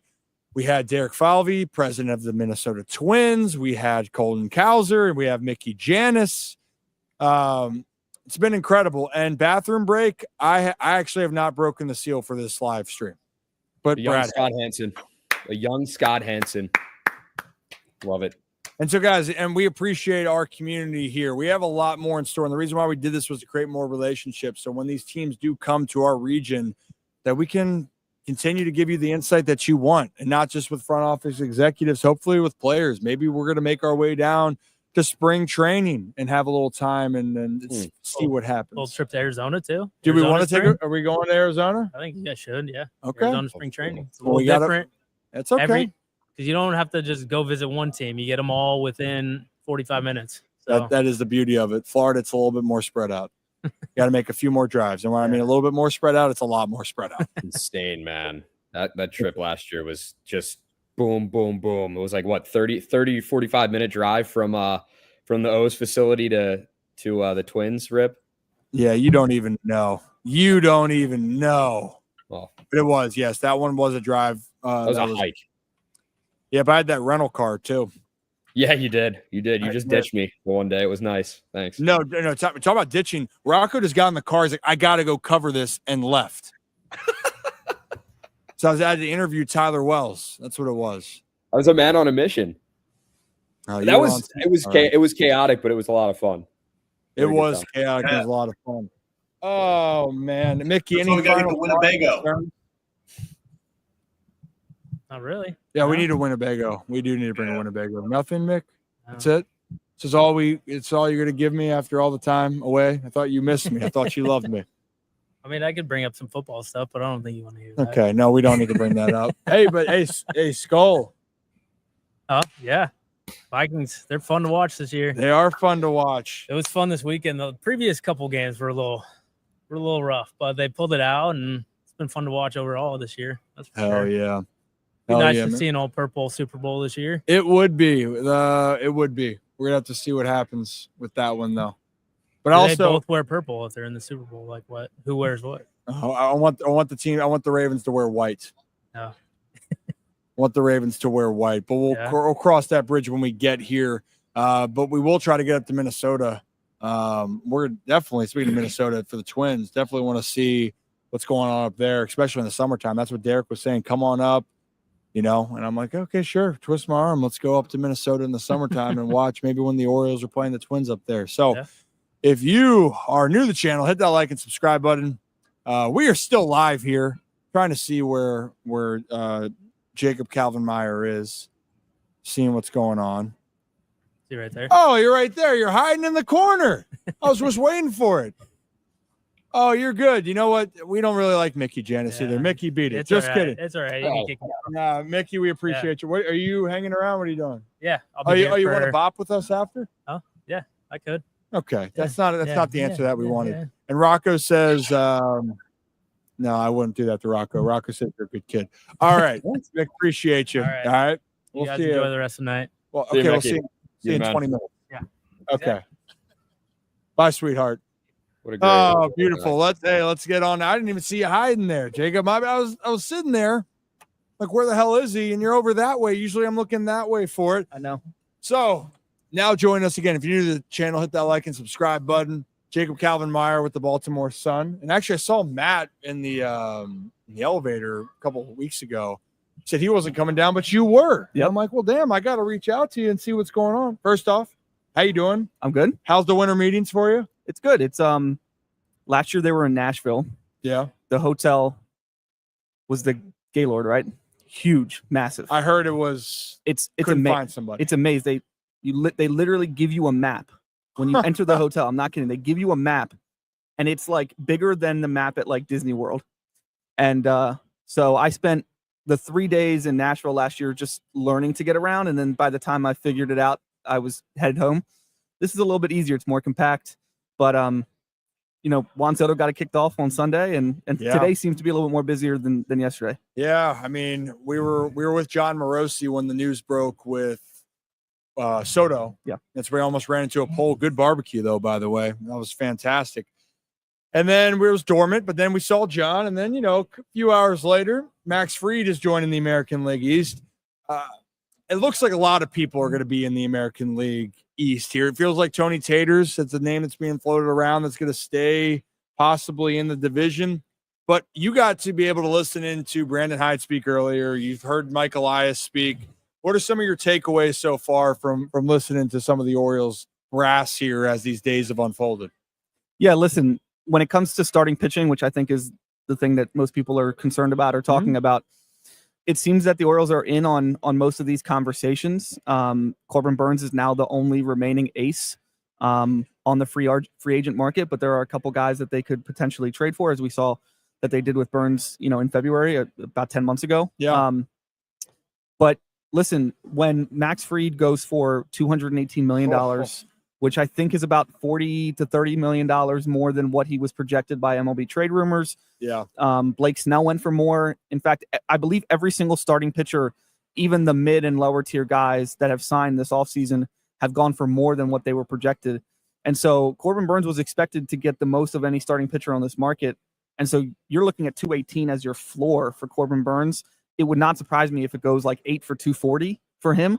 That seems to be well within the range. I'm sorry, if the Orioles go out and sign him at that number, I think fans will be jumping for joy. I'm not saying it's not a possibility, but it would shock me at that number. There are a lot of starting pitchers on this market: Sean Manaea, Nathan Eovaldi, Andrew Heaney, guys that they could sign to 2 or 3 year deals that are more sensible. And then you look at this rotation, and it does have some depth. I know it's not as fun for the fan base. I know you want a horse atop that rotation. This is a long game, and you can always trade for that guy at a deadline. You can get him in a future offseason. Grayson Rodriguez could turn into that ace. Kyle Bradish is back late in the year. $240 million is a lot of money to give away. Well, that's fun. When you said 8 for 240 is crazy. And it really is. It's not that it's not deserving, or because it is deserved, but the price of what you're looking for here, that's a lot of money. We had Dan O'Dowd on yesterday, from MLB Network, front office executive, been around, and he's he thinks that the two fits, Nathan Eovaldi, which that's the same one I keep hearing. I keep hearing Nathan Eovaldi and then Sean Manaea is the one that he wants to see. So I think that those are the ones, but the Eovaldi is the name I've continued to hear while being here, that Baltimore looks like a good fit. But Corbin, I think Oriole fans would be frustrated if he ends up going to a rival here. I still think deep down he goes out west. Yeah. So just to address some of the pitchers. So yes, Corbin, I agree, out west. Grew up in California, Yep. went to college in California, Yep. lives in Arizona, has 3 kids under 2.5 now, or 3 kids under 3. Yeah. This year, right? His family was still based in Arizona. He flew home multiple times after starts. That's not an easy thing to do. And so I would still expect a team on the West Coast for him. But listen, if the Blue Jays or the Red Sox go out and give him what he wants, at the end of the day, top dollar is what wins out.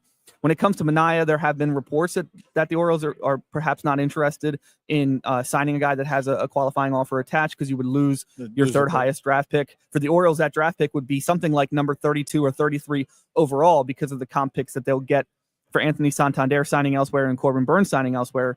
And so Mike Elias seemed to throw some cold water onto that notion yesterday. But listen, at the end of the day, those picks are massively valuable to every organization, but especially one in the Orioles that drafts as well as they do. That's a potential future, everyday major leaguer with the way that this team drafts. Nathan Eovaldi makes a ton of sense because he fits into the Zach Eflin mold, right? They're very similar pitchers. Yeah. And he's great in the postseason. And I think that's something that, listen, the pitching did great this past postseason, but you never know in October what the squeaky wheel is going to be.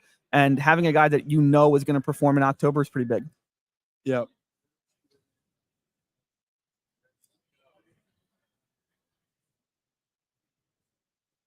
So there's reports. Who's got the report on that one? Carabas is saying that the Red Sox are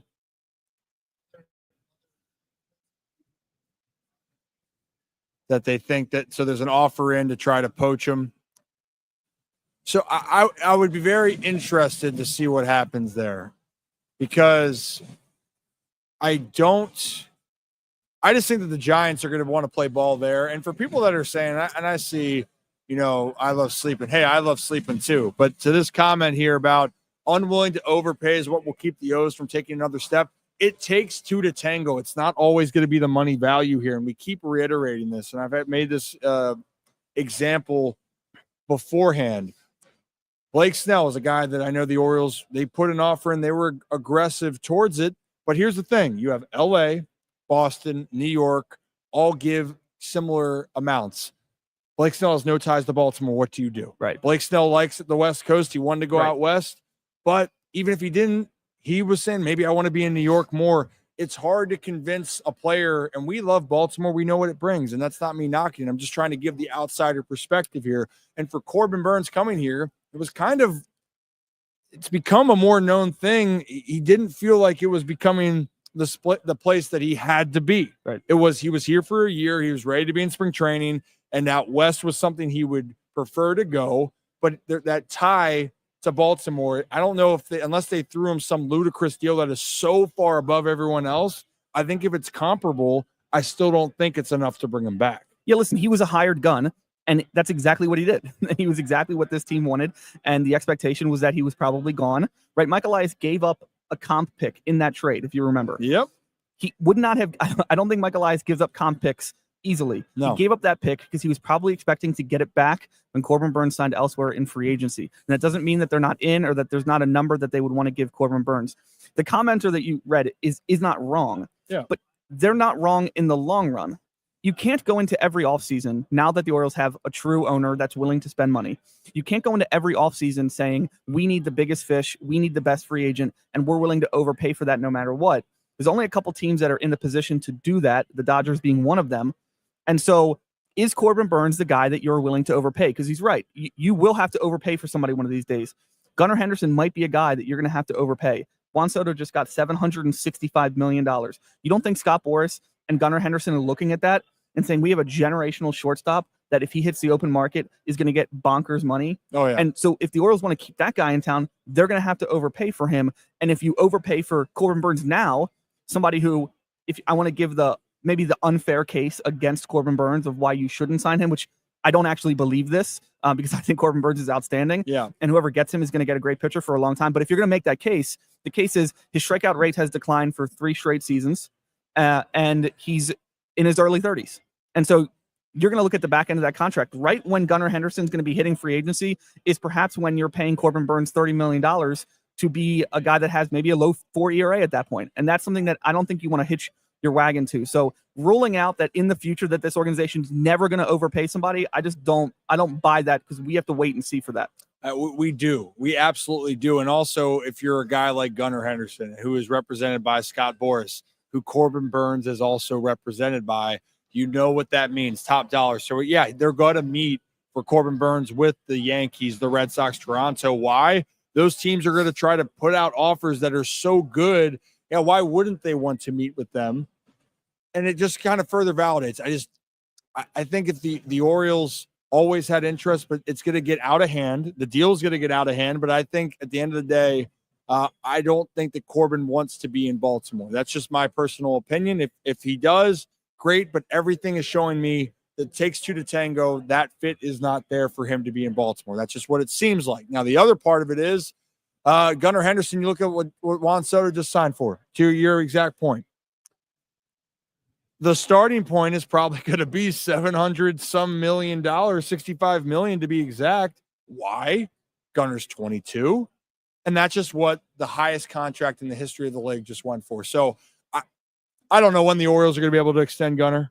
I know they want to extend Gunnar, but that has now become the floor for where the conversation is going to start here for Gunnar, unless they're going to say, hey, we want to sign you for 8 years, and then you can be a free agent again in your age 30, 31 year, which they could do. But that's the problem the Orioles are going to have to face. And if you're new to the channel, hit that like and subscribe button. We are sitting down with Jacob Calvin Meyer of the Baltimore Sun. Yeah, we got to get you on more to just chat it up, I enjoy following everything on X. It's the wild, wild west, though. I'll be honest. I think it's the first time we really got a chance to chat. Yeah, I appreciate you having me on. I think you mentioned Twitter, and listen, I'm seeing a lot of negativity from fans on Twitter, which is typically how it goes. And I appreciate how fervent the fan base feels about this team, good and bad. I just want people to take the perspective. And I think people who follow me and read my work know I'm not the type of person who's going to typically just shill for the organization no matter what, right? That's just not right. I'm looking for balance here. But this organization a year ago was not going to sign anybody to a multi-year contract, period, point blank, because of the owner of the team. And now before the winter meetings even began, they signed a guy who hit 30 home runs in 100 and whatever games, 110 games. Yeah. Right. And somebody who's got legit power to a multi-year contract. And I think if anybody had to put their money on it, that the Orioles are going to sign a pitcher to a multi-year contract. So I understand it's not as fun when the Yankees and the Blue Jays and the Red Sox, right? Santander could go to Toronto. Yeah. Corbin Burns could go to the Red Sox. The Yankees just signed Max Fried, and the Orioles have to settle for Tyler O'Neill and, say, Nathan Eovaldi. And I get that that's not as fun, but just think of where this organization was a year ago, 2 years ago, 5 years ago, and realize that this thing, isn't exactly linear, and it's not going to go from 0 to 60 just like that. No, it's going to take time, but you are seeing progress here, and you're seeing the team with a young nucleus. And we just had Kowser on, and it's a guy that you hope he takes a step, just like you saw Jordan Westberg take a big step this year. Gunnar Henderson took another step, and then you hope Adley Rutschman gets back on track, which I believe he will. So these young guys, they're starting to step up. You add a couple pieces in there. Kyle Bradish and Grayson Rodriguez come back healthy. And Zach Eflin, if he pitches like he did down the stretch, why wouldn't you feel confident? But I know the sexy thing is go out and spend the money, get the big guy. But we don't know. One more thing, and we'll let you go then on this conversation. The trade options. That's been a conversation that people have had. So, Garrett Crochet's name's been thrown out there. Why not the Seattle Mariners? They got all these pitchers out there. It seems like the right match. I feel like the Orioles are still in the market to trade for someone yet again, but maybe one that has a little bit more team control. Yeah. So I think if you're taking an ace off the table, right? I understand Garrett Crochet would, I guess, profile as an ace, would maybe start opening day, but he's not a horse. He's not a 200 inning guy. And, there's only probably 10 to 12 of those true ace level pitchers Right. in the majors today. And so if you take that off the table and you look at the rotation, there's a good amount of depth there. But we saw last year with the injuries and the fact you just don't know how some guys are going to perform, right? They trade for Trevor Rogers and 3 starts into it. It doesn't look exactly what they thought it was going to look like. And so I think it makes a lot of sense for them to go out and acquire 2 starting pitchers. Mike Elias said yesterday that is on the table for them to add 2 starting pitchers. It would look like, oh man, maybe they have too many, and then the depth would get a little weird, and you might have somebody who's starting like a Cade Povich might have to start the year in the minors, and maybe that's not fair to him after how he pitched in the second half. You might have to have somebody in the bullpen that maybe is too good for the bullpen, but that's going to be a luxury for them to have. The reason for that is because you want to be able to save yourself in case of those injuries.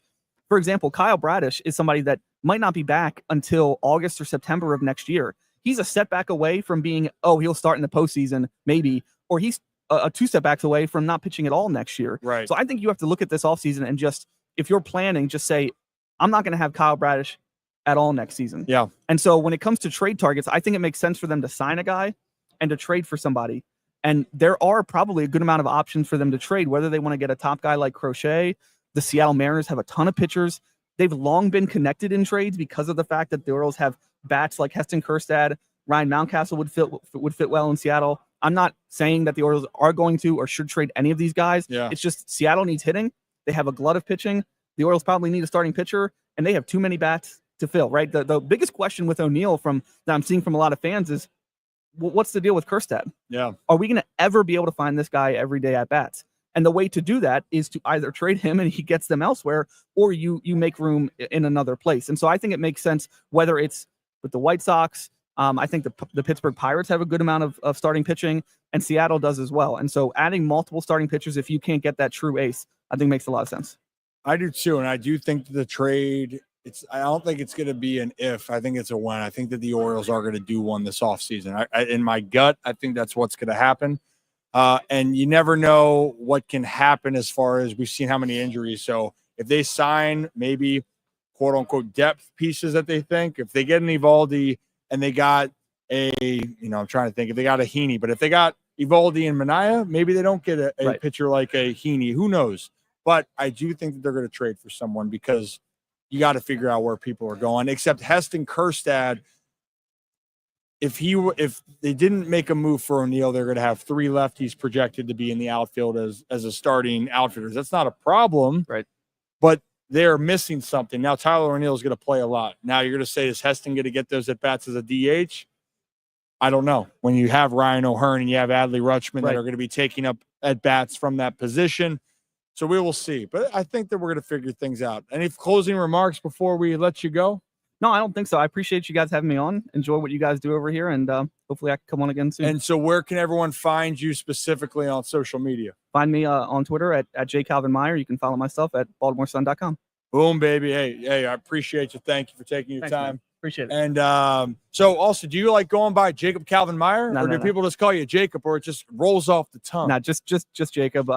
The people on Twitter like to call me JCM, but just Jacob's fine. All right. Yeah. So Jacob works too. Hey, Jacob, appreciate your time. I'll be seeing you soon. And let me tell a funny story really quick. Yeah, let's do it. So when I first started in journalism, it was 2017. I was right out of college, and my byline didn't have my middle name in it. And one of the things you're taught in college is like your brand and like, how people can find you if they Google you. And so if you Googled Jacob Meyer back then, you found a gynecologist and a serial rapist. And I hope that that's not the same person, firstly. And secondly, I did not want to be associated with those. Well, it was specifically the latter. And so I added my middle name, and if you Google me, I'm the only Jacob Calvin Meyer out there. In fact, now that I've gained a little bit, even if you Google just Jacob Meyer, I'm up there. But there's this basketball player at DePaul. He was at Coastal Carolina, and he's at DePaul. He's pretty good. He's got my same name, and he's stealing a little bit of my clout because he's pretty good. But yeah. So I think that's better than the other 2 options. That is not what I was expecting. Right. Might be to say. Might be the first time that those words have been spoken on the show. So well, you'll be surprised, but yes, on that phrase, that's the first time, but not the oddest phrase that we've heard by a long shot. But Jacob, appreciate you. Thanks for coming on. Enjoy the rest of the winter meetings. You heading back tomorrow? Tomorrow night. Yep. All right. Well, hey, safe travels. Yep. You And too. we'll talk to you soon. All right. Appreciate it, guys. Thanks, All everybody. right. That's Jacob Meyer or Jacob Calvin Meyer, but be careful with what you search for is what we're finding out on social media and the interweb on, gosh, that threw me through a loop right there. I love that. But he was great. Phenomenal here. So if you're new to the channel, hit that like and subscribe button. Did you guys expect that coming? You guys are muted. That was the biggest curveball in baseball history right there. That was unbelievable. Holy hell, man. I literally was on, I fell down. Wow. That was not what I thought he was going to go. Great guy, though. Awesome guy. Honestly, I think insight too. Incredible. I love that conversation. Yeah. Also glad he was. There was a few times I had to put the preach hands up for old JCM when he was talking about the Mariners and Orioles, how the connection, how it just makes too much sense. I completely agree. I think it just makes too much sense there. I agree with the stuff about how, yeah, it's not sexy, but if you go out there and you come out of the winter meetings with a Tyler O'Neill and a Nate Eovaldi, yeah, it's people are going to talk about how it's a downgrade, stuff like that. It's a solid, especially if both of them are multi-year deals. It's a step in the right direction. I think we all agree that this is one of those things where a trade is your best option to get a frontline starter. I think that's where they go. I'm going to say it again. It's going to be with the Mariners. I'm just going to keep saying it until it happens. But I think the trade is where they get the frontline guy. I think grab Eovaldi. If you have a frontline guy from the Mariners and then you can line up Eflin, Eovaldi, Grayson, Rodriguez, and then you haven't even touched the Kramer, Suarez, Povich, all those guys in the 5 spot in depth, I think that sets you up for a really nice rotation. And then here's the thing, like we haven't even brought his name up because his timeline isn't until July, scheduled to potentially come back. Correct me if I'm wrong, and that's a guy, Kyle Bradish. And it's like you add him into the mix and get him back in the rotation, then you're cooking. But for the Birds, obviously they're going to track that, his timeline, and it is what it is right now. Like we're playing the guessing game and hoping that he's back by that time. But if you're Mike Elias, you're the front office, you have to assume that you don't have Kyle Bradish for the season. You have to hope that he's going to come back healthy, barring any setbacks. But we've seen in the past with pitchers coming back from these injuries, setbacks do happen. Fingers crossed that Kyle Bradish comes back, healthier and better than ever. He gets back to throwing gas and just carving up opposing lineups because he is so fun to watch out there on the mound. Certainly is, Rock. Certainly is. And you know what? You are a good kid. I don't care what they say about you. But I'm the worst, dude. I wear being the worst human being with a badge of honor, and I appreciate everyone in the chat for just calling me a scumbag and saying I suck. It's honestly like music to my ears. I enjoy it. You got to lean into it sometimes. It eats him up inside. It does. I go to bed crying at night. Well, guys, I think at this point we might wrap it. We've been going for 4 straight hours. We've had some fantastic guests. Well, we ended up having 7-8 guests on today.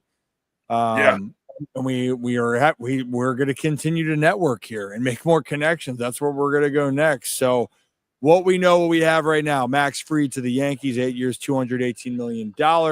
It looks like Corbin Burns is continuing to look at it, and Boston's a team that's going to be aggressive for him.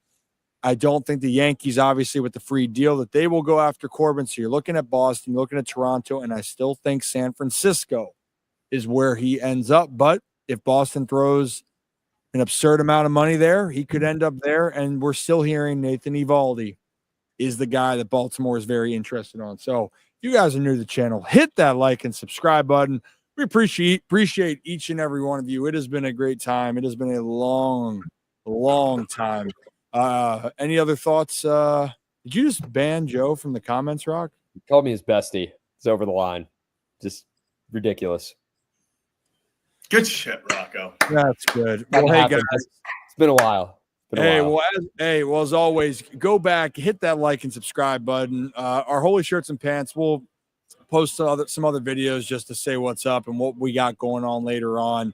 But we appreciate every one of you for joining today on the Ryan Ripken Show. Have a day, have a night, and don't forget, we know our shit. We'll talk to you later on. You guys have a great one. trying to hit the music. It didn't come on, but we're good. Look at that. Well, Zach's still dancing.